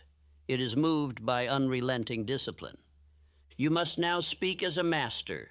You must look into the night and declare your sentence with command. You must become the man who says what he means and repeats what he means until the world responds. Say this with me now. I repeat my aim nightly until my mind and actions move without hesitation. Feel it, decide it, repeat it again. For every night you do, the old you weakens and the new you rises, not by magic, not by chance, but by law. When you walk into a room, the world must feel that you are not the same man who walked there last year. And the reason will not be your clothing, your title, or your possessions. The reason will be this. You are now the man who speaks identity into himself and repeats it until it becomes unbreakable. That power is not far off. It is not hidden in books or mentors. It is in your mouth. It is in your voice. It is in the sentence you choose, and whether or not you obey the law of repetition behind it. Decide now, speak tonight, repeat without fail, and soon you will not recognize the man who once doubted. He will be gone, replaced by the one you repeated into existence. You now understand the law of repetition. You know that what you repeat, you become. But I must now take you deeper, because repetition without emotion is like a man hammering on cold iron. The subconscious does not simply hear what you say, it absorbs what you feel. Emotion is the flame that makes the imprint permanent. Let me say it plainly. Emotion is the language of the subconscious mind. You cannot deceive it with lifeless words. You cannot impress it with casual phrases. You must speak your sentence with intensity, with conviction, with certainty. Without this emotional fuel, your sentence is reduced to mere noise. And yet, how do most men enter the final hour of their day? They lie in silence, but not in peace. They relive their failures, revisit arguments, rehearse pain. They do not realize that each emotional replay of regret is an instruction to their subconscious to produce more of the same. They feed their future with the emotion of the past. You cannot rise rich if you sleep in bitterness. You cannot become strong if you sleep with guilt. You cannot attract confidence if you fall asleep with emotional confusion. The emotions you bring to bed become the mood of your next day and the mold of your subconscious programming. That is why you must command your emotion before sleep. You must not allow worry to speak louder than your desire. You must not allow fatigue to speak louder than your sentence. You must take full responsibility for your inner state, not just your outer actions. Because the law responds to state, not just repetition. Understand this. Emotion is suggestion magnified. A phrase whispered in boredom passes like smoke. But a phrase spoken with fire enters the subconscious like a branding iron. It carves itself into identity. It becomes fixed, permanent, living. That is the kind of sentence you must deliver before you sleep. Now I warn you, you cannot command emotion by accident. You must prepare yourself. You must create a nightly ritual. You must enter the final hour of each day as a man steps into sacred territory, with control, with intention, and with reverence for the forces he is about to influence. Here is how to command your emotional state before sleep. 1. Breathe deeply. Let the body release the residue of the day. Sit or lie with dignity, not collapse. 2. Reflect only on what builds you. Think not of failure, but of progress. Not of fear, but of vision. Let your attention rest only on what is becoming, not what was. 3. Recite your sentence aloud, with feeling. Do not whisper it like a man uncertain. Say it like a ruler. Say it like a prophet. Say it like a man who speaks law. 4. Repeat it inwardly as you drift into sleep. Let no thought interrupt it. Let no emotion rival it. Fall asleep soaked in the conviction of your future. John D. Rockefeller, one of the wealthiest men who ever lived, understood this principle. But he did not use poetry, and he did not use theory. He used evening reflection, not as tradition, but as direction. He did not allow the day to close without reviewing his mental and emotional state and replacing confusion with command. Rockefeller once said that he gave thanks before bed, not merely to be grateful, but to focus his emotional power on certainty. He thanked the riches he expected. He affirmed the stability he had created. He gave his mind a tone of peaceful dominance, and the next day he rose to meet results that matched that tone. You must do the same. You must become the ruler of your emotional atmosphere before you sleep. Do not allow imagination to play the fool. Direct it. Let it serve you. Let your final thoughts be felt as deeply as they are spoken. Only then do they pass into the subconscious as fixed commands. I now give you the affirmation that governs this law. I do not sleep in fear. I sleep in power. My thoughts tonight are my life tomorrow. Repeat that now, slowly, with gravity. This is not a mantra. It is a verdict. It is a mental court order that no fear shall pass beyond this hour, that only purpose shall enter the gates of your soul during the sacred hours of rest. And let me say this: emotion must serve you, not sabotage you. If you do not control your feeling will control your future. And there are many men whose lives are wrecked not because of failure in action, but because of failure to govern emotion in the silence of night. The hour before sleep is not for reflection. It is for redirection. You are not there to review the day's mistakes. You are there to declare the direction of your mind. If you have sinned, repent quickly and move forward. If you have failed, learn quickly and affirm strength. But never, never fall asleep with an open wound. Why?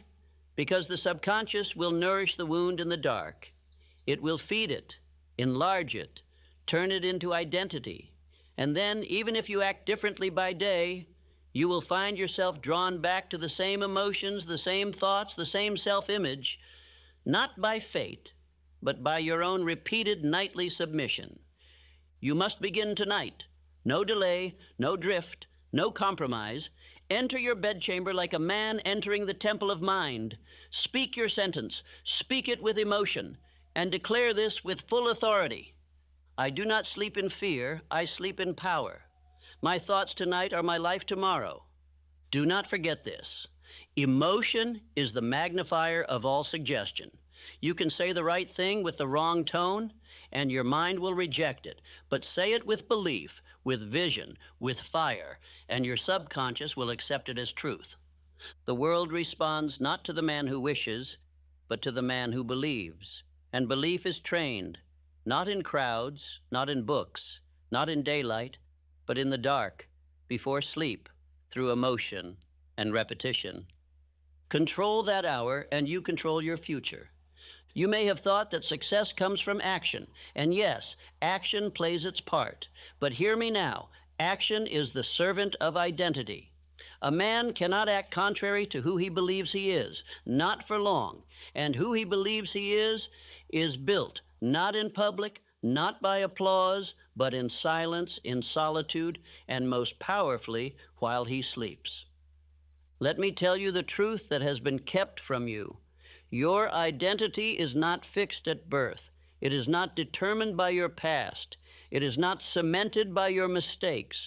It is shaped, molded, written into your soul by the thoughts you repeat when the world is quiet. You are not born a failure or a success. You become one in the night. Each man becomes what he believes about himself. But those beliefs are not decided once. They are installed through repetition. And the moment of greatest installation is in the final hour before sleep. For then the walls of resistance are lowered, the subconscious is open, and your voice becomes the architect of the man you shall be. You do not become wealthy by working alone. You become wealthy by believing you are the kind of man who creates wealth. And that belief is not installed by reading books. It is not created by motivation. It is constructed every night, brick by brick, sentence by sentence, identity command by identity command.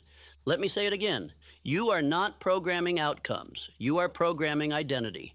For once you believe you are the type of man who builds wealth, delivers value, walks with certainty, speaks with power, then every action, every habit, every instinct begins to follow that script, not by force, but by law. But if you go to bed in doubt, you will rise in hesitation. If you lie down with self-rejection, you will rise with confusion. If you fall asleep with the belief that you are still who you were yesterday, you will live the same day over and over until you die a man unchanged. You must intervene. You must take hold of this hour and use it not just to feel better, but to become different. This is not about relaxation. It is about reconstruction. You are not drifting into slumber. You are building an identity stronger than all the weakness of your former self. The voice you speak in the final minutes of your day will soon become the voice you hear when you wake. It will shape the decisions you make without thought. It will guide your posture, your energy, your attitude. It will determine whether you rise with fire or crawl through another morning of mediocrity. Let me give you an identity affirmation now. I am the man who creates wealth because I think, speak, and act with purpose. Repeat that slowly, again, until your body begins to accept it, until it no longer feels like a hope, but like a memory from the future. That is how identity is formed, not in a single night, but through faithful, emotional, repeated suggestion until the lie you lived in dies. And let me tell you a story. Woodrow Wilson, long before he became president, practiced a discipline few knew about. He would rehearse his inner convictions mentally at night. He would build the voice that one day would lead a nation, not in public, but in private. Not with others, but alone. Not by luck, but by deliberate nightly repetition of identity. And when he finally stood before crowds, he spoke not as a man trying to be great, but as one who had already become great in thought. His actions flowed from his belief. His belief was no accident. It was built in silence. So I say again, the hour before bed is not your closing hour. It is your construction hour. Use it. Use it with intent. Do not fall asleep like the man you were. Speak the man you are becoming, and let your mind etch that man into your soul with every passing night. Here's your full identity statement to use tonight. I am a man of thought, action, faith, and riches. Let it guide your breathing. Let it replace all self-doubt. Let it be the sentence that survives the day and rises with you tomorrow. Because the man who falls asleep with identity wakes with purpose. Repeat it now with fire. I am a man of thought, action, faith, and riches. And now I tell you, if you speak this sentence every night for the next 30 nights, with emotion, with vision, with decision, you will no longer merely desire to become rich. You will begin to feel as if you already are. And once that feeling lives inside you, it will create the world around you. You will say no to distractions not by discipline, but by identity. You will walk into rooms and be respected, not by force, but because identity precedes expression. You will expect opportunity, command value, and move with certainty, not because of what you know, but because of who you have become. But this will not happen by chance. Identity is not inherited. It is not granted. It is repeated night after night until there is no longer a gap between who you were and who you decided to be. So begin tonight. Say the sentence. Feel the truth. Repeat it until it lives in you. And soon the world will meet not the man you were, but the man you forged in silence when no one else was watching. Now that you have heard the law, now that you have received the hour, the sentence, the repetition, the emotion, and the identity, I bring you to the final command. This is the moment of decision, for knowledge without obedience is drift, and drift is the quiet destroyer of every man who once had a dream. Let us not speak of theory. Let us not speak of more information. Let us speak of law. The law is this: success is not earned at dawn, it is decided the night before. The man who leaves his thoughts to chance before sleep leaves his future to chaos. But the man who issues command before rest shapes his entire destiny while the world sleeps. This is not new. This is ancient. This is eternal. The last thought before sleep is your clearest prayer, not to the world, not to chance, but to your own mind, your own being, and the infinite intelligence that works through you. Do you believe the successful leave this to mood? Do you think the wealthy go to bed in confusion? Number, they issue command, they do not drift into dreams, they declare what the dream shall be, and their mind obeys. Andrew Carnegie himself instructed the young men under his influence to write and repeat their definite chief aim before bed, to speak it aloud with faith, to impress it upon the subconscious, to use the night not for rest alone, but for spiritual construction. He understood riches are not an accident.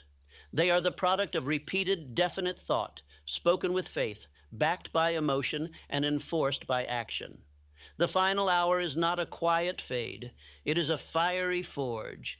It is where men command their future and where the untrained surrender to fate. You must no longer treat this as optional. You must treat it as law, because that is what it is. Nightly autosuggestion is not a ritual of the rich. It is the price of admission to abundance. This is your hour. This is your ritual. This is the discipline that must now rule your life. Not once a week, not when you feel good, but every single night, without exception, without apology, without drift. Let me give you now the 3 final affirmations that complete this journey. Speak them aloud. Speak them now. I repeat only what I desire to become. You are no longer allowed to rehearse defeat. You are no longer permitted to entertain fear. You are now a man of selection. You choose your thoughts.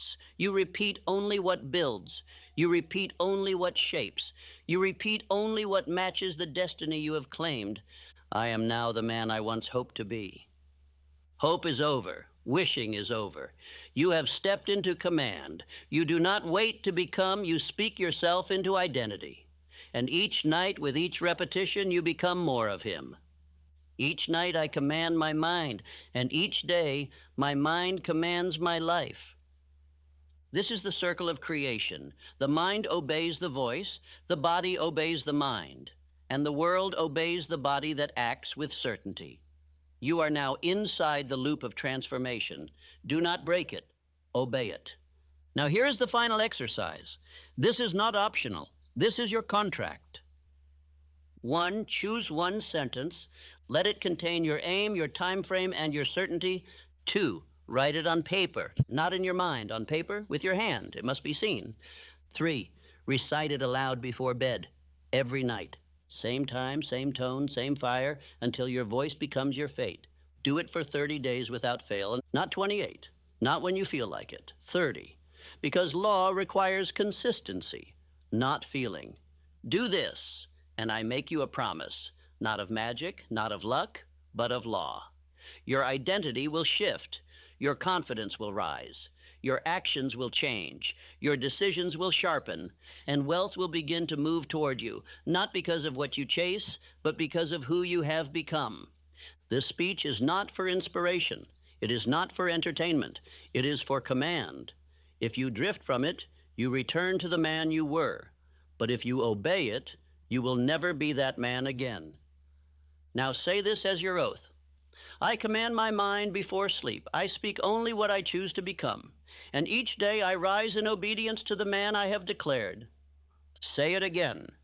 And when this speech ends, do not return to the old routine.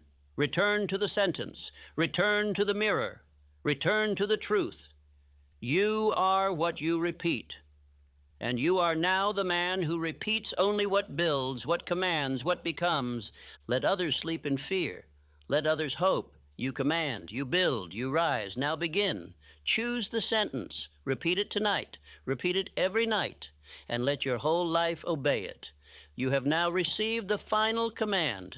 Do not break it. Do not forget it. Do not drift. You are the master now. The mind is yours. The voice is yours. And soon the wealth will be too.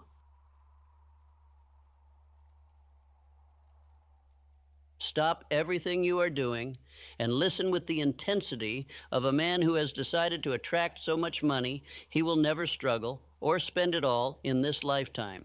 You say you want money. You say you want freedom, but I say you do not yet want it badly enough, because if you did, you would have it. The man who truly demands riches from life, with definiteness, with burning desire, with unrelenting persistence, cannot be denied.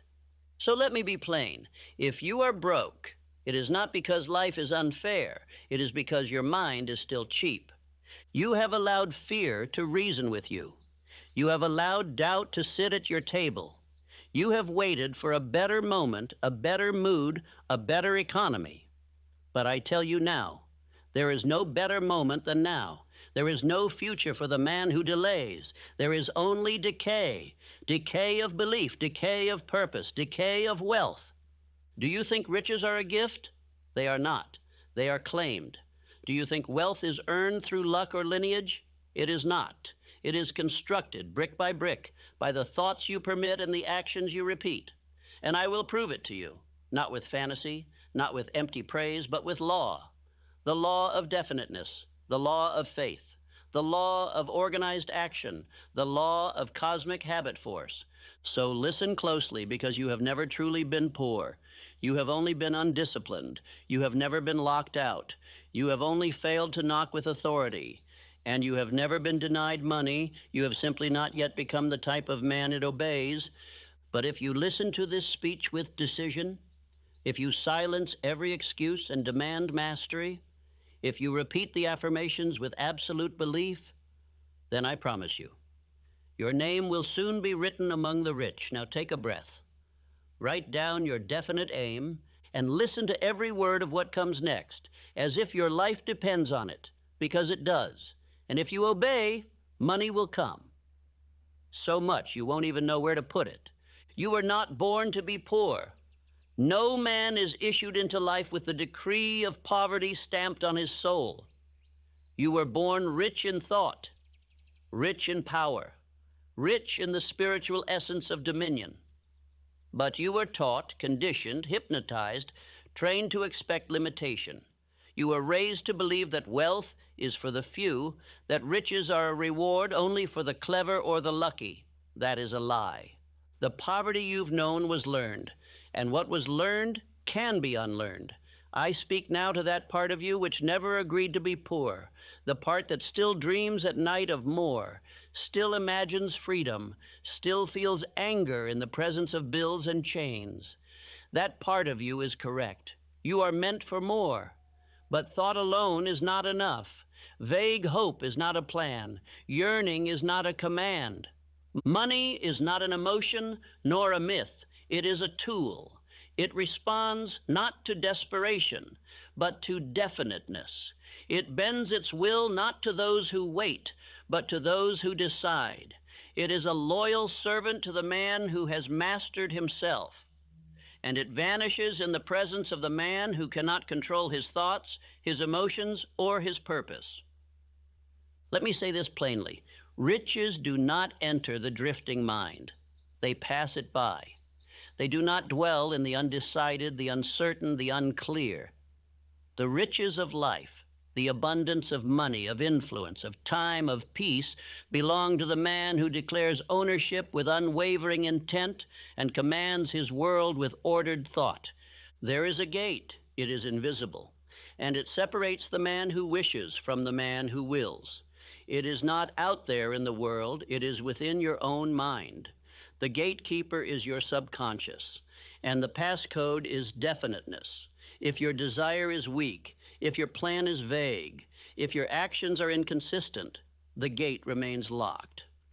But if you issue the right command, if your desire burns, if your voice rings with certainty, if your purpose is made clear and constant, then the gate swings wide, and the treasures you seek begin their motion toward you. This is not mysticism. It is not luck. It is not the mercy of fortune. It is law. Riches obey law. And that law is this: desire plus faith plus decision plus persistence equals wealth. This is the formula. It is not optional. Remove one part and the structure collapses. Combine them and life must give you what you ask, no matter how large, no matter how far. Desire is the fuel. It must be burning, white-hot, persistent, unshakable. A passing wish will not do. A soft yearning is not enough.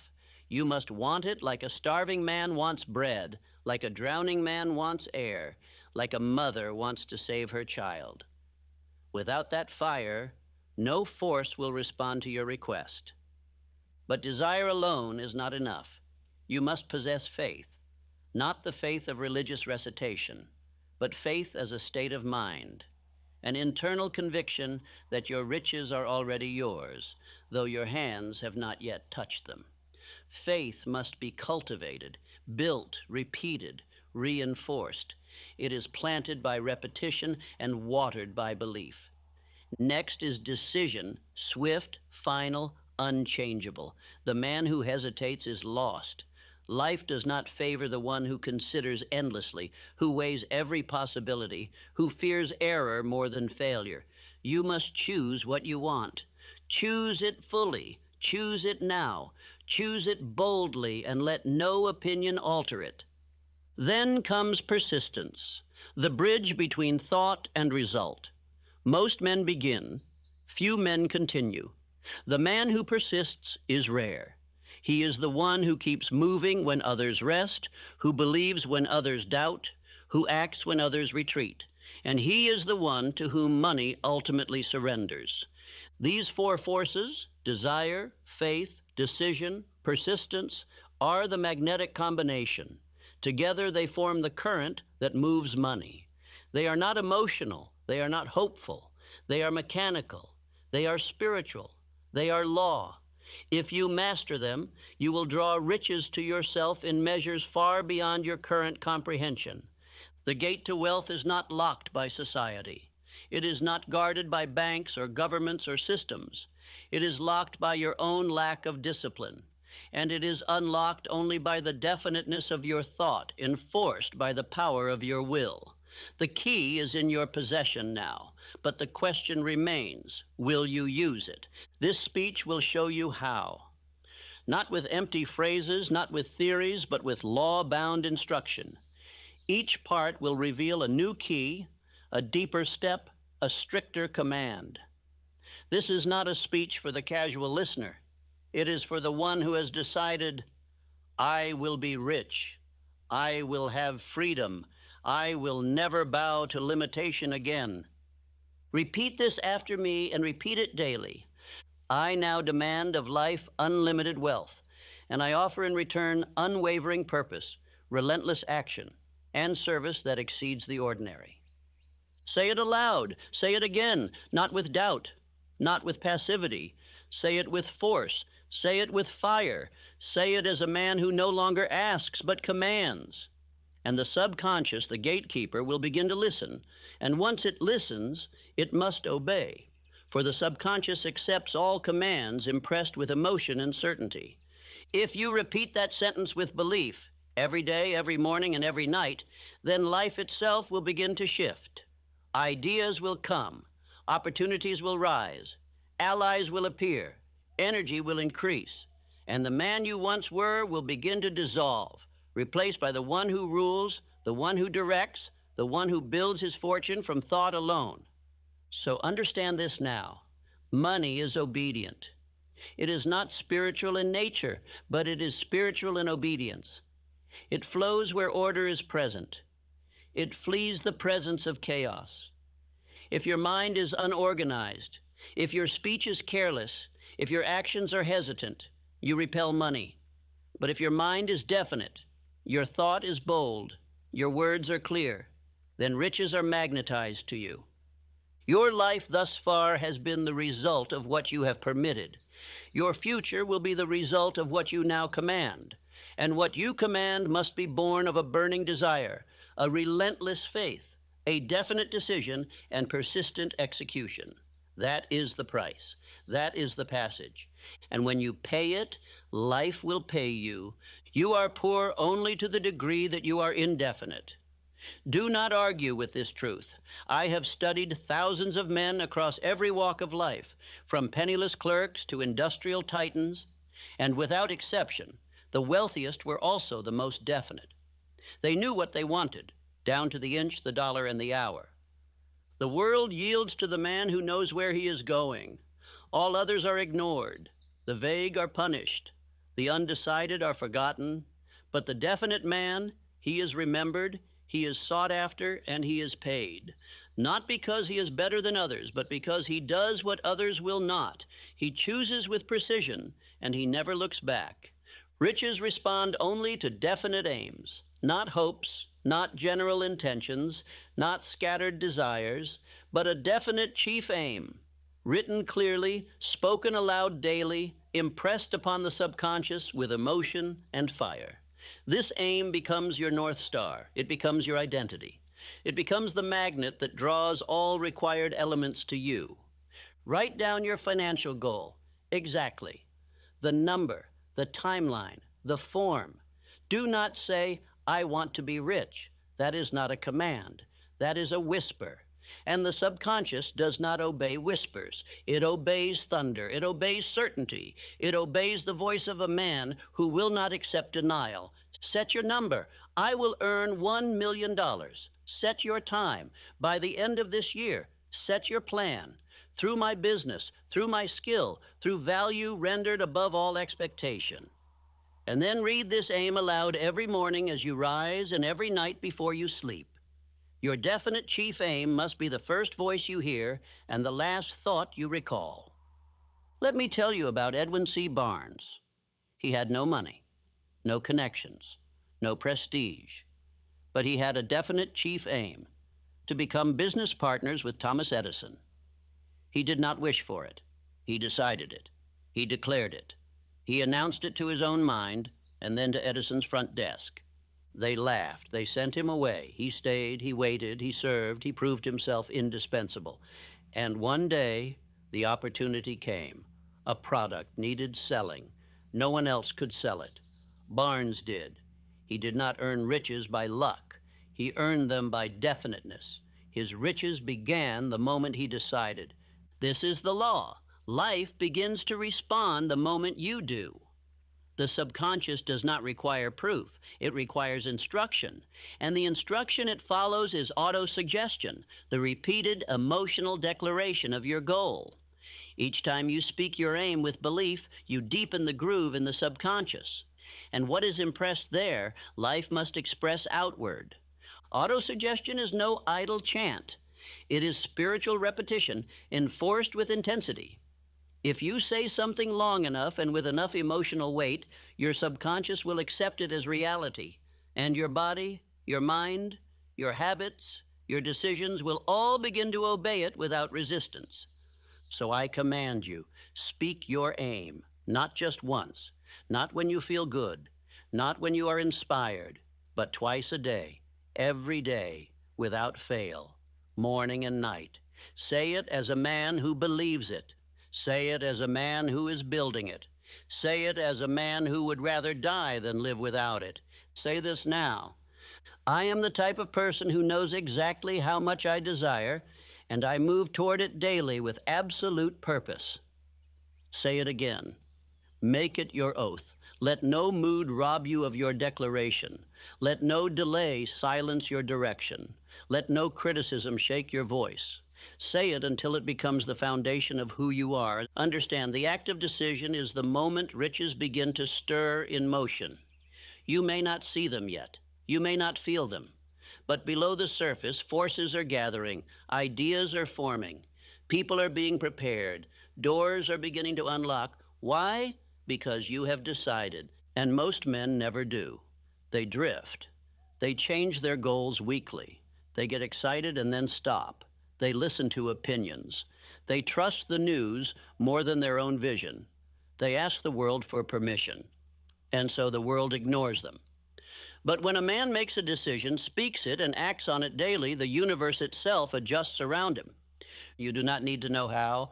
You do not need to know when. You only need to know what. What do you want? What amount? What date? What value will you give in return? Write it, say it, obey it. That is your job. The rest will follow.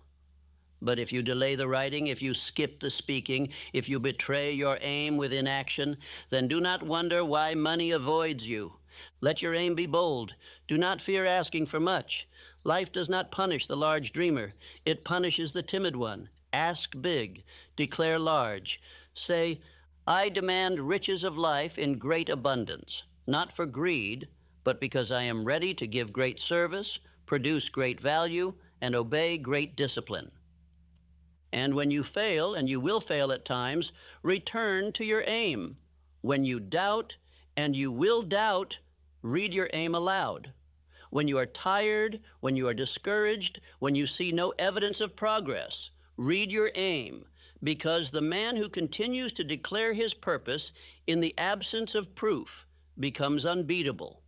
This is why the definite chief aim is the first lesson in every system of success. It is the root, the seed, the hinge upon which all else turns. Without it, nothing works. With it, all things begin to move. No riches will come to the man who is undecided, and no failure can remain with the man who is definite. So let the world doubt. Let the critics speak. Let time delay. Let others quit. But you will speak your aim. You will read it. You will write it. You will walk it, live it, breathe it, and enforce it until it becomes visible. For nothing else is required, and nothing else will do.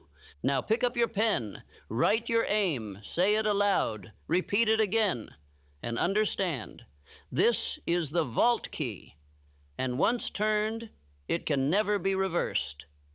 All riches begin in the unseen world of thought. They are not first measured in coins, nor in ledgers, nor in bank accounts. They are first formed in the workshop of the mind, crafted from belief, shaped by desire, and brought to life through faith. Before money touches your hands, it must be possessed in thought. Let me speak plainly. Faith is the only currency that can be spent before riches arrive. It is the invisible builder, the silent architect, the power that binds cause to effect. Without faith, your desires collapse into daydreams, your plans become hesitation, your energy weakens, but with faith, true faith, you become unstoppable. Faith is not belief. It is not hope. It is not the fragile optimism of a man waiting for better days. Faith is a mental state, an inner certainty so strong that doubt cannot enter. Faith is built, like muscle, through repetition. It is created, like fire, by friction, and it must be protected like a treasure, for the world will seek to steal it from you. Let me remind you of a man named Andrew Carnegie.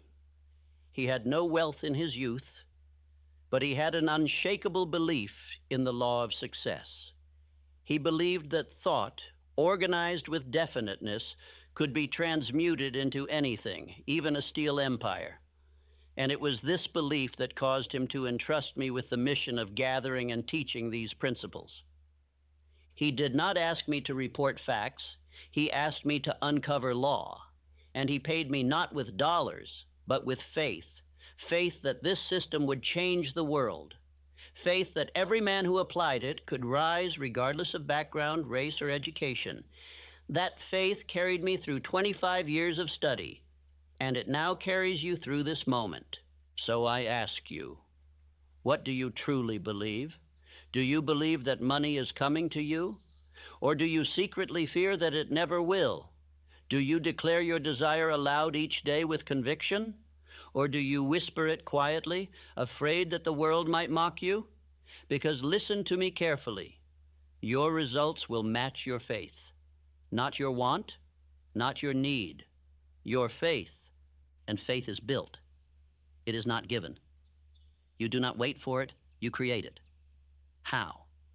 Through autosuggestion, through daily repetition, through emotional reinforcement, by speaking your definite chief aim aloud with power and consistency until your subconscious accepts it as a fact. You may not believe it yet. That is acceptable. Belief is not required to begin. But if you speak your aim daily with emotion, with structure, with persistence, faith will awaken within you. It will rise like a fire, first small, then blazing, and soon nothing will shake it. This is not theory. It is the experience of every man who has transformed his life. Let me issue a warning. Faith must be guarded, for it is easily stolen by voices of failure, by memories of defeat, by the laughter of doubters. One seed of doubt, if allowed to grow, can poison the entire harvest. You must defend your belief as a warrior defends his fortress, fiercely, daily, with no apology. Recall Henry Ford. He was mocked, resisted, and told repeatedly that his vision was impossible. But he held to his plan with faith so complete that no engineer, no critic, no banker could sway him. And in time, his faith became fact. The motor car, the assembly line, the millions in riches, all began in thought and were powered by belief. You may say, I've failed before. So did Ford. So did Edison. So did Carnegie. But they did not stay failed. They transmuted defeat into fuel. And you must do the same. You must take every disappointment and hammer it into conviction. For the man of faith uses failure to prove himself, not to disprove his vision. Every morning, before you check the world's noise, speak your definite chief aim aloud. And every night, before sleep, speak it again. Let the sound of your own voice plant certainty in your subconscious. Do not recite it passively. Say it with emotion. Say it with conviction. Say it as if the outcome is already known, because it is. Say this with me. I have faith in myself. I have faith in my plan. I have faith in the law that thought becomes reality. Do not merely speak this. Memorize it. Repeat it until it becomes part of your inner voice. Let it replace every fear that once spoke against your dream. Let it drown out every memory of lack. Let it become the dominant thought in your mind. Why is this so powerful? Because the subconscious does not know the difference between what is real and what is vividly imagined. It accepts what is repeated. It obeys what is emotional. It acts upon whatever is impressed upon it consistently. And so, by the law of repetition, faith becomes fixed, and riches must follow. This is how the sixth sense is awakened, the invisible link between you and infinite intelligence. You do not force it. You do not summon it with ritual. You build it with faith, and once faith is established, guidance flows, intuition sharpens, ideas flash, doors open, and life begins to obey you because you are no longer divided. Say again, I believe that all riches I seek are already mine in substance. I believe my actions are drawing them into form. I believe no force can stop what is backed by decision, desire, and faith. If you do not yet believe this fully, that is all the more reason to repeat it.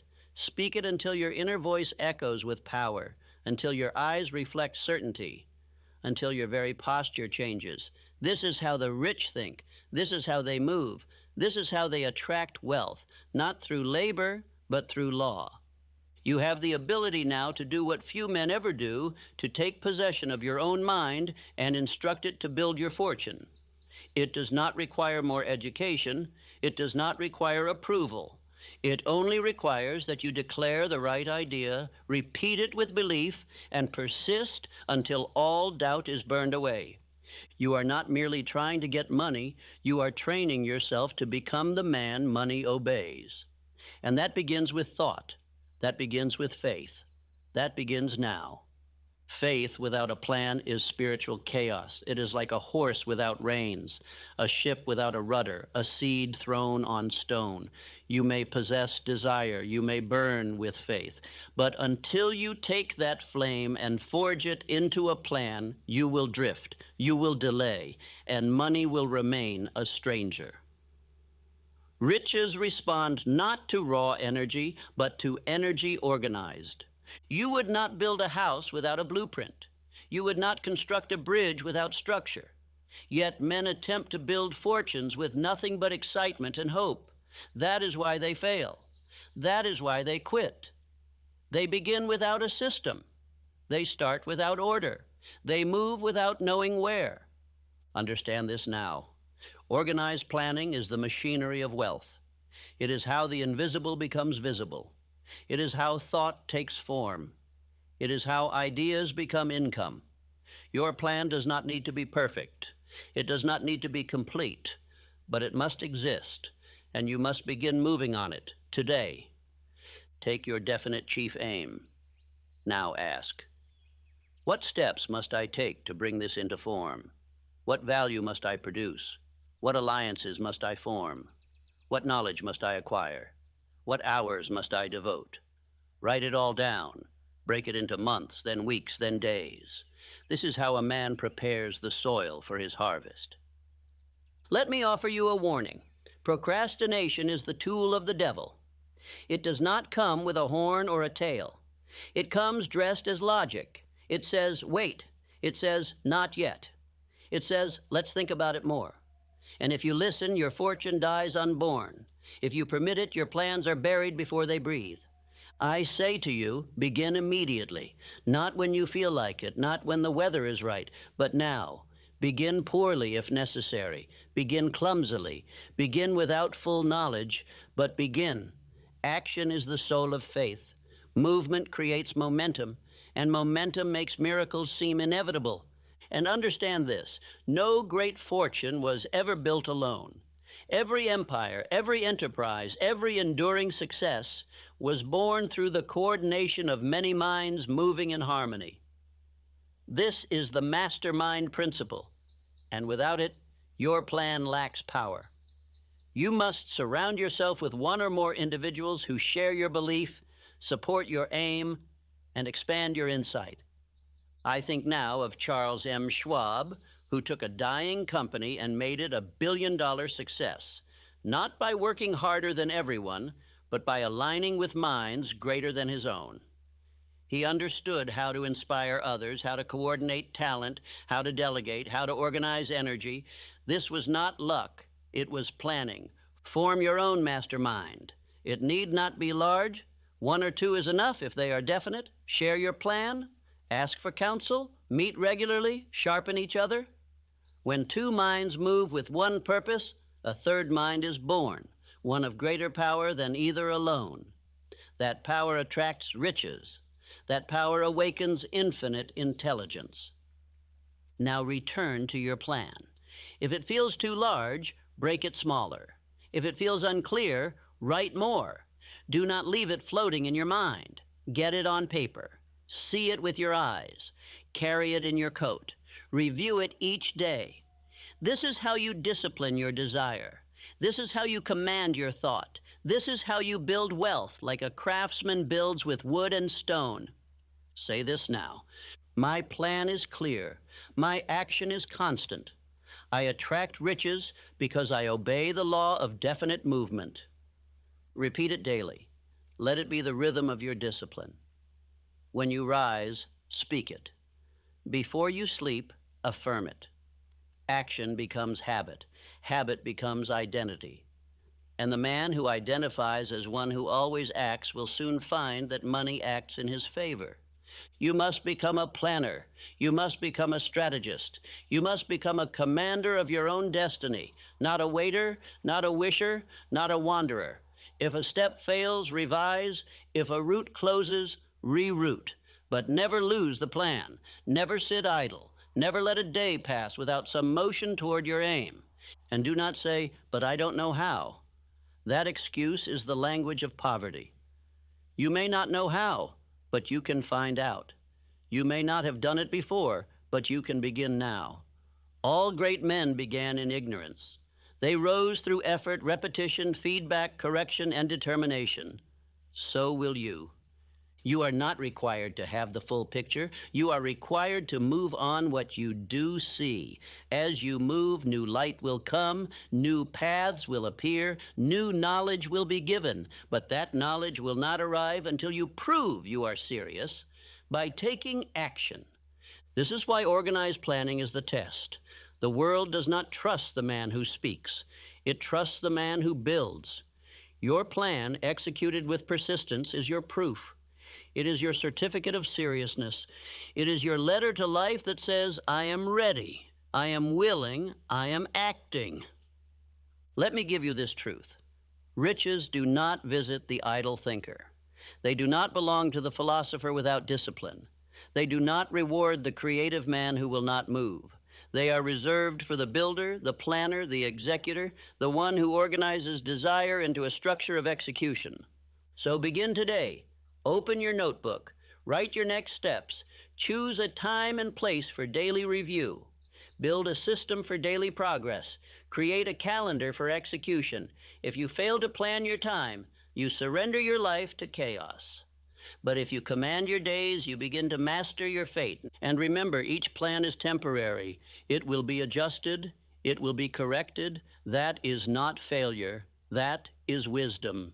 Failure only occurs when a man abandons the act of planning altogether, when he says, "This is too hard," when he returns to comfort. And that, my friend, you must never do. So I leave you with this. Faith gives you vision. Planning gives it legs. If you want riches, do not only imagine them, build the staircase. If you want money, do not only feel it, pursue it with structure.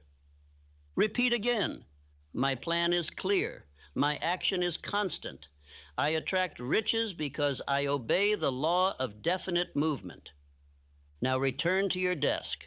Look at your aim. Write your plan and prepare for motion. Because when planning becomes law in your life, riches begin to arrive on schedule. The man who wins is not the one who starts strongest. It is not the one who knows the most. It is not the one who makes the loudest declarations. It is the one who refuses to stop. Persistence is the golden key that turns desire into results. Without it, all plans rot. All faith withers. All riches hide themselves from view. Life will not hand you riches at the first request. That is not cruelty, it is law. All who ask for great things must be tested. Not because life seeks to punish you, but because life demands proof. It will ask, "Do you truly want what you say?" And it will not believe your words. It will only measure your actions. When defeat comes, and it will, it is not failure. It is an inquiry. It asks, "Will you continue?" Most men do not. Most men quit when results delay. Most men curse when nothing moves. Most men stop when they feel tired, when they feel doubt, when they feel resistance. But the man who persists, he becomes king. Persistence is decision maintained through resistance. It is not a feeling. It is not a spark. It is a discipline. It is a law. It is a declaration repeated by action, day after day, long after the emotion is gone. The world steps aside for the man who knows where he is going and will not stop until he arrives. I remind you now of Thomas Edison, a man who failed more than 10,000 times while trying to create the electric light. He was ridiculed, scorned, ignored, dismissed, but he kept working, not because he was sure of the outcome, but because he was sure of himself. He refused to stop. That alone made him victorious. Understand, you are not judged by how you feel. You are judged by how you persist. The man who continues without emotion will outlast the one who burns brightly and burns out quickly. Persistence is what separates those who speak from those who conquer. It is the filter of success. It removes the weak and rewards the committed. Temporary defeat is not failure unless you accept it. The greatest fortunes were built upon setbacks. Rockefeller lost everything in panic. Ford was laughed at by every financier. Lincoln lost election after election, yet all persisted. And because they persisted, they broke through. The same law will serve you if you obey it. You must create structure for persistence. You must not rely on mood. Build daily rituals, morning declarations, evening reflections, scheduled execution, written review. Persistent action is not spontaneous. It is manufactured. It is installed like steel rails, so that even when storms come, your train keeps moving. Read your definite chief aim aloud, daily. Read it especially when you don't feel like it. Speak it through doubt. Speak it through fatigue. Speak it until it becomes louder than all opposition. Every time you speak it, you reinforce your path. Every day you act, you deepen your identity. And that identity, built on persistence, becomes unshakable. This is how the law of cosmic habit force begins to serve you. Cosmic habit force is the invisible momentum of repetition. It is the law by which repeated thoughts become belief, repeated actions become habit, and repeated effort becomes destiny. It is indifferent. It will support failure or success. You must choose the pattern. The law is this: what you repeat becomes permanent. If you repeat delay, you install hesitation. If you repeat excuses, you build weakness. But if you repeat motion, you build inevitability. If you repeat belief, you build results. And if you persist day by day, even the most stubborn resistance will collapse. Each day you persist, you are installing the gears of wealth. You may not see them turning yet, but beneath the surface, in the invisible realm where cause precedes effect, your persistence is building bridges, aligning events, creating force. You are storing up pressure, and one day it will break loose as results, as riches, as reality. Let me give you this. Persistence does not make things easy. It makes you stronger than what is hard. That is the secret. It does not change the mountain. It changes the climber. And once you are changed, nothing outside you can defeat you. Once persistence becomes your identity, wealth becomes a matter of time. Say this with me: I persist until I succeed. I am unmoved by defeat. I will have the wealth I demand, or I will die in pursuit of it. Repeat that daily. Let it become your war cry. Let it become the voice that answers every delay, every distraction, every discouragement. The man who speaks this and lives it cannot remain poor. Persistence will offend your comfort. It will strip you of laziness. It will demand your full effort, your full presence, your full discipline. But it will also reward you with the kind of life most men never taste: a life of command, a life of riches, a life earned by law. Most men are slaves to emotion. They act only when inspired. They fall apart when tired. They stop when things do not go their way. But the man who acts anyway, who moves when uninspired, who speaks faith when nothing has appeared, that man becomes rich in mind first, then in money. So build the habit. Show up daily. Work your plan. Say your affirmations. Move forward without needing applause. And soon persistence will no longer be something you do. It will be something you are. And once you are a persistent man, riches cannot leave you alone. Now rise, review your aim, and act. Do not wait. Do not wish. Do not delay. Move, even if slowly. Speak, even if doubted. Build, even when tired. And you will possess what others only dream about. You may have desire. You may have faith. You may have decision and persistence. But if you attempt to build great riches with your mind alone, you will soon meet your limit. One man can only see so far. One mind can only produce so much. But when two or more minds unite in harmony toward a definite purpose, they create a third greater power. This is the mastermind. The mastermind is not just a meeting. It is not merely a friendship. It is a spiritual partnership, a joining of mental forces so complete, so synchronized, that a new and superior mind is formed, an invisible intelligence greater than the sum of its parts. This mind thinks, guides, and creates beyond what any single man could achieve alone. Align yourself with one or more individuals who believe in your aim, support your growth, and act with integrity. Do not share your plans with the weak-minded, the jealous, or the drifting. Associate only with those who are definite, who move, who speak life into your vision, who hold you accountable to your greatness. It was Andrew Carnegie, the Steel King, who first revealed this principle to me. He did not build his empire alone. He surrounded himself with specialists, with thinkers, with executors, men whose talents differed from his, but whose aim aligned with his own. Through this mastermind, he channeled power that no one man could possess.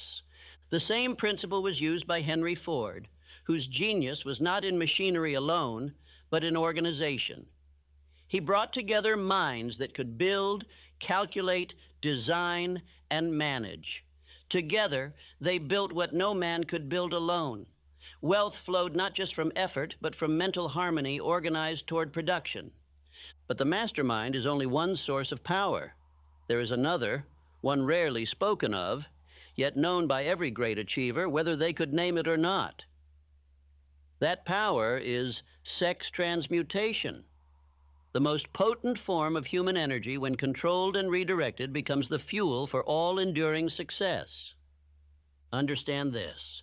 The same energy that drives physical union is also the source of creative genius, ambition, and magnetic personality.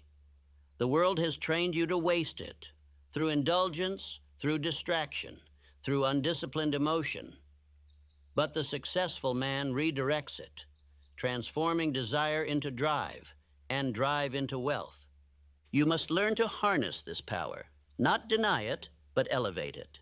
When the mind is inflamed with emotional desire, do not waste it. Channel it, direct it. Use that fire to work longer, think clearer, speak with authority, build your plan, and move with conviction. That is transmutation. The greatest minds in history understood this. Napoleon, whose conquests were fueled by passion and vision. Edison, who worked through the night with focused intensity. Lincoln, who turned emotional pain into moral power. None of them were cold men. They were controlled men. Control does not mean suppression. It means direction.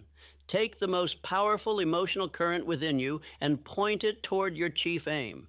Let it move your body to action. Let it energize your voice.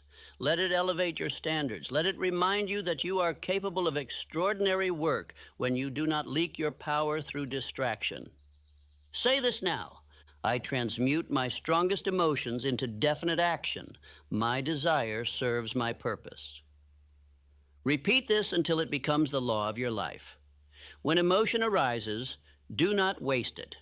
Use it. When you feel intensity, do not indulge it. Direct it. The man who masters this law becomes magnetic, creative, powerful, and enduring. Your voice will carry more authority. Your presence will draw attention. Your words will command belief. This is not manipulation. It is alignment. The man who walks in this transmuted power is not chasing riches. Riches chase him. Let us now join these two forces. The mastermind provides you with expanded thought, multiplied faith, and constant accountability. Sex transmutation provides you with explosive energy, emotional power, and creative clarity. Together, they make you a force no opposition can stop. So, build your circle. Choose your allies wisely. Meet regularly. Share your goals. Speak your faith aloud. Build one another. Eliminate weakness. Eliminate excuses.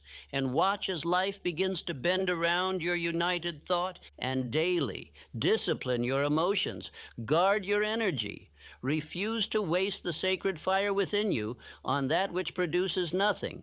Convert it into labor, into speech, into writing, into production, into wealth. This is how you rise beyond ordinary men. This is how you build beyond your own strength. This is how you become a magnet for money, influence, and power, not because you begged for it, but because you became the man who attracts it. Say it again. I transmute my strongest emotions into definite action. My desire serves my purpose. Now rise and walk with the fire of two great laws, the power of aligned minds and the fire of elevated desire. The world cannot stop a man who has both. Whatever you plant in the subconscious mind, whether it be wealth or worry, purpose or fear, definiteness or doubt, will grow. The subconscious does not judge. It does not resist. It accepts. And once it accepts a thought, it begins to shape your world in the image of that thought. That is why you must master it, or be mastered by it. Understand, the subconscious is always working. It never sleeps. It never ceases. It is the silent engine that directs your beliefs, your instincts, your habits, and your results. And if you do not direct it by conscious decision, it will be directed by environment, suggestion, and emotional impulse, most of which are destructive.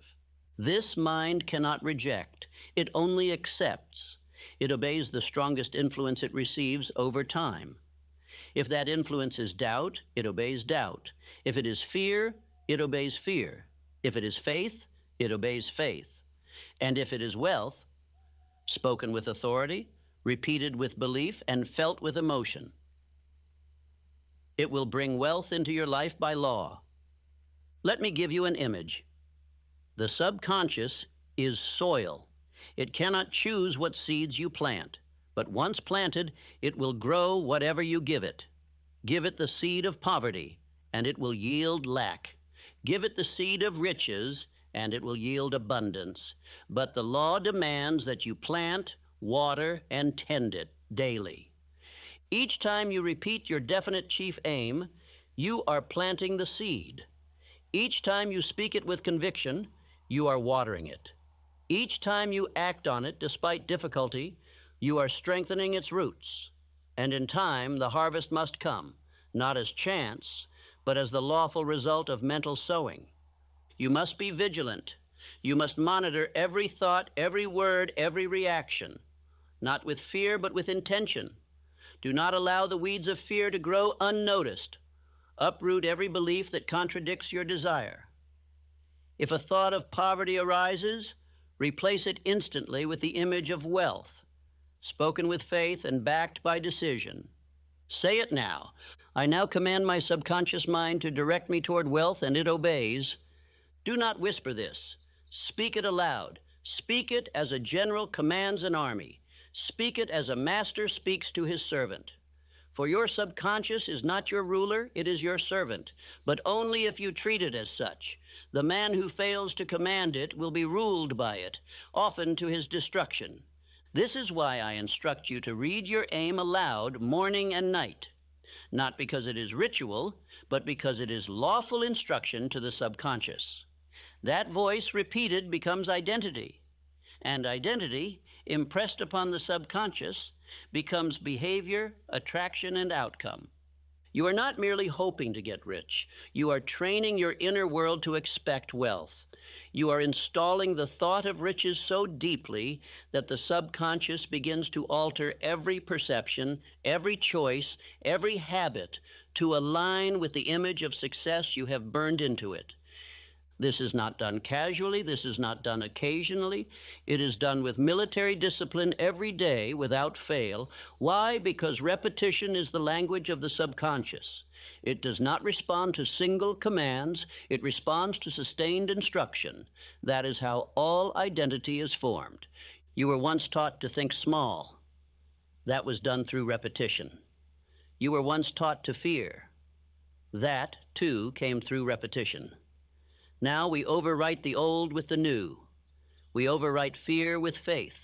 We overwrite poverty with power. And we do so through the most powerful law in existence, autosuggestion. Repeat this affirmation now with full authority. I am a man of purpose. I think riches, speak riches, expect riches, and act in alignment with wealth. My subconscious mind is now saturated with belief, and it obeys my every command. Say it again. Not once, not twice. Say it until you believe it. Say it until no opposing voice remains in your mind.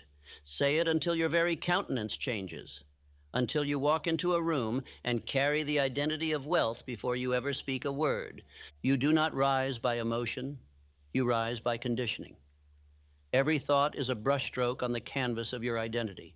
Every sentence you speak is another groove cut into your inner pattern. And if those strokes are definite, consistent, and empowered by belief, you will become what you speak. Let us be clear. Your outer world is nothing but a mirror. It reflects the inner structure of your mind. The poor man is poor in thinking long before he is poor in circumstance. And the rich man is rich in thought before ever touching gold. The subconscious mind makes no distinction. It obeys either man with equal devotion.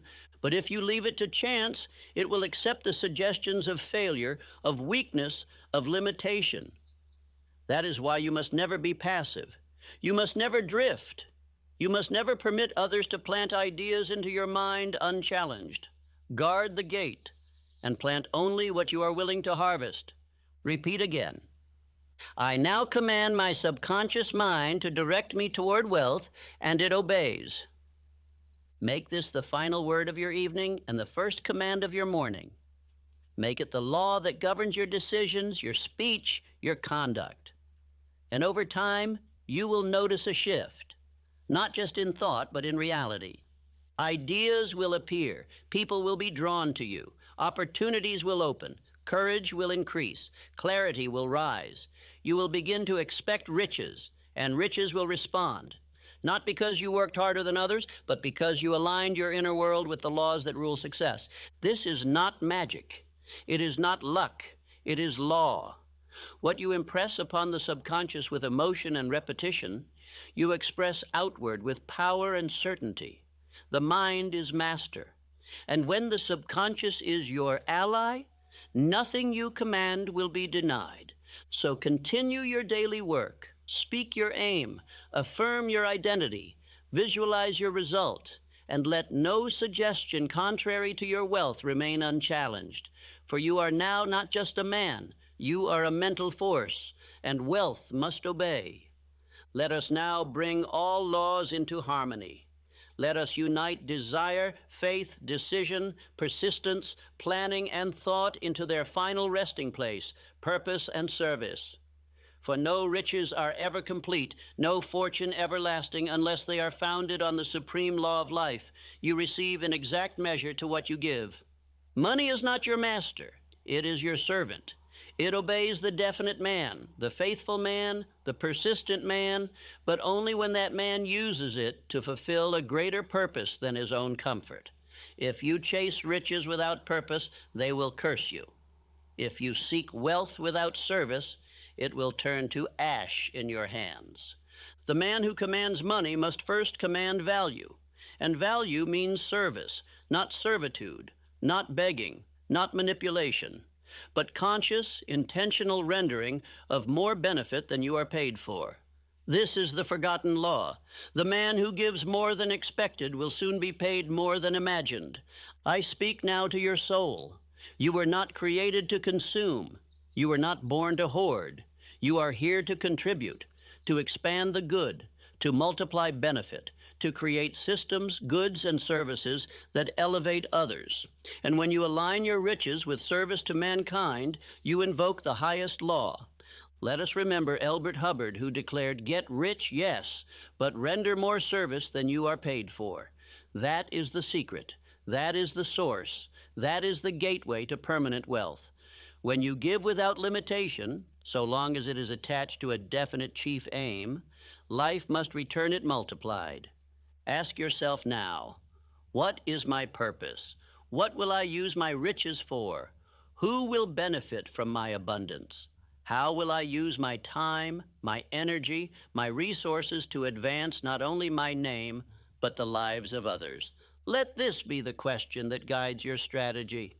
Let this be the fire behind your action. You are not here to escape bills. You are here to build bridges. You are not here to impress men. You are here to inspire generations. You are not here to accumulate. You are here to multiply value through inspired effort. This is the final transformation. The poor man thinks of himself. The rich man of purpose thinks of the world. He does not calculate only what he earns, but what he contributes. He does not fear what he spends, but what he wastes by not using his wealth for good. Here is your final test. Can you say aloud with conviction, I demand unlimited wealth because I have unlimited value to give? Say it now.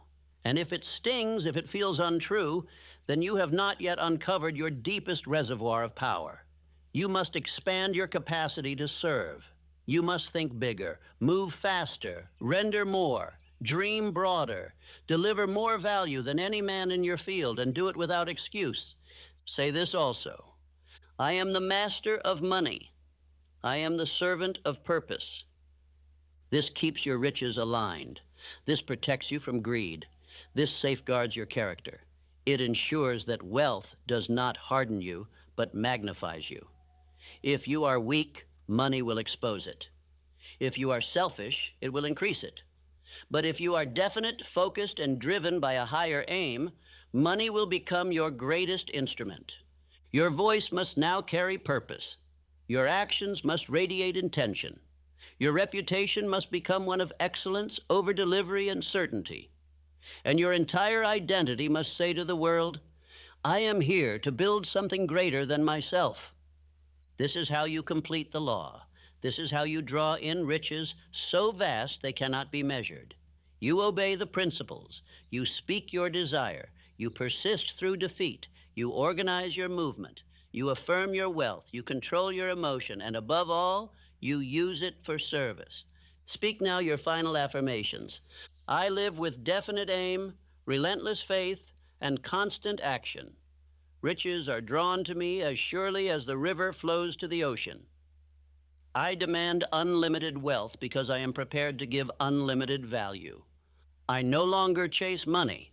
I attract it because I have become the man who commands it through purpose, discipline, and obedience to law.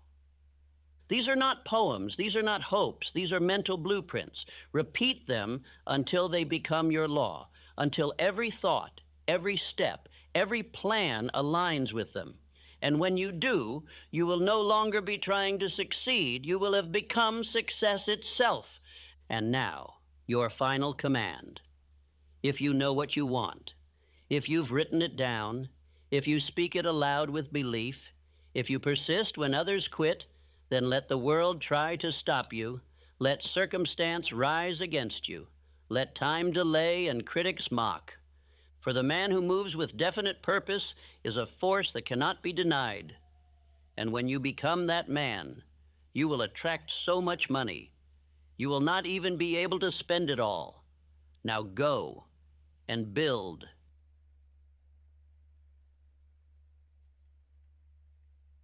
Stop everything you are doing and listen with the intensity of a man who has decided to never struggle again, because this is not a speech. This is a summons. This is your awakening. The moment when you stop blaming the world, stop waiting for permission, and finally realize the clock will not wait for you. You feel it, don't you? That quiet panic in your chest, that ache of knowing too much time has passed and too little has changed. You look at the clock and you lie to yourself. I'll begin tomorrow.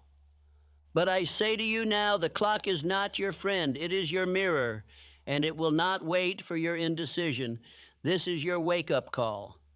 Not from the world, but from the deepest part of your spirit that is tired of watching you hesitate. You were not made to drift. You were not born to repeat the same year 10 times and call it life. You were made to move. Now, every second you delay, your potential decays. Every hour you hesitate, your family, your wealth, your destiny remains bound. And the truth is brutal. No one is coming. No mentor, no miracle, no moment of perfect readiness, only you. You say you don't have time? Then stop giving it to things that do not build you. You say you're tired? then stop wasting energy on distractions and excuses. This message will not repeat itself. If you shut this out now, your life may never change.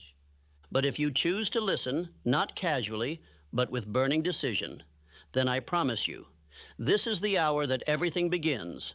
The world will not wait for you. But if you act now, it will obey you.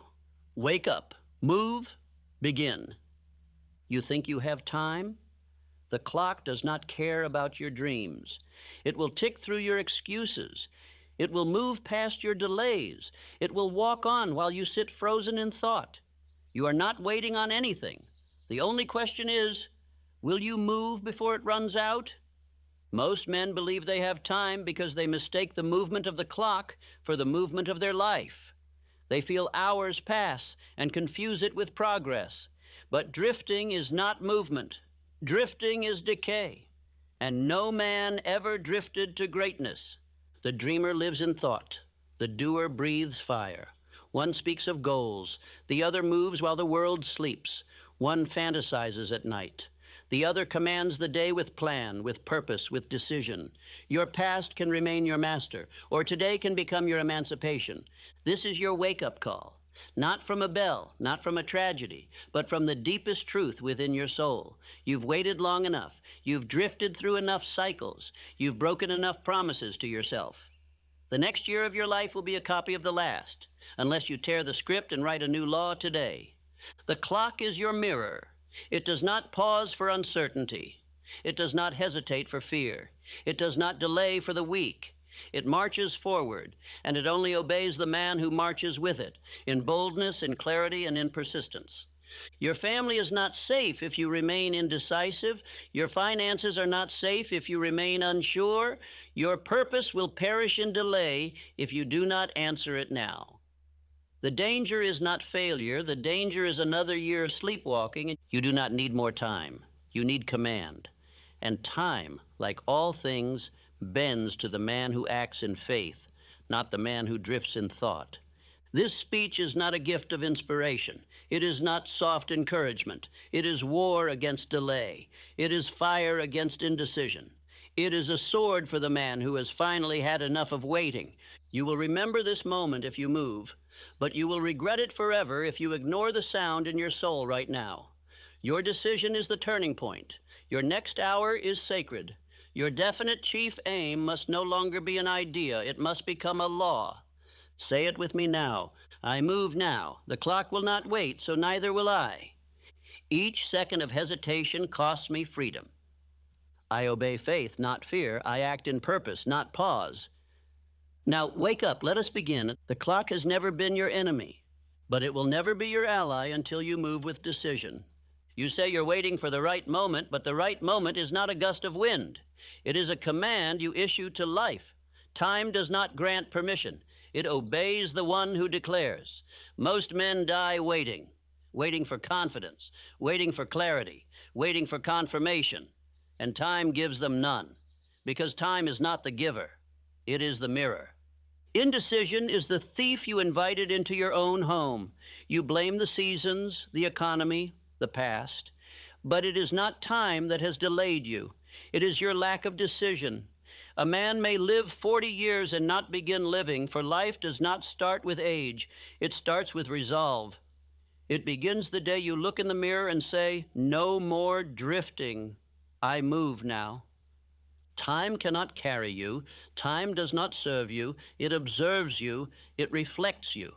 It exposes whether your days are governed by fear or by faith. And I tell you this with the deepest conviction, time does not belong to the lazy.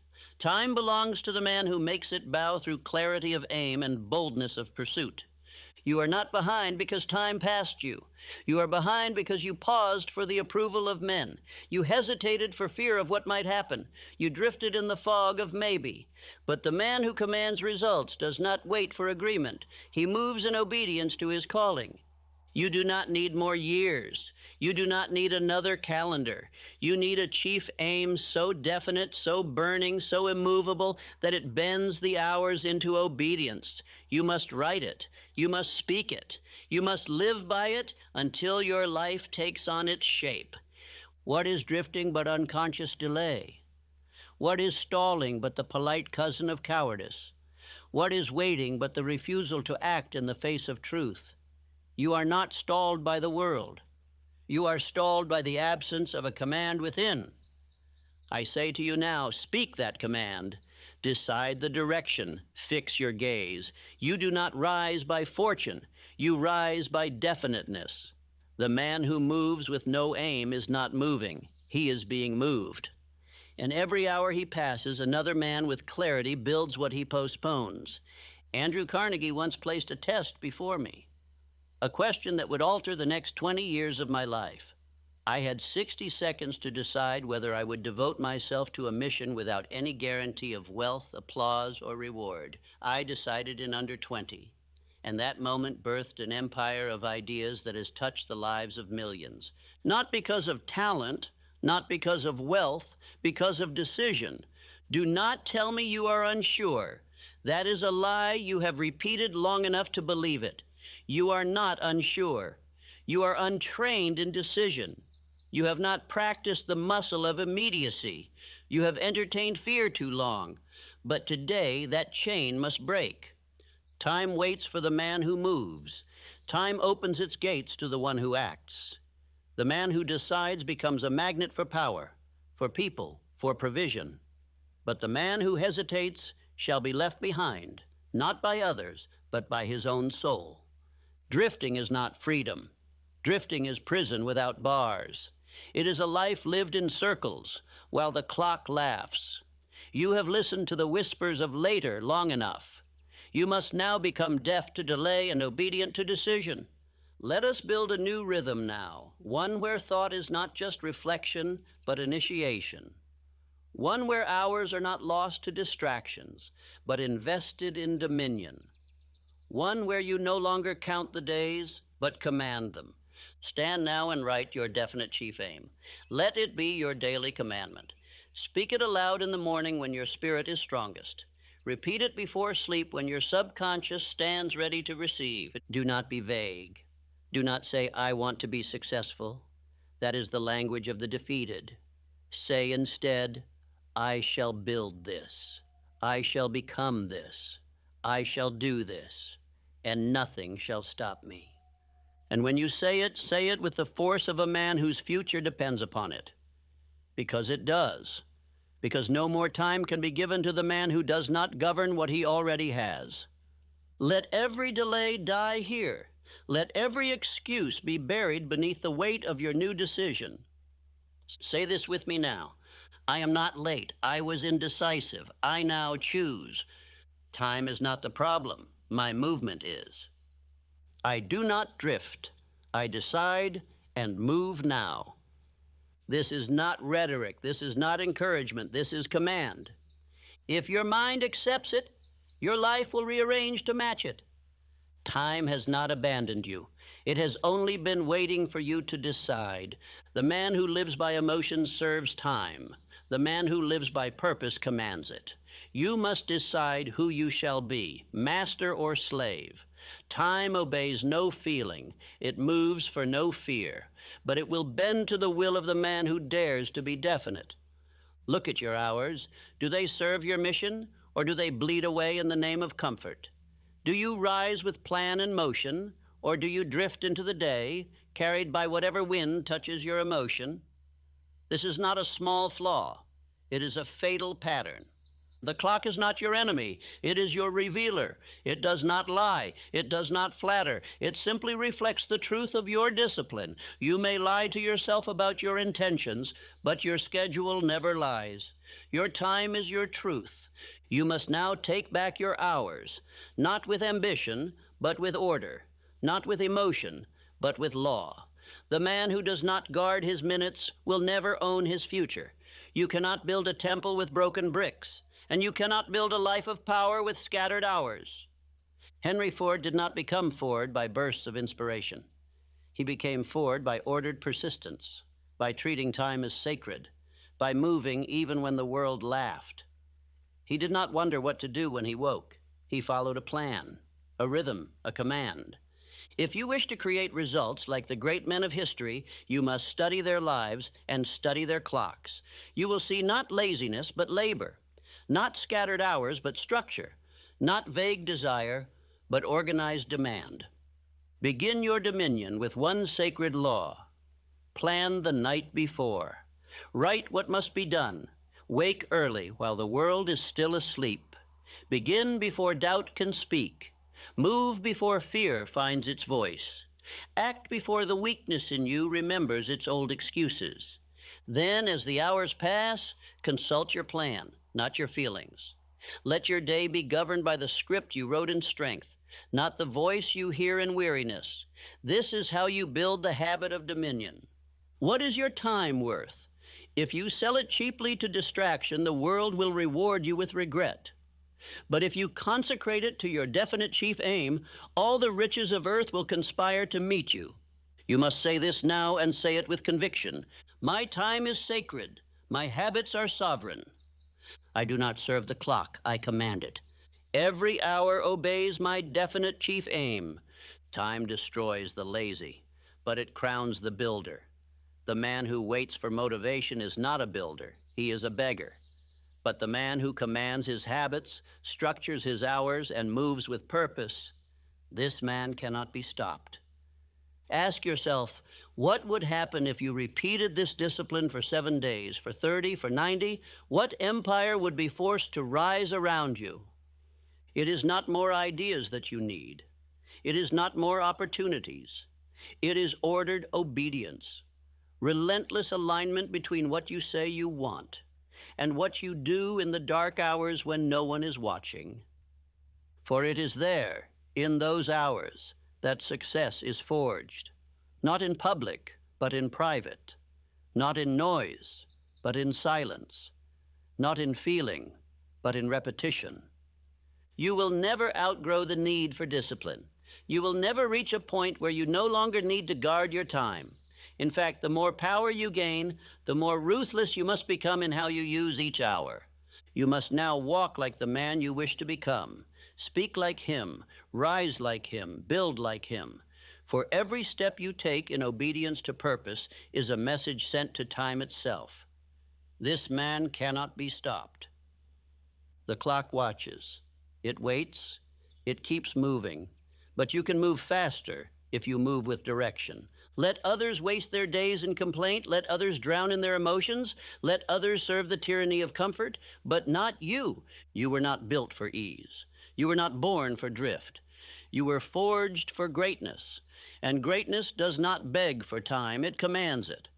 Say this again and let it shape your hours. My time is sacred. My habits are sovereign. I do not serve the clock. I command it. Every hour obeys my definite chief aim. Now rise, plan, move. The clock is watching, but so is your destiny. You do not need to fall to be destroyed. You need only to drift. Drift is the quiet killer, the slow leak of the soul's fire. It takes no explosion to ruin a life, just indecision, just delay, just one more morning where you do not rise with purpose, just one more hour where you move with no direction. Men believe that evil wears horns and comes with fury, but no, evil comes wearing comfort, distraction, endless options. The devil does not need your sin. He only needs your drift, your silence, your softness. And once you let go of definiteness, you are his. A man without a plan is a slave to drift. He may appear free, but he is bound by everything around him, the opinions of others, the urges of his body, the weakness of his habits, and worse, he thinks he has time when in truth, time has him. The dreamer says, I will act when it feels right. But the doer knows that feelings are liars. That comfort is the enemy. That movement must be made while the fire is faint, or it will never burn again.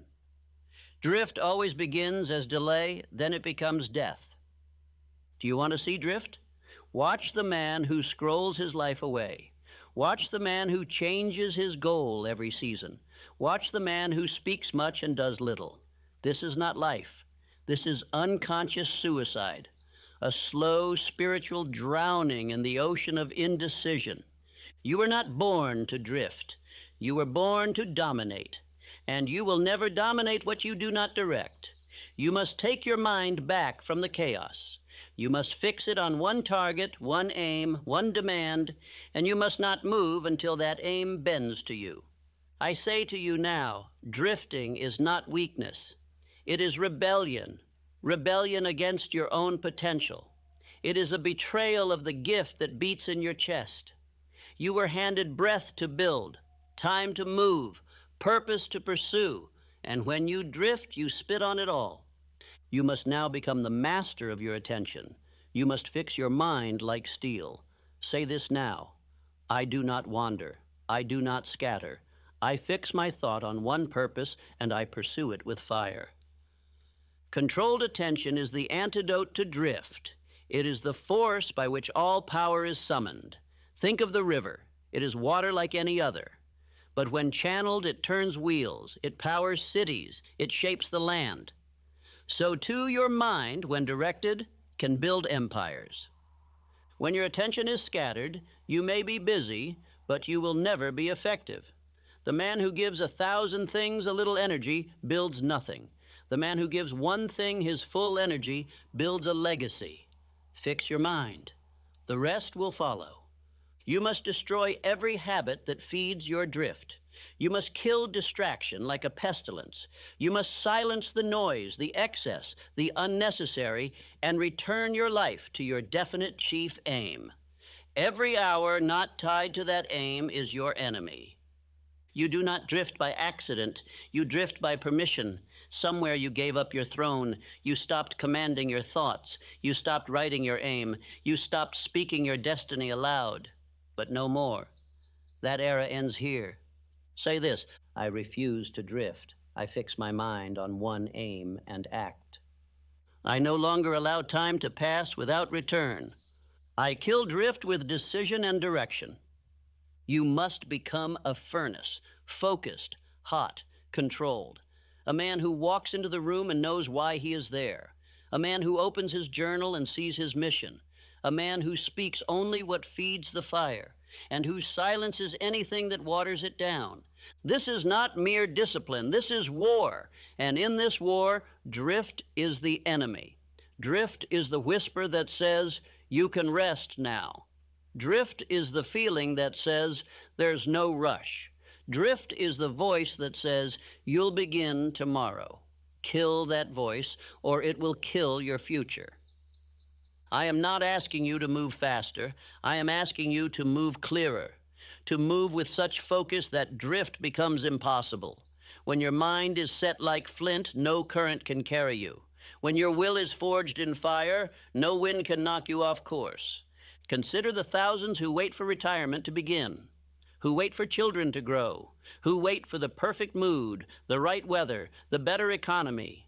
They wait their entire lives and then die with the pain of unbegun purpose. This is the graveyard of the drifter. But you will not join them. You will rise. You will command your thought, your time, your attention. You will write your aim. You will speak your aim. You will become your aim. And so I ask you now, where is your attention? Where does it go when you rise? Where does it return when you sit in silence? If it drifts, anchor it. If it scatters, bind it. If it forgets, remind it. For your mind is the captain or it is the prisoner. One fixed aim is worth more than 1,000 ideas. One definite direction is more powerful than a library of options. Be narrow, be clear, be ruthless with your focus. This is how you kill drift. This is how you build empires. Repeat this until it echoes in your bones. I refuse to drift. I fix my mind on one aim and act. I no longer allow time to pass without return. I kill drift with decision and direction. Let this part of your life be named the end of drift. Let your actions now make drift ashamed it ever visited you. Let your days now speak the name of purpose with such power that nothing casual can survive around you. You are not weak. You are not broken. You are not trying your best. You are either definite or you are not. Decide, commit, execute. Drift dies when decision becomes a daily law. There is a law that moves faster than time itself. It is not found on calendars.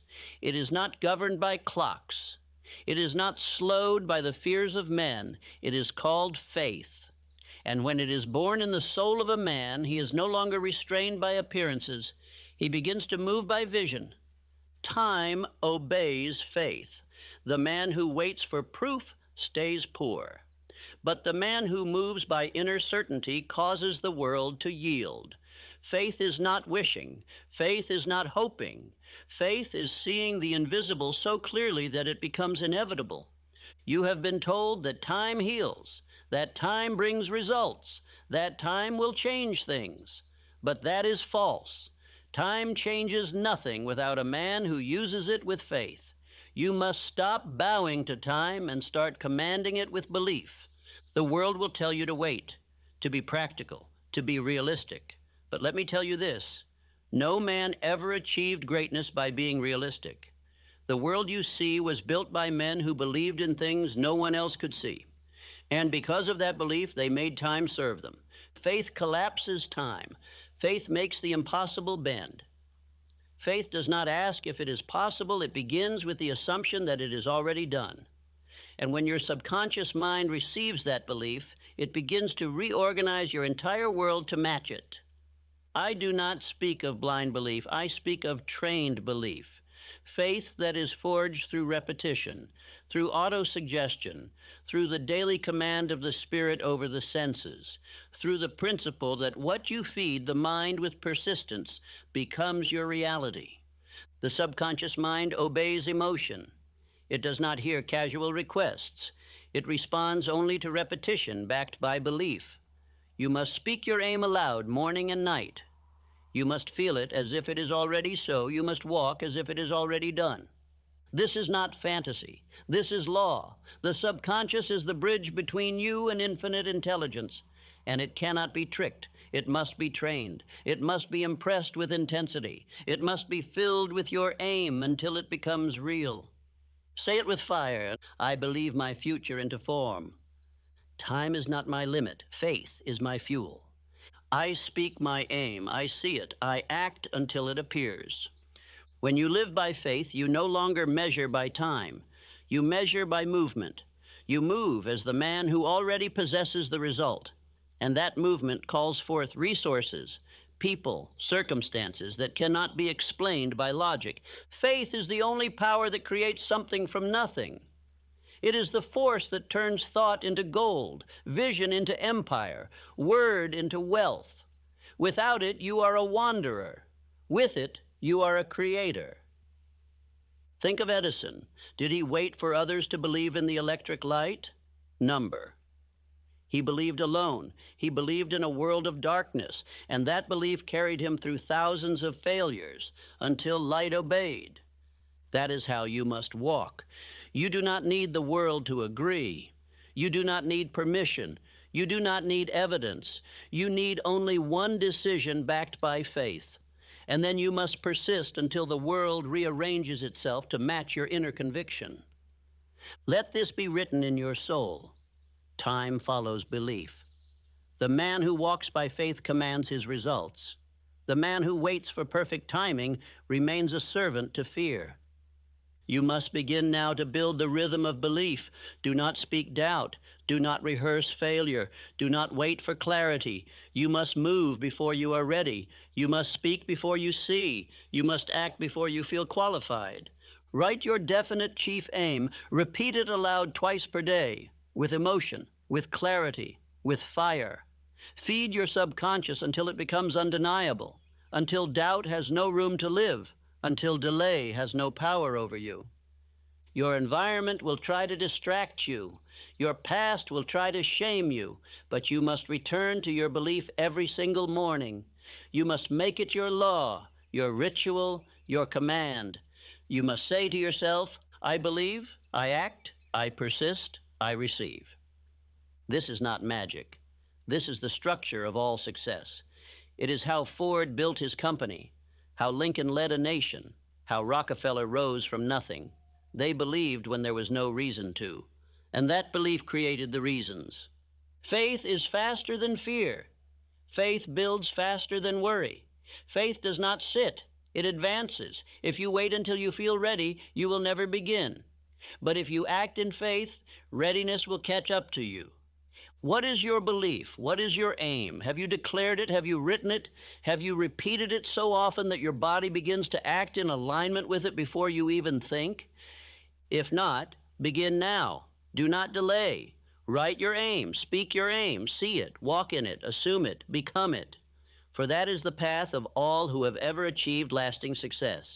You do not attract what you want. You attract what you believe. Your life is a reflection of your dominant thought.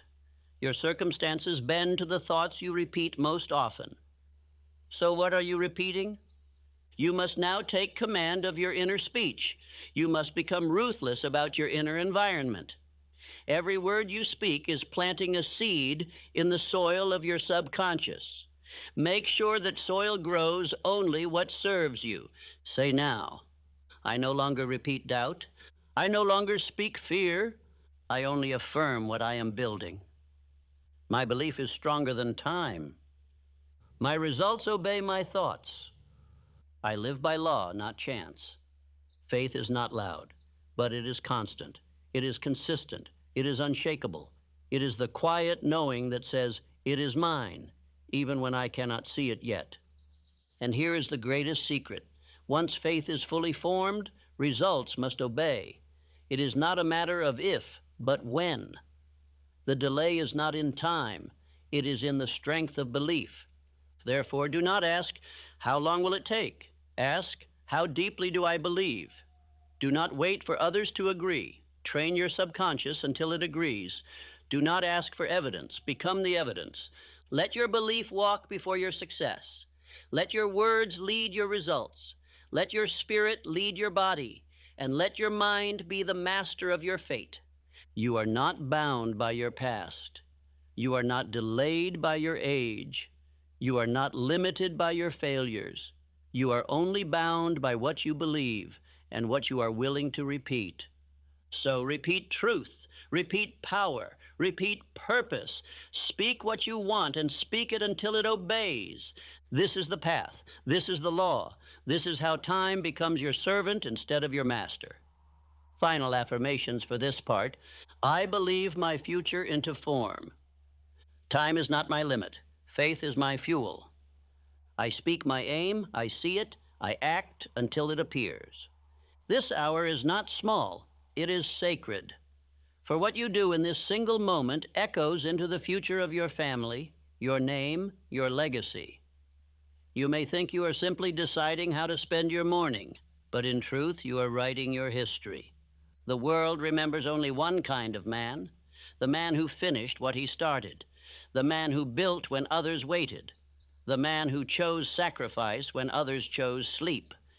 And you must now decide, will you be that man?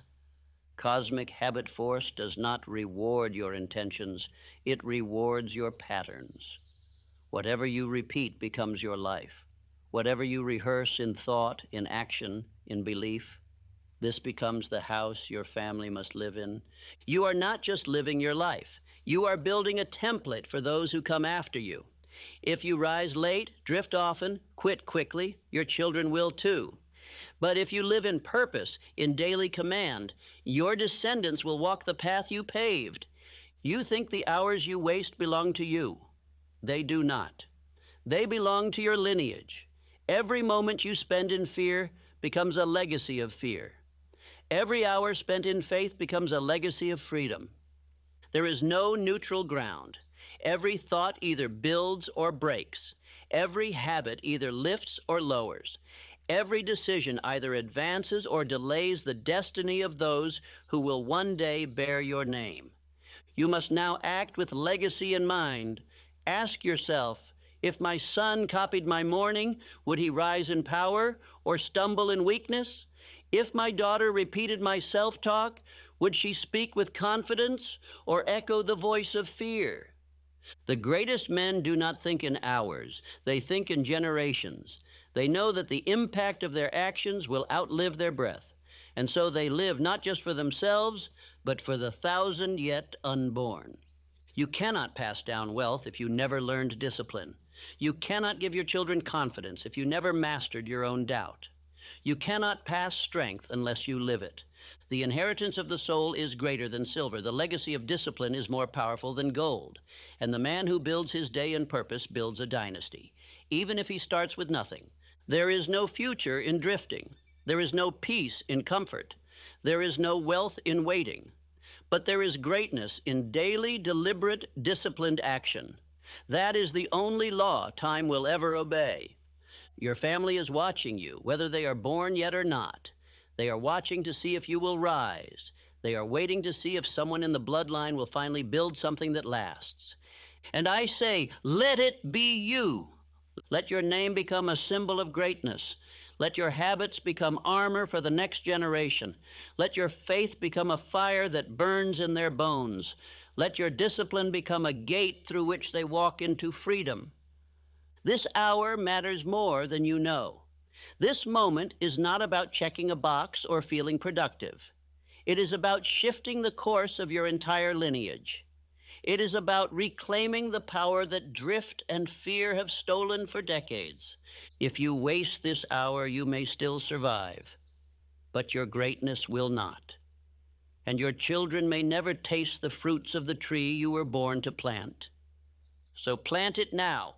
Plant it in silence. Plant it in repetition. Plant it in action. Let this be the hour where everything turns. Let this be the hour you began to live as if your bloodline depended on it. For it does. Say this aloud and imprint it on your mind. My habits build the house my family will live in. I act today not for comfort, but for inheritance. What I do this hour becomes my children's future. Do not let comfort steal your legacy. Do not let fear silence your discipline. Do not let distraction take the place of your definite chief aim. Rise earlier than your excuses. Move before the world wakes. Build in silence what your family will one day thank you for. Your environment may not understand. Your friends may not notice. But your descendants will live inside your decision. And remember, repetition is the key. You do not need to be perfect. You must only be persistent. Repeat your aim. Repeat your belief. Repeat your action. That is the only rhythm that creates unshakable legacy.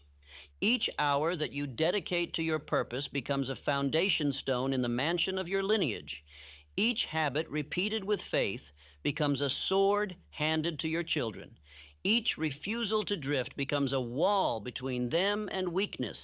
Let them say, he rose for us. Let them say, he broke the chain. Let them say, because of him, we walk free. The law is clear. Cosmic habit force will multiply whatever you plant. It does not judge. It does not delay. It does not lie. It simply gives you more of what you do most. So do not waste this hour. Turn it into a weapon. Let this moment become a monument, not because it was easy, but because you made it count. Say this again and again. My habits build the house my family will live in. I act today not for comfort, but for inheritance. What I do this hour becomes my children's future. You do not need permission to begin. You do not need applause to persist. You do not need the world to understand. You need only the courage to act, the discipline to repeat, and the fire to finish. Let this be the hour. Let this be the man. Let this be the moment that rewrites the future. The clock is watching. Your name is waiting. And your legacy is listening. Will you rise? Life does not wait for the man who hesitates.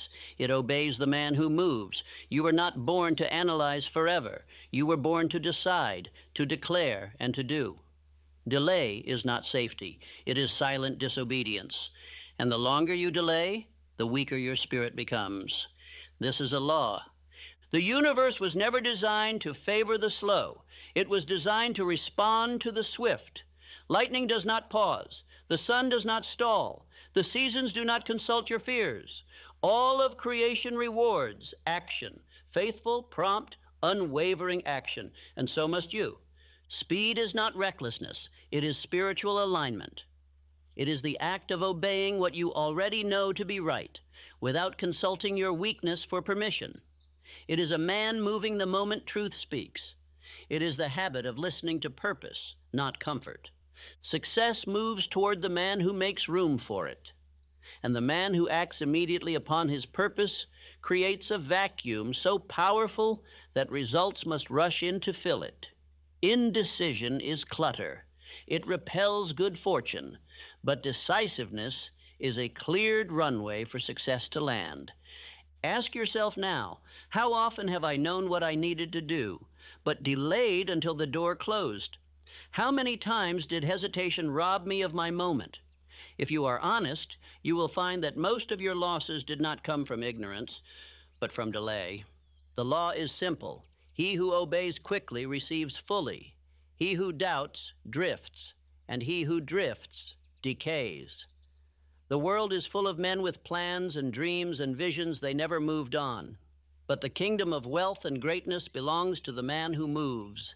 A definite decision made today carries more power than a perfect plan that takes a year. Why? Because infinite intelligence flows through action, not over-analysis. Thought without execution is a betrayal of your own potential. Action activates providence. This is not theory, it is law. The man who chooses a definite chief aim and moves upon it without delay, without question, without negotiation, is met by invisible forces. Opportunities arise, doors open. The world rearranges itself to obey the decision maker. You do not need more research. You need resolve.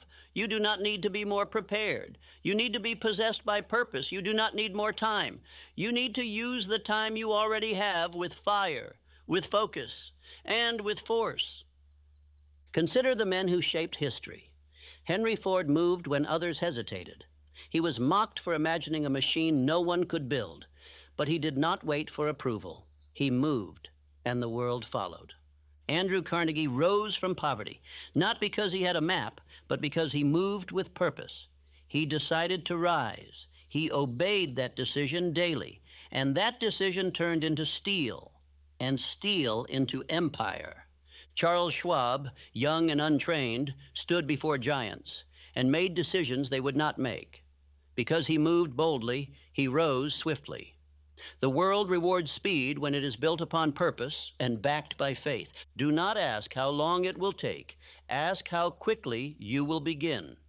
The man who begins fast finishes strong. The man who waits until the wind is perfect never sails. And the man who must feel ready before he moves will die with his work unfinished. There is no miracle in delay. There is only erosion, but there is magic in momentum. The first step you take becomes the bridge to the second. And once you are in motion, doubt loses its grip. The key is speed, not of the body, but of the spirit. You must move while the fire is hot. Obey the inner signal when it strikes. The voice that says begin now is not to be argued with. It is to be obeyed. And when you obey quickly, you align with the law of acceleration. Repeat this truth. I do not delay truth. I obey it instantly. Speed is power. Purpose is fuel. I move in fire. My results multiply when my decisions are swift. Let these become the rhythm of your days, the standard of your thinking, the law of your movement. And hear me, the man who moves swiftly in purpose is not reckless. He is reverent. For nothing honors your potential more than immediate obedience to purpose. Every time you delay, you insult the power placed within you, but every time you move, you magnify it.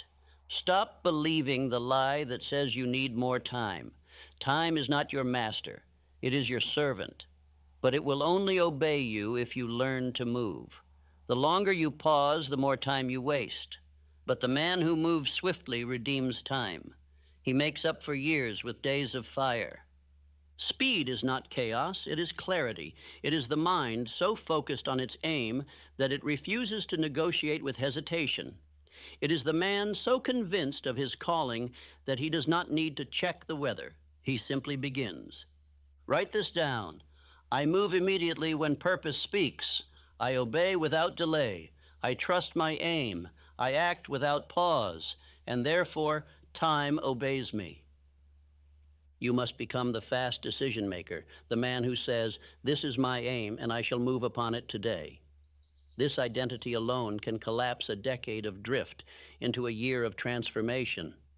Your breakthrough is not waiting in the distance. It is waiting in the speed of your decision.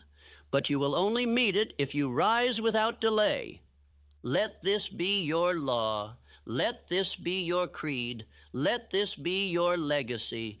Say it again. I do not delay truth. I obey it instantly. Speed is power. Purpose is fuel. I move in fire. My results multiply when my decisions are swift. You now understand the law of speed is a spiritual law. It is not about rushing. It is about obedience. The man who waits for perfection is already defeated, but the man who acts now builds perfection through persistence. Move now. For every second you hesitate, your future moves farther away. But every second you obey, your destiny comes closer. You are not meant to feel ready. You are meant to begin. If you wait until readiness arrives, you will be dead before you have lived. Readiness is not the cause of greatness. It is the reward for moving before fear gives you permission. The man who waits to feel strong will never lift what builds strength. The man who waits to feel wise will never speak the words that reveal wisdom. The man who waits to feel certain will die in a cage built by hesitation. You are not waiting on courage. You are postponing obedience. Understand this. Movement creates the man. You are not the man who becomes before you act. You are the man who acts and becomes through the fire of action. Begin in trembling if you must. Begin with no applause, no understanding, no guarantees, but begin. I speak now to the man standing at the edge of his definite chief aim, staring down into a canyon of uncertainty. You say, "I'm not ready." And I say, "The moment you begin, you will be." You say, "I need to know more." I say, "Knowledge grows with obedience." You say, "What if I fail?" And I say, "What if you don't begin?" All great men began before the path was lit. Barnes climbed aboard a freight train with nothing but desire and declared, "I will work with Edison." He had no money, no plan, no title, but he had fire, and that fire made him indispensable. The fire that moves mountains does not begin as a blaze. It begins as a spark, a decision. That decision becomes movement. That movement becomes momentum. That momentum becomes mastery. But the first step must come before the mind believes it is ready. Do not insult your destiny by asking for certainty. Certainty is not a condition. It is a consequence. You must act your way into confidence. No man is born with belief. He builds it by keeping his word to himself day after day, even when it costs him. You were not made for safety. You were made for obedience to purpose. And purpose does not reward hesitation. It rewards the man who shows up in fear, in doubt, in imperfection, but shows up anyway. Begin while the voices in your mind whisper, "You're not qualified." Because those voices are not prophecy. They are remnants of past drift. They are ghosts. They have no law over you unless you obey them. Every great builder began without full permission from the world. Rockefeller started small, with steady vision. Carnegie began as a messenger boy. Edison had no one's approval but his own. None of them were ready, but all of them began. You must now say, "I do not seek readiness. I command myself to act." This is the voice of a man who leads himself. And when a man begins with obedience, life begins to organize around him. Say this aloud. I begin where I stand. I do not wait. I obey the call. My courage grows through motion. I act first, and readiness follows. Let these words become your law. Let them govern your mornings. Let them be the answer when fear calls and says, "You are not prepared." Your answer is, "Neither was anyone great, but they began." The man who moves before he is ready is the man who moves ahead. He does not compete with the confident. He surpasses them with commitment. He does not debate his inadequacies. He drowns them in obedience. And make this clear. There is no smaller hell than a man who knew what he was called to do, but waited. His soul corrodes. His fire dies. His body lives, but his power does not. You must never become that man. Begin while your hands shake. Begin while your vision blurs. Begin while your voice trembles, because the moment you do, you prove to your subconscious that you are the authority now. And the subconscious begins to obey the new master, action. Do not consult emotion before action. Emotion will always whisper the lie of safety. Action is the teacher. Movement is the sermon. Begin and let your results instruct the world. Begin and let your sweat speak louder than your fears. Let me now speak plainly. If you do not begin today, you will begin again tomorrow in greater pain, with less belief, and with more regret. Each delay is not neutral. It is a tax on your spirit, and that tax compounds. Begin now and free yourself. Write this in your journal. I am a man of decision. I begin without permission. I do not ask the world to approve. I move as if it already has. Readiness is earned through movement, not before it. Let these truths replace the lies that have kept you still. Let them cut through the fog of hesitation. Let them break the rhythm of delay. The man you admire began before you. The man you must become begins now. Your chief aim does not require perfection. It requires possession.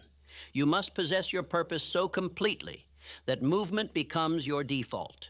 Do not wait for the wind to blow in your favor. Become the wind. Begin, and the storm obeys you.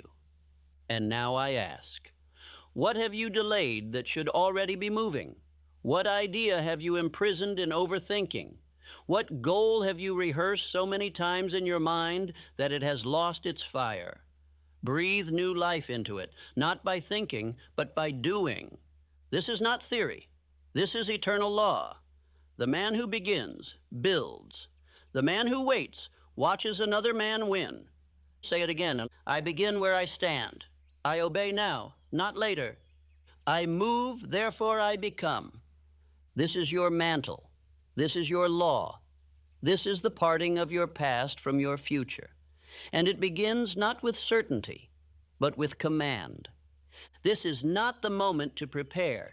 This is the moment to act. The time is not tomorrow, nor someday, nor later when you feel worthy. The time is now. The hour has arrived where you must decide if you will command your future or serve someone else's for the rest of your life. Do not wait for more signs. You've already been given more than most men ever receive. You've been stirred, called, reminded. The only thing left is obedience.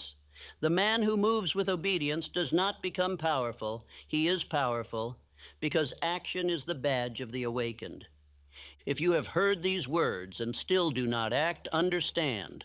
The next day, the next year, the next decade will echo the same emptiness you feel now. Life will not rescue you from indecision. Time will not pause for your internal struggle. It moves for no one, but it obeys the definite. This is the end of your waiting. This is the hour you write your name into the book of those who decided. From this moment, you are no longer a man of intention. You are a man of execution. Your rituals change. Your priorities shift. Your posture commands. Your words follow purpose. The great men of history were not men who had everything. They were men who used everything. They used the minutes others discarded. They used the strength they still had after they were tired. They used the power of daily repetition. And that is what made them remembered. You are now one of them, or you are not. There is no middle ground between greatness and drift. You are either the commander of your destiny or the victim of your delay. The man who rises daily to speak his chief aim aloud, to plan his movements, to act with precision, he rewrites his bloodline. You must now follow the system. Speak your definite chief aim aloud every morning and night. Write it in your own hand. Feel it burn.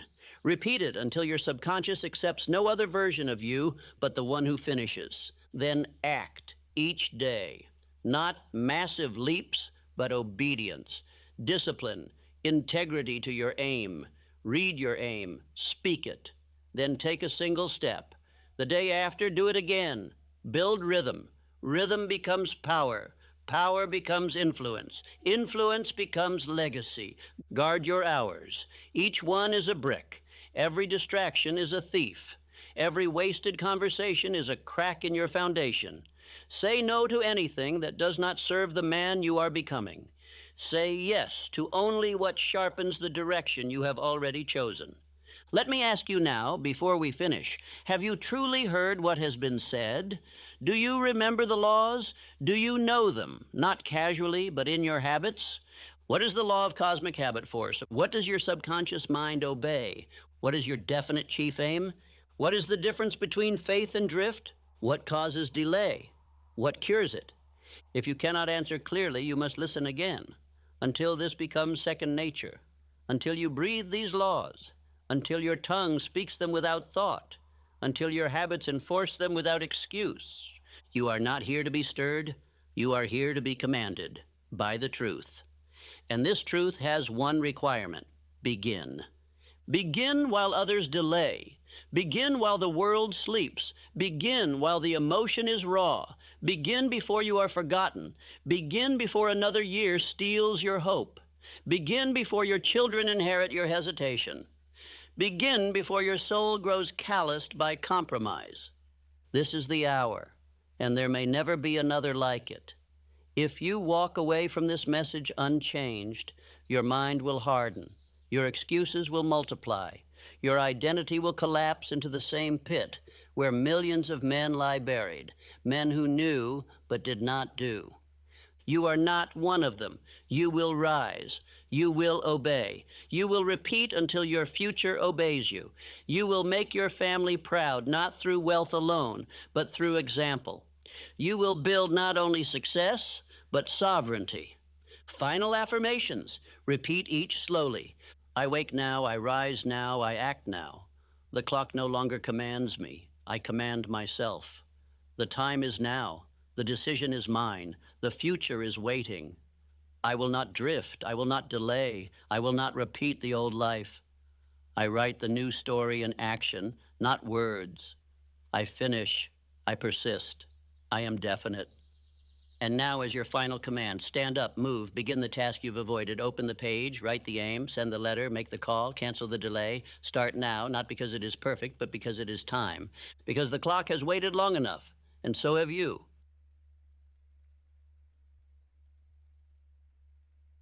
Let me speak plainly. This is not about your comfort. This is not about your dreams. This is about your bloodline, your children, their children, and every name that will come after yours. Right now, in this very hour, you are deciding if your last name will be a banner of honor or a symbol of regret. You are deciding if your lineage will feast in freedom or beg under the weight of your hesitation. Do you believe your excuses won't echo into your children's lives? Do you believe your laziness, your drifting, your fear of sacrifice ends with you?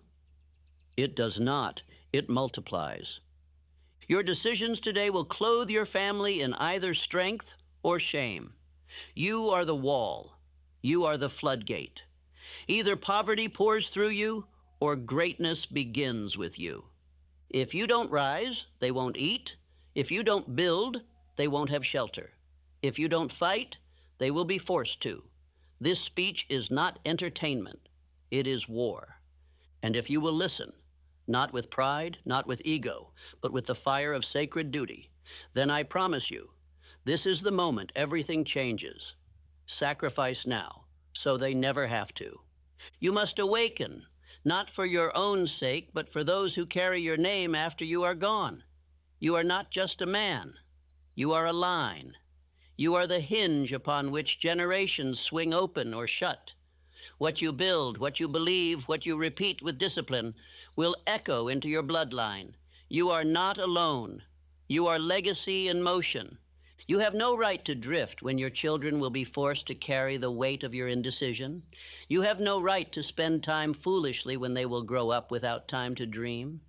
You are the protector, the architect, the builder of a name. If you choose weakness, you are teaching it. If you choose power, you are multiplying it. Everything you do is inheritance. The world teaches you that inheritance is land and coins and letters on paper, but the deeper truth is this: inheritance is identity. It is belief. It is emotional response. It is confidence or cowardice. It is whether your children will rise and say, I was built for this, or whether they will tremble under the shadow of your indecision. If you are not intentional, you are planting indecision. If you are not decisive, you are teaching doubt. If you are not definite, you are modeling drift. And drift is a disease that does not end in one generation. It spreads, it multiplies, and the only way to stop it is through radical purpose. The purpose you begin today. Your children are not waiting for your words. They are absorbing your patterns. Your silence is a lesson. Your habits are instruction. Your rituals are blueprints for their future. They will inherit your structure. Whether it was built for kings or built for slaves is entirely up to you. I've seen this firsthand. A father who never set a chief aim, who never disciplined his time, his tone, or his mind. He left behind no enemies, but no weapons either. His sons did not inherit poverty. They inherited indecision, and that poverty ran deeper than coin. It touched their marriages, their focus, their very manhood. You say you love your family, then do not tell me, show me. Love is not a feeling. It is the structure you leave behind. It is the internal fortress you construct through daily action and moral fire. To love your family is to become a man of spiritual governance. I teach the principle of the cosmic habit force, the invisible law that builds your life by the habits you repeat. But this law does not die with you. It continues through your line. The rhythm of your household becomes the rhythm of their minds. If you rise early, speak truth, and act in purpose, they will remember. If you complain, delay, and drift, they will also remember. Understand, the law is not broken. It is obeyed or disobeyed. But it does not stop. You may choose the rhythm. But once chosen, it repeats, unless you interrupt it. If you were born into fear, you must birth faith. If you were raised in drift, you must raise vision. If your father lived without aim, you must live with one so clear, so fiery, so definite, that it erases the curse from the bloodline forward. What is your definite chief aim? Is it written? Is it repeated daily? Is it spoken aloud as if it were law?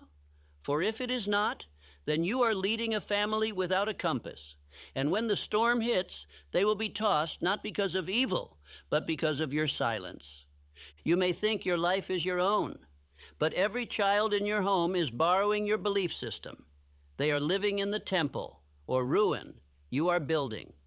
There is no neutral. There is only inheritance. There is only rhythm. There is only repetition. And it begins now. Let the words be etched into your soul. I am the guardian of my family's destiny. I will not betray them through weakness. I rise today so my children shall not fall tomorrow. I think in legacy. I build in purpose. I move in fire. You must live not for comfort, but for continuity. You must measure your actions not by their ease, but by their echo. The man who skips his discipline is robbing his future children. The man who resists sacrifice is handing his line over to slavery. Let every act become sacred. Let every repetition become structure. Let every sacrifice become a stone in the fortress you build for those who come next. And if you do this, if you rise today and tomorrow and the day after, your children will not rise in fear. They will rise in strength, not because the world changed, but because you did. Write this above your door, above your mirror, on your wall. If I do not rise with courage, my children will rise with chains. You are the hinge, the wall, the shield. Be the man your bloodline needed. Be the man history shall remember. Let us move forward, into the next law, into the next pillar, for the weight of legacy does not crush the faithful. It awakens the obedient. You must give up something. That is the law. You cannot rise while clinging to ease. You cannot serve your bloodline while serving your pleasures. Every man who built a legacy sacrificed more than sleep. He sacrificed comfort, entertainment, distraction, and he did it with joy. The poor man asks, how can I enjoy my day? The great man asks, how can I secure their future? One lives for the moment, the other lives for generations, and wealth, true wealth, only answers the latter. Sacrifice is not suffering. It is sacred trade. You give what is temporary. You gain what is eternal. You must learn this now. No man ever inherited power without first sacrificing pleasure. The man who cannot say no to himself will never command the respect of others. If you cannot govern your hand, your mouth, your thoughts, how can you expect to govern wealth, vision, or a family? Every fortune was built on hidden altars, not of stone, but of structure. Edison sacrificed time with friends to live in his laboratory. Carnegie gave up the easy wage to build a harder future. Ford gave up popularity to follow definiteness. Behind every mansion was a man who died to mediocrity. Sacrifice is not optional. It is law. And if you disobey the law, it enforces itself through failure, confusion, and regret. You are not avoiding sacrifice when you choose laziness. You are only transferring it to your wife, your children, your future. If you do not carry the burden now, they will later. You say you are tired. Your grandfather worked until his hands bled. You say you are overwhelmed. Your great-grandmother buried 2 children and still fed the rest. Your bloodline was not built for weakness. It was built to overcome. And that spirit is in you if you stop feeding the excuses. When you sleep in, you teach delay. When you break your word, you teach doubt. When you waste time, you teach neglect. These are not mistakes, they are seeds. And what you sow, they will harvest. Unless you choose to pay the price now, to lay down vanity and take up vision. Every evening you indulge in mindless entertainment is a contract with generational drift. Every dollar wasted on temporary satisfaction is an inheritance stolen. Your habits are not private.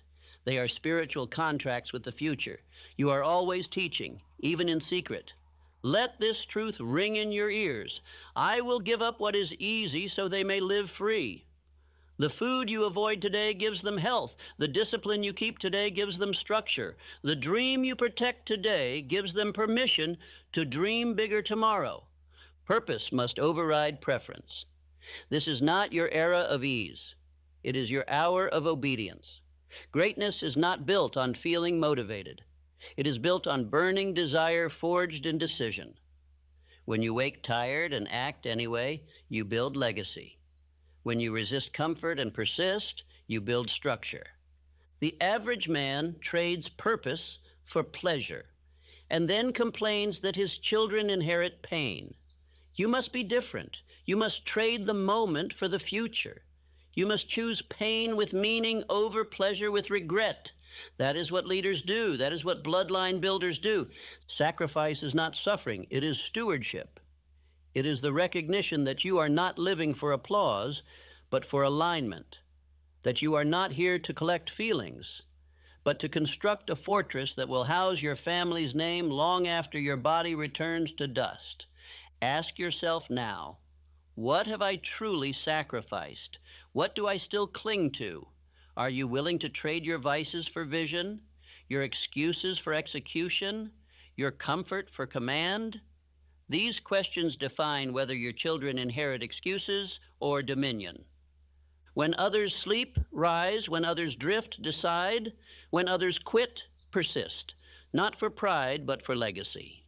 Let the cry of your bloodline ring in your ears. Do not let us fall. And let your answer be action. Let your answer be fire. Let your answer be discipline.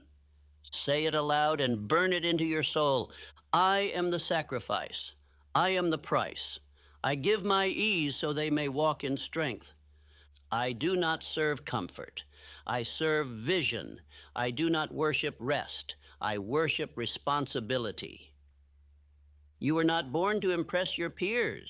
You were born to impact your descendants. And every act of discipline you keep, every temptation you reject, is a spiritual deposit into their future. Sacrifice is your savings account for legacy. Let your balance grow. Imagine your grandson saying, "Because of him, I know who I am." Or your daughter saying, "Because he worked, I can dream." That is worth every night of broken comfort. That is worth every hour of disciplined labor. That is what turns ordinary men into eternal founders. You must become the man who says, I will not eat until my children are fed. I will not rest until my vision is born. I will not entertain until my purpose is executed. You are the hinge. You are the line. If you break, the chain continues. If you burn, the chain ends. Sacrifice is the fire that purifies your line. Burn away the fear. Burn away the delay. Burn away the ego that says, this is unfair. It is not unfair. It is sacred. Do not confuse sacrifice with loss. You are not losing anything permanent. You are trading temporary pleasures for permanent freedom. You are exchanging fleshly ease for spiritual dominion. And one day, your descendants will rise and call your name with honor. Let the final word of this part ring in your ears like a command from heaven itself. Sacrifice now, or your family will sacrifice later. Choose. You are thinking too small and too fast. Your thoughts flicker like matches instead of burning like eternal torches.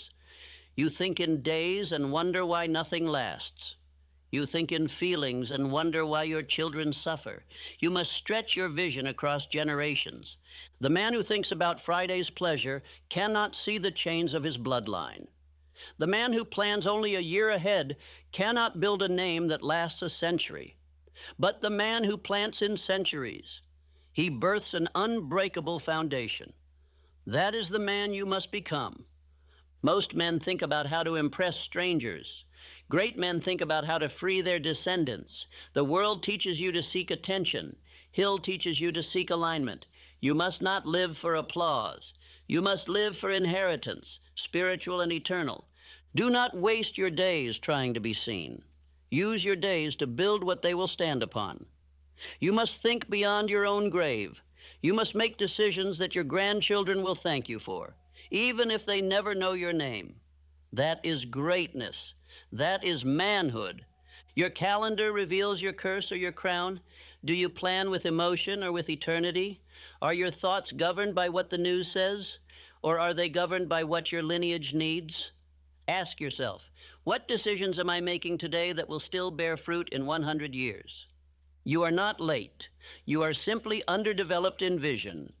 The man who feels behind is the man who judged his progress by the world's noise, not by his own eternal rhythm. Start again, but this time build as though your bloodline depends on it, because it does. Hill said, "The man who cannot think in terms longer than a day will never rise beyond a wage." And I add this, the man who does not think in terms longer than his lifetime will never break the curses that bound his ancestors. This is not about progress. This is about permanence. Great men do not think, what do I want today? They ask, what will my descendants need tomorrow? They plant not just trees, but forests. They write not just goals, but legacies. They live not for comfort, but for continuity. You must become that man. Let us speak plainly. If your thoughts never stretch beyond your paycheck, your descendants will never stretch beyond your shadow. If your plans end with your own life, your children will inherit nothing but repetition. If your mind is short-term, your impact will be short-lived. The world teaches urgency based on fear. I teach urgency based on purpose. The world says, move fast or be replaced. I say, think eternal or be forgotten. There is no freedom in speed. There is only freedom in direction, and your direction must be centuries, not seconds. Let us now redefine wealth. True wealth is not what you spend. It is what survives you. It is not what fills your home. It is what outlives your name. And to build that kind of wealth, you must think in decades and act in discipline. You must leave behind a blueprint of belief. Rockefeller taught his children stewardship. Ford taught structure. Carnegie taught service, not just by words, but by systems. Their thoughts were organized, their aims were definite, and their calendars were altars where legacy was structured hour by hour. When you think in centuries, you will no longer be seduced by trivial offenses. You will not argue with fools. You will not waste days scrolling through meaningless noise, because your eyes are set on something sacred. You are not building popularity. You are building permanence. Think about your current problems. Do they matter in 20 years? If not, they are distractions. Do your current decisions benefit your future grandchildren? If not, they are drift. Begin filtering your entire life through this question. Will this bless my bloodline? It is time to introduce the concept of generational wealth thinking. This is not about stocks and gold. This is about philosophies passed down like sacred heirlooms. Teach your children principles. Show them systems. Give them more than instructions. Give them identity. When you invest, ask, will this teach them discipline? When you speak, ask, will this echo in their character? When you suffer, ask, will this produce endurance they can inherit? You are not living for self. You are living as the cornerstone of an unseen future. Begin writing your legacy ledger. What truths will you embed in them through daily repetition? What values will govern them when you are gone?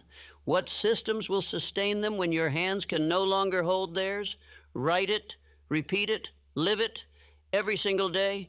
Do not just build businesses, build blueprints. Do not just build savings, build souls. Do not just pass down land, pass down law, the laws of focus, discipline, persistence, faith, and definiteness.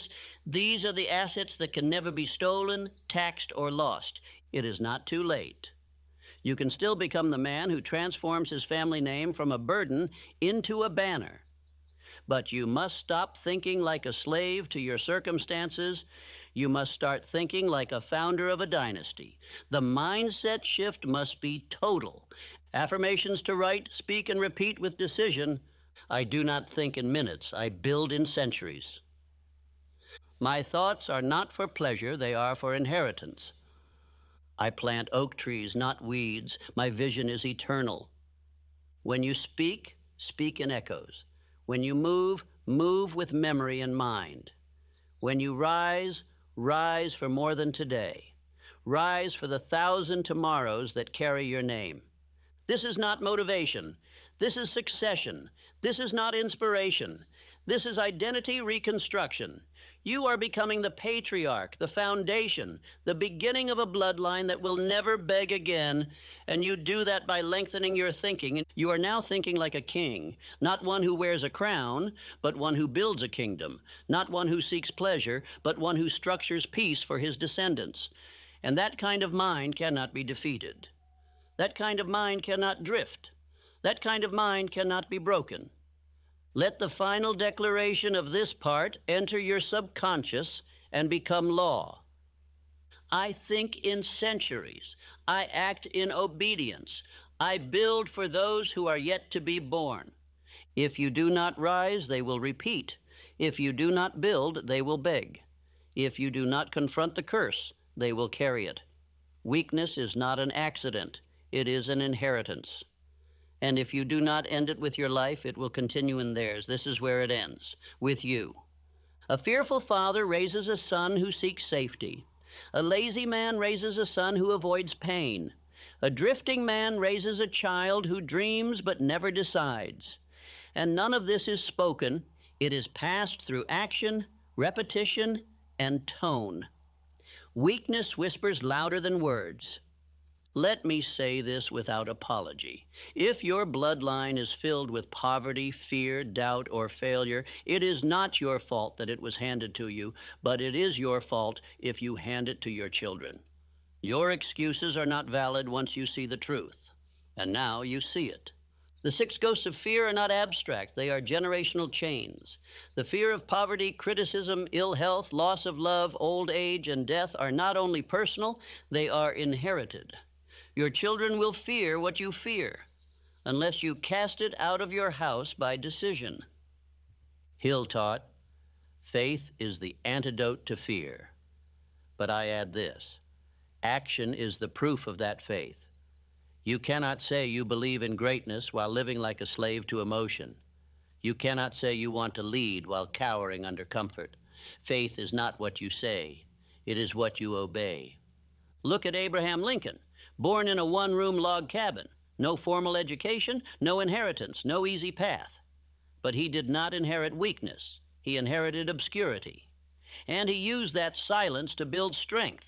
He became the father of a nation because he first fathered his mind.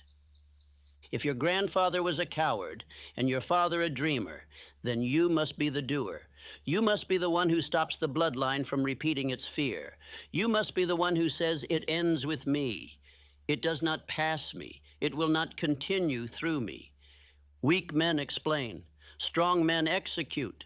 Weak men cry about their fathers. Strong men become the fathers they wish they had. Weak men wait for the world to notice. Strong men create something the world cannot ignore. You must now choose. Will you be weak or will you become? We must introduce the breaker identity. This is the mindset of the man who shatters generational curses by force of will. He does not inherit identity. He builds it. He does not drift. He defines. He does not repeat. He rewrites. You must now become the breaker. The breaker does not ask for sympathy. He accepts the burden of transformation. He lives with a code. I will endure what my children must never face. And this is not said with pride, but with sacred duty. He understands.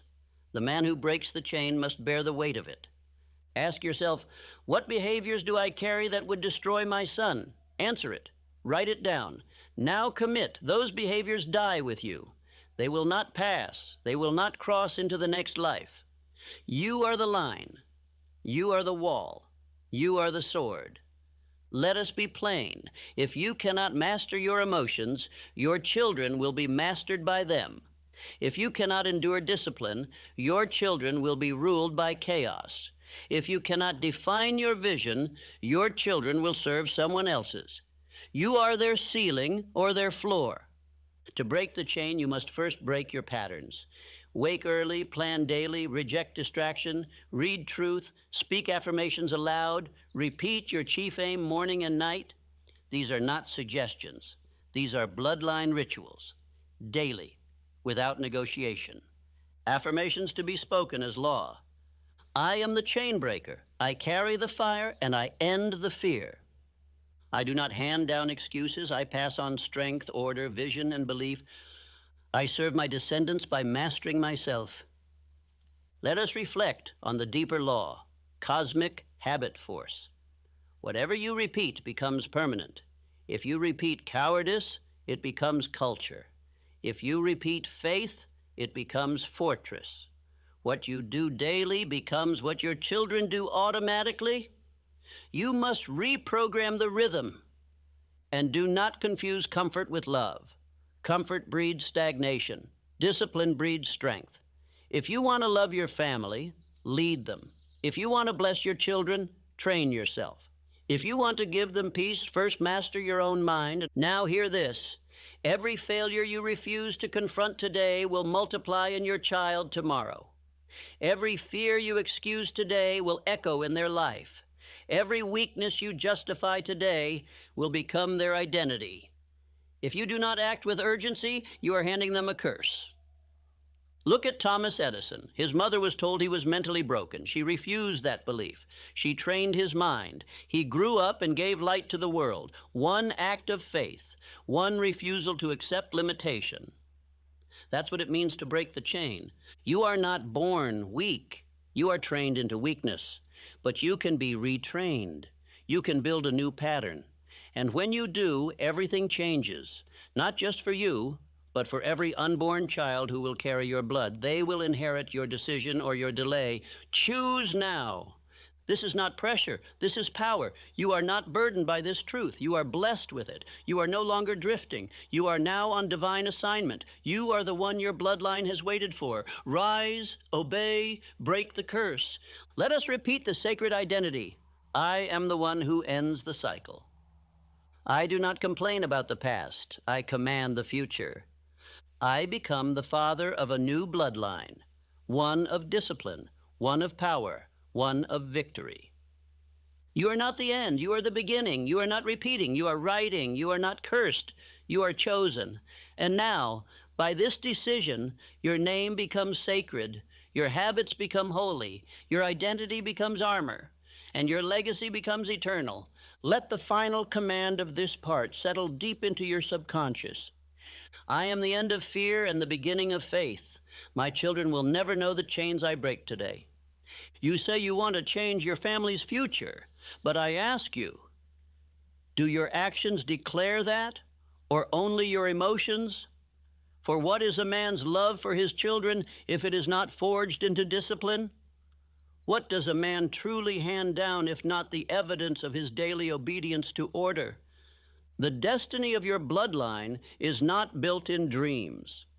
It is constructed in repetition, in the invisible rituals, in the thankless hours, in the early rising and the refusal to sleep before the duty is done. This is what builds a bloodline. Not luck, not inheritance, but discipline. The man who masters his day shapes his dynasty. The one who governs his calendar commands his name to rise. Your life is not random, it is rhythmic, and what you repeat becomes your family's religion. You cannot pass down discipline until you live as its servant. Let this be etched in your mind. Your calendar is your bloodline's will. Every hour you waste becomes a habit your children will inherit. Every goal you abandon becomes a limit they will never question. If you drift, they will drown. If you decide, they will dominate. You believe you love your family, then prove it. By the system you build, by the habits you master, by the focus you enforce. Do not hand down empty inspiration. Hand down a blueprint. Hand down a way of living so strong it outlives your body. Discipline is not restriction. It is multiplication.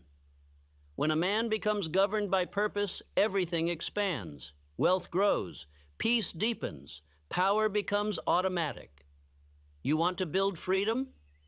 Then become its most loyal servant through absolute daily order. What are your rituals? Do you rise early? Do you read truth aloud? Do you repeat your definite chief aim twice daily? Do you review your progress? Do you correct your drift? If not, why should your children live any different than you? Routines are not boring, they are sacred. A man's ritual is his character made visible.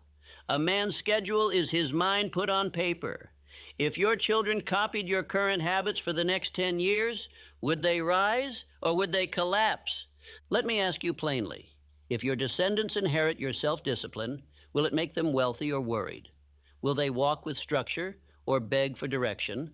Will they fear time or will they command it? Your habits are either an inheritance or a burden.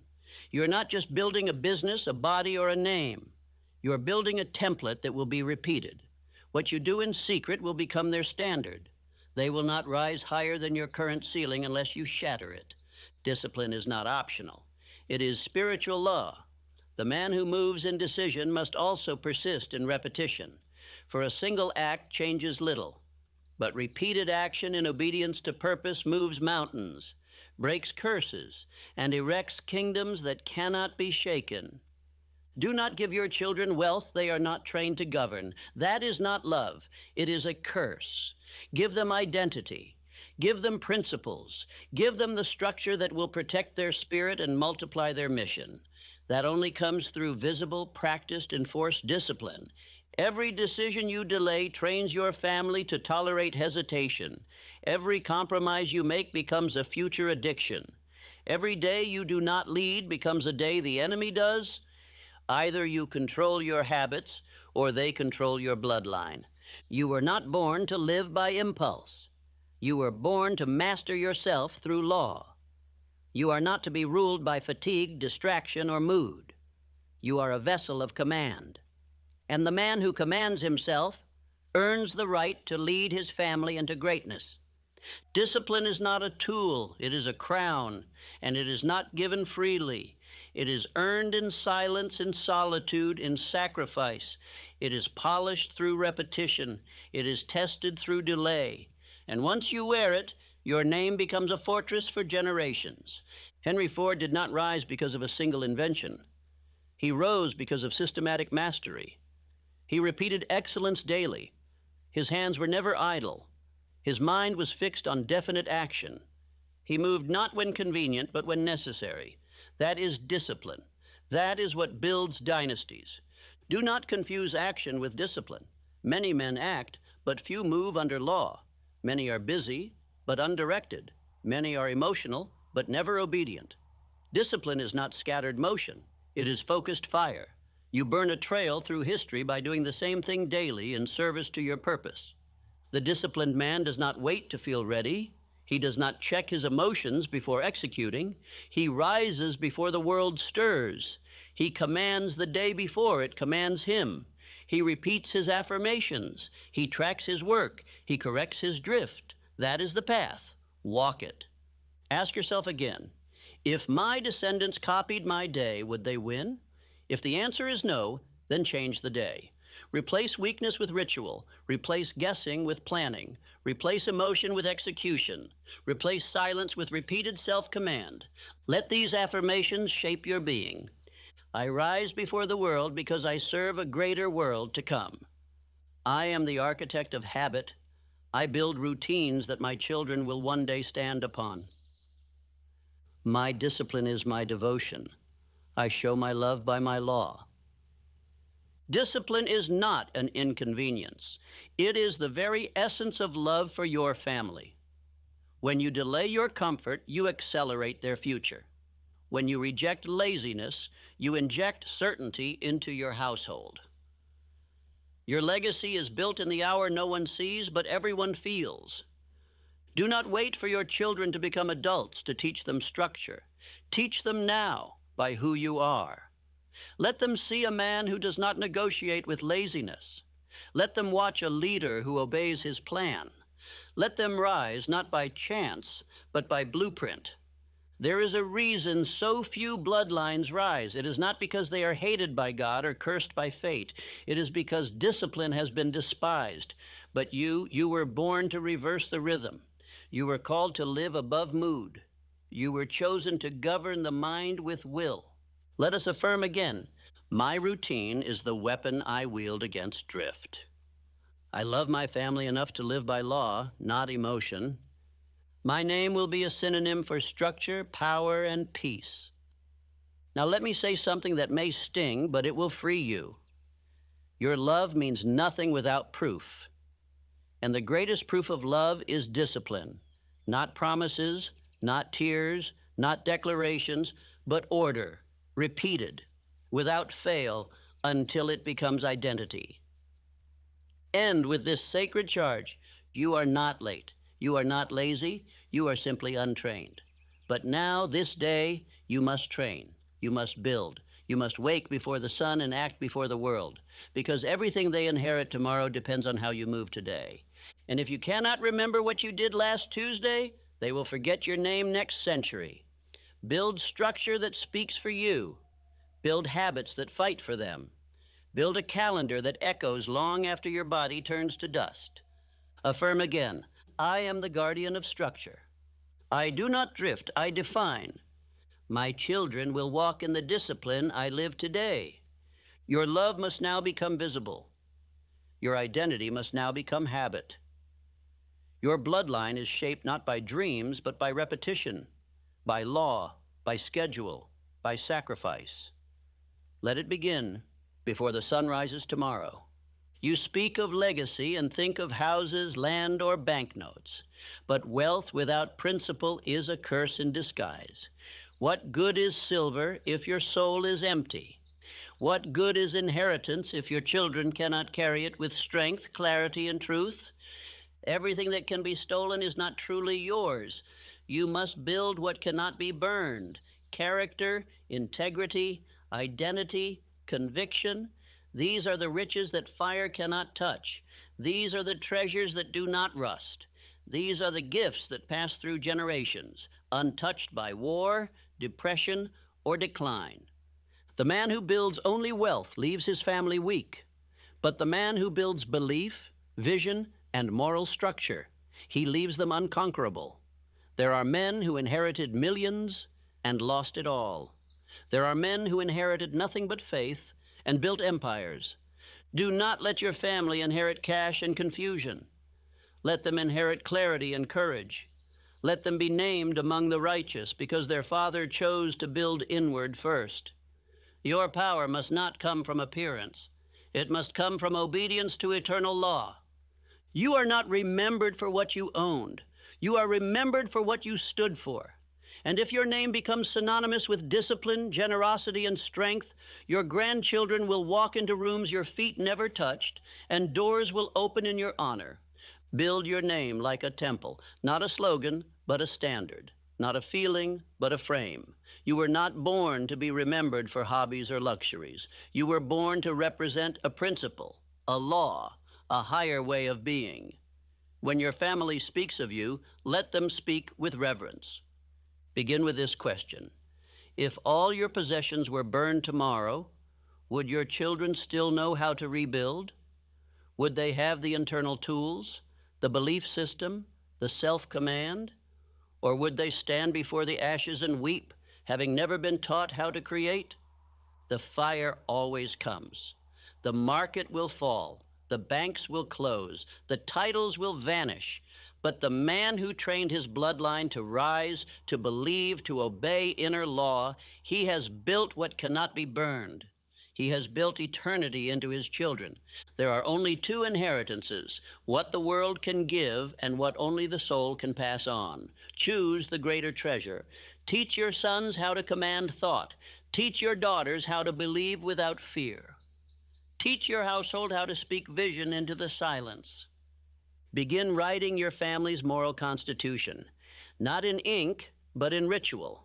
Daily words of affirmation, repetition of identity, prayer before motion, truth before tasks. These are the things that carve strength into memory. These are the bricks of legacy. Let this become law in your household. Every child will grow under truth. Every morning will begin in command. Every evening will close in reflection. No one will drift. No one will guess. No one will fear the future, because the structure is fixed. Now understand this. Spiritual wealth requires your full obedience. You cannot pass down courage if you yourself live in fear. You cannot pass down faith if your habits contradict your words. The subconscious is always teaching. Your actions are sermons. So what are you building today that cannot be erased tomorrow? Not just buildings, but beliefs. Not just savings, but self-respect. Not just status, but moral strategy. Build an inheritance that outlives money. Let me tell you a story. A poor immigrant father, no education, no assets, gathers his sons and teaches them three things every day. Work with honor, speak with courage, serve with humility. That was all. And today, his lineage owns companies, churches, and communities. Why? Because the wealth was never money. It was philosophy. Do not envy those who build towers without foundations. They may rise quickly, but they fall in storms. You, however, are building roots. You are building a code. You are building strength that does not require applause. Your rewards will outlive you. Here is your intangible asset ledger. Record these daily. Courage. Did I act despite fear? Integrity. Did I speak and live in truth? Prayer. Did I connect to infinite intelligence before the world's noise? Resilience.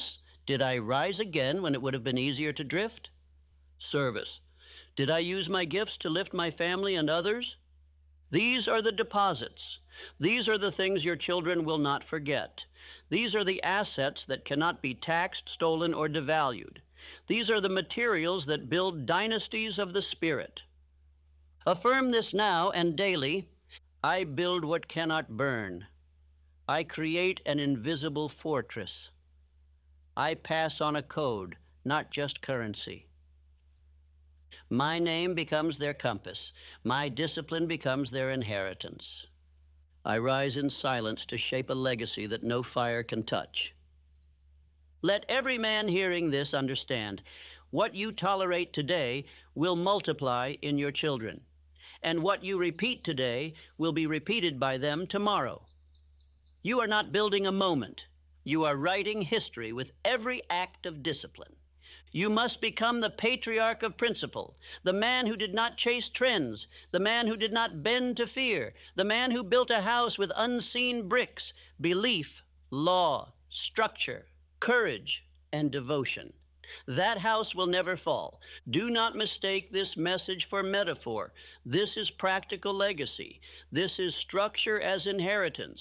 This is character passed down through example. The new world belongs to those who build unshakable internal economies. So I ask you, have you built something that cannot be burned? If you lost it all, would your children be rich in soul? If the world closed its gates, would your bloodline be fortified in mind? Would they thank you, not just for what you gave, but for who you became? You still have time. Begin today. You were not born to parade your earnings. You were not placed on this earth to impress the crowd. You were summoned here to build freedom, for your name, for your house, and for the generations who will one day carry your blood. The man who earns for status loses both peace and purpose. But the man who earns with vision, he multiplies not only riches, but righteousness. If your motive is applause, you are already poor. But if your motive is freedom, infinite intelligence shall align the heavens to support your rise. Wealth is not evil, vanity is. Riches are not shameful, misuse is. When wealth is the servant of purpose, it becomes sacred. When it is the master of the soul, it becomes slavery in disguise. You were called not to serve money, but to command it for sacred mission. Let me say it plainly. Your family does not need your cars, your gold, or your shoes. Your family needs your freedom.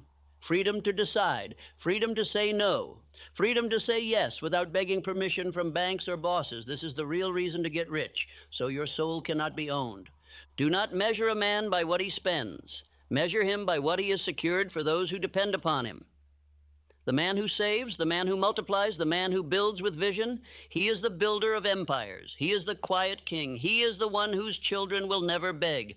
So I ask you now, if your children inherit your habits with money, will they be free or will they be bound? If they spend like you, save like you, invest like you, will they build or will they break? Your relationship with wealth is not private, it is generational. You must begin thinking like a king, not for pride, but for permanence. Kings build fortresses, they store grain, they train heirs, they write laws, they defend against drift. So must you. You are not just a man, you are the beginning of a dynasty. Let us look to a man who understood this, Andrew Carnegie. He gave away millions not to boast, but to build the minds of future generations. Libraries, schools, institutions. His wealth did not buy applause, it bought eternity. Why? Because he served purpose, not pride. If you earn for status, you will spend for approval, and you will lose it all. But if you earn for mission, you will preserve, multiply, and transform. Your bank account is a report card of your discipline, your vision, and your ability to withstand foolish temptations. Now ask yourself, what would my wealth serve today if it grew tenfold tomorrow? Would it buy more distractions, or would it fund freedom? Would it multiply waste, or multiply mission? The answer to that question determines if you are ready to receive more. Money multiplies the man. If the man is undisciplined, money magnifies his ruin. But if the man is governed by spiritual law, that wealth will become a weapon of legacy, a tool of transformation, and a shield for generations to come. We must reprogram the subconscious. No more associating wealth with pride. We must associate it with responsibility, with duty, with stewardship. Say this now. I do not earn to impress, I earn to secure. I do not seek applause, I seek dominion. I do not serve vanity, I serve vision. You are not meant to hide from wealth, nor are you meant to be owned by it. You are meant to master it through law, discipline, and clarity of aim. The poor man waits for wages. The rich man commands value through definiteness of service. Let me offer you practical command. Create a written savings plan. Begin investing with purpose. Teach your children about value, not spending. Associate money with mission, not indulgence. The man who teaches his children how to earn, how to save, how to serve, He gives them the keys to escape every system built to enslave them. You must become that man. Not tomorrow, today. Every dollar you save in discipline is a day your children will not be enslaved to debt. Every investment you make with vision is a door opened for your grandchildren. Every time you delay consumption for the sake of construction, you change the future. Wealth becomes holy when governed by purpose. It is no longer gold, it becomes seed. No longer status, it becomes structure. No longer noise, it becomes name. Your bloodline will not rise because of your jewelry. It will rise because of your judgment. Do not be seduced by the world's definition of success.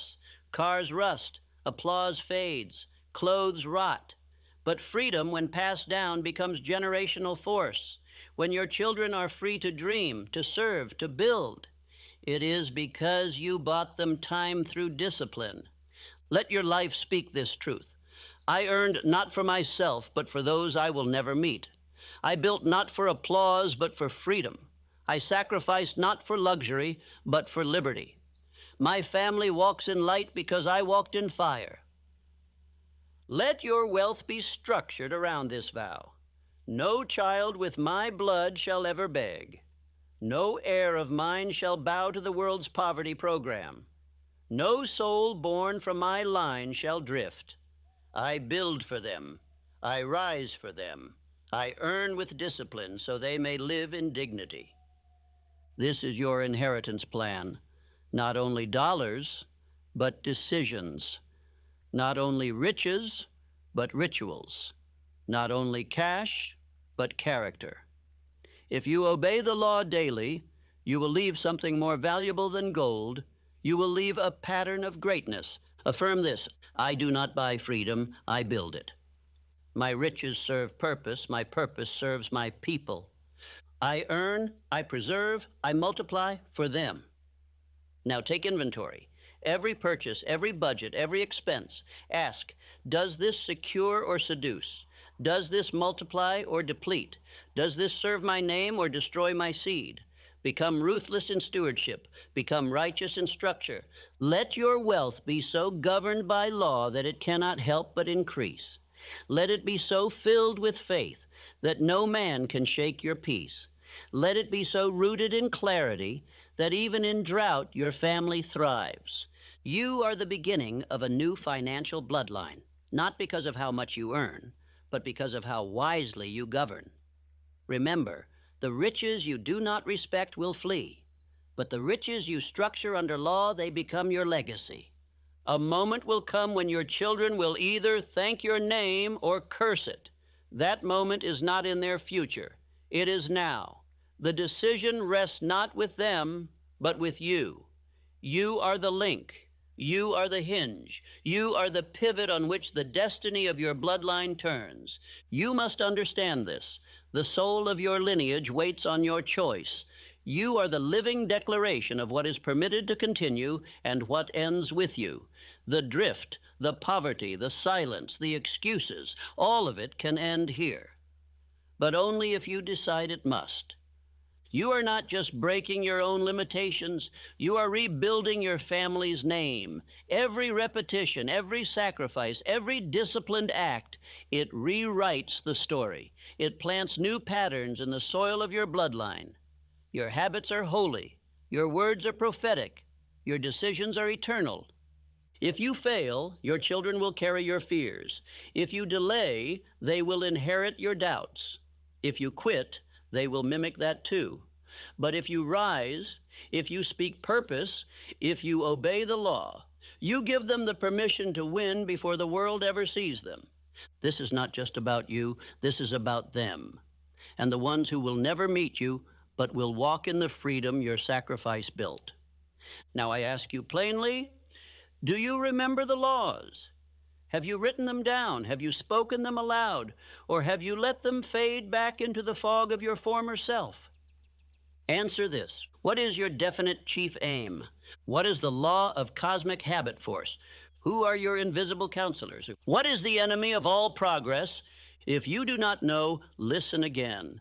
and again, until the answers rise from your mouth unshaken, until they are engraved upon your mind like Scripture. This speech is not meant to inspire, it is meant to reprogram. Let me remind you, your definite chief aim is the purpose you were born to fulfill. If you do not write it, you drift. If you do not speak it, you forget. If you do not act on it, you disobey. The law of cosmic habit force is the rhythm of the universe. It rewards repetition. It multiplies what is repeated. Poverty is repeated fear. Wealth is repeated obedience. Discipline is not temporary. It is eternal law. Your invisible counselors are the great minds whose wisdom you channel by focused imagination. Use them. Do not walk alone. You must train your mind to think with greatness daily. And the enemy of all progress? Indecision. Indecision kills more dreams than failure. It leaves a man stuck between thoughts, paralyzed by imaginary opinions, and bound by fear of movement. I now demand this of you. Study this daily. Read your aim aloud. Speak your affirmations without apology. Act with purpose, and never allow one more generation to inherit your hesitation. Let me tell you of a boy. He grew up with nothing but a father's faith. He had no inheritance, no name, no mentor, but belief. But that boy became a leader of nations because one man, his father, chose to think differently, to live differently, and the son never forgot. You are that father, you are that mother, you are that link. Let your line begin again with strength. I do not say this to flatter you. I say this to commission you. You are the founder of a new dynasty.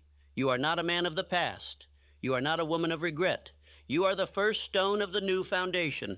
Say these words aloud, slowly, one line at a time, with belief in your bones. I will not drift. I command my thoughts. I serve purpose, not pleasure. I build for bloodline. I break the chain. These are not slogans. These are spiritual commands.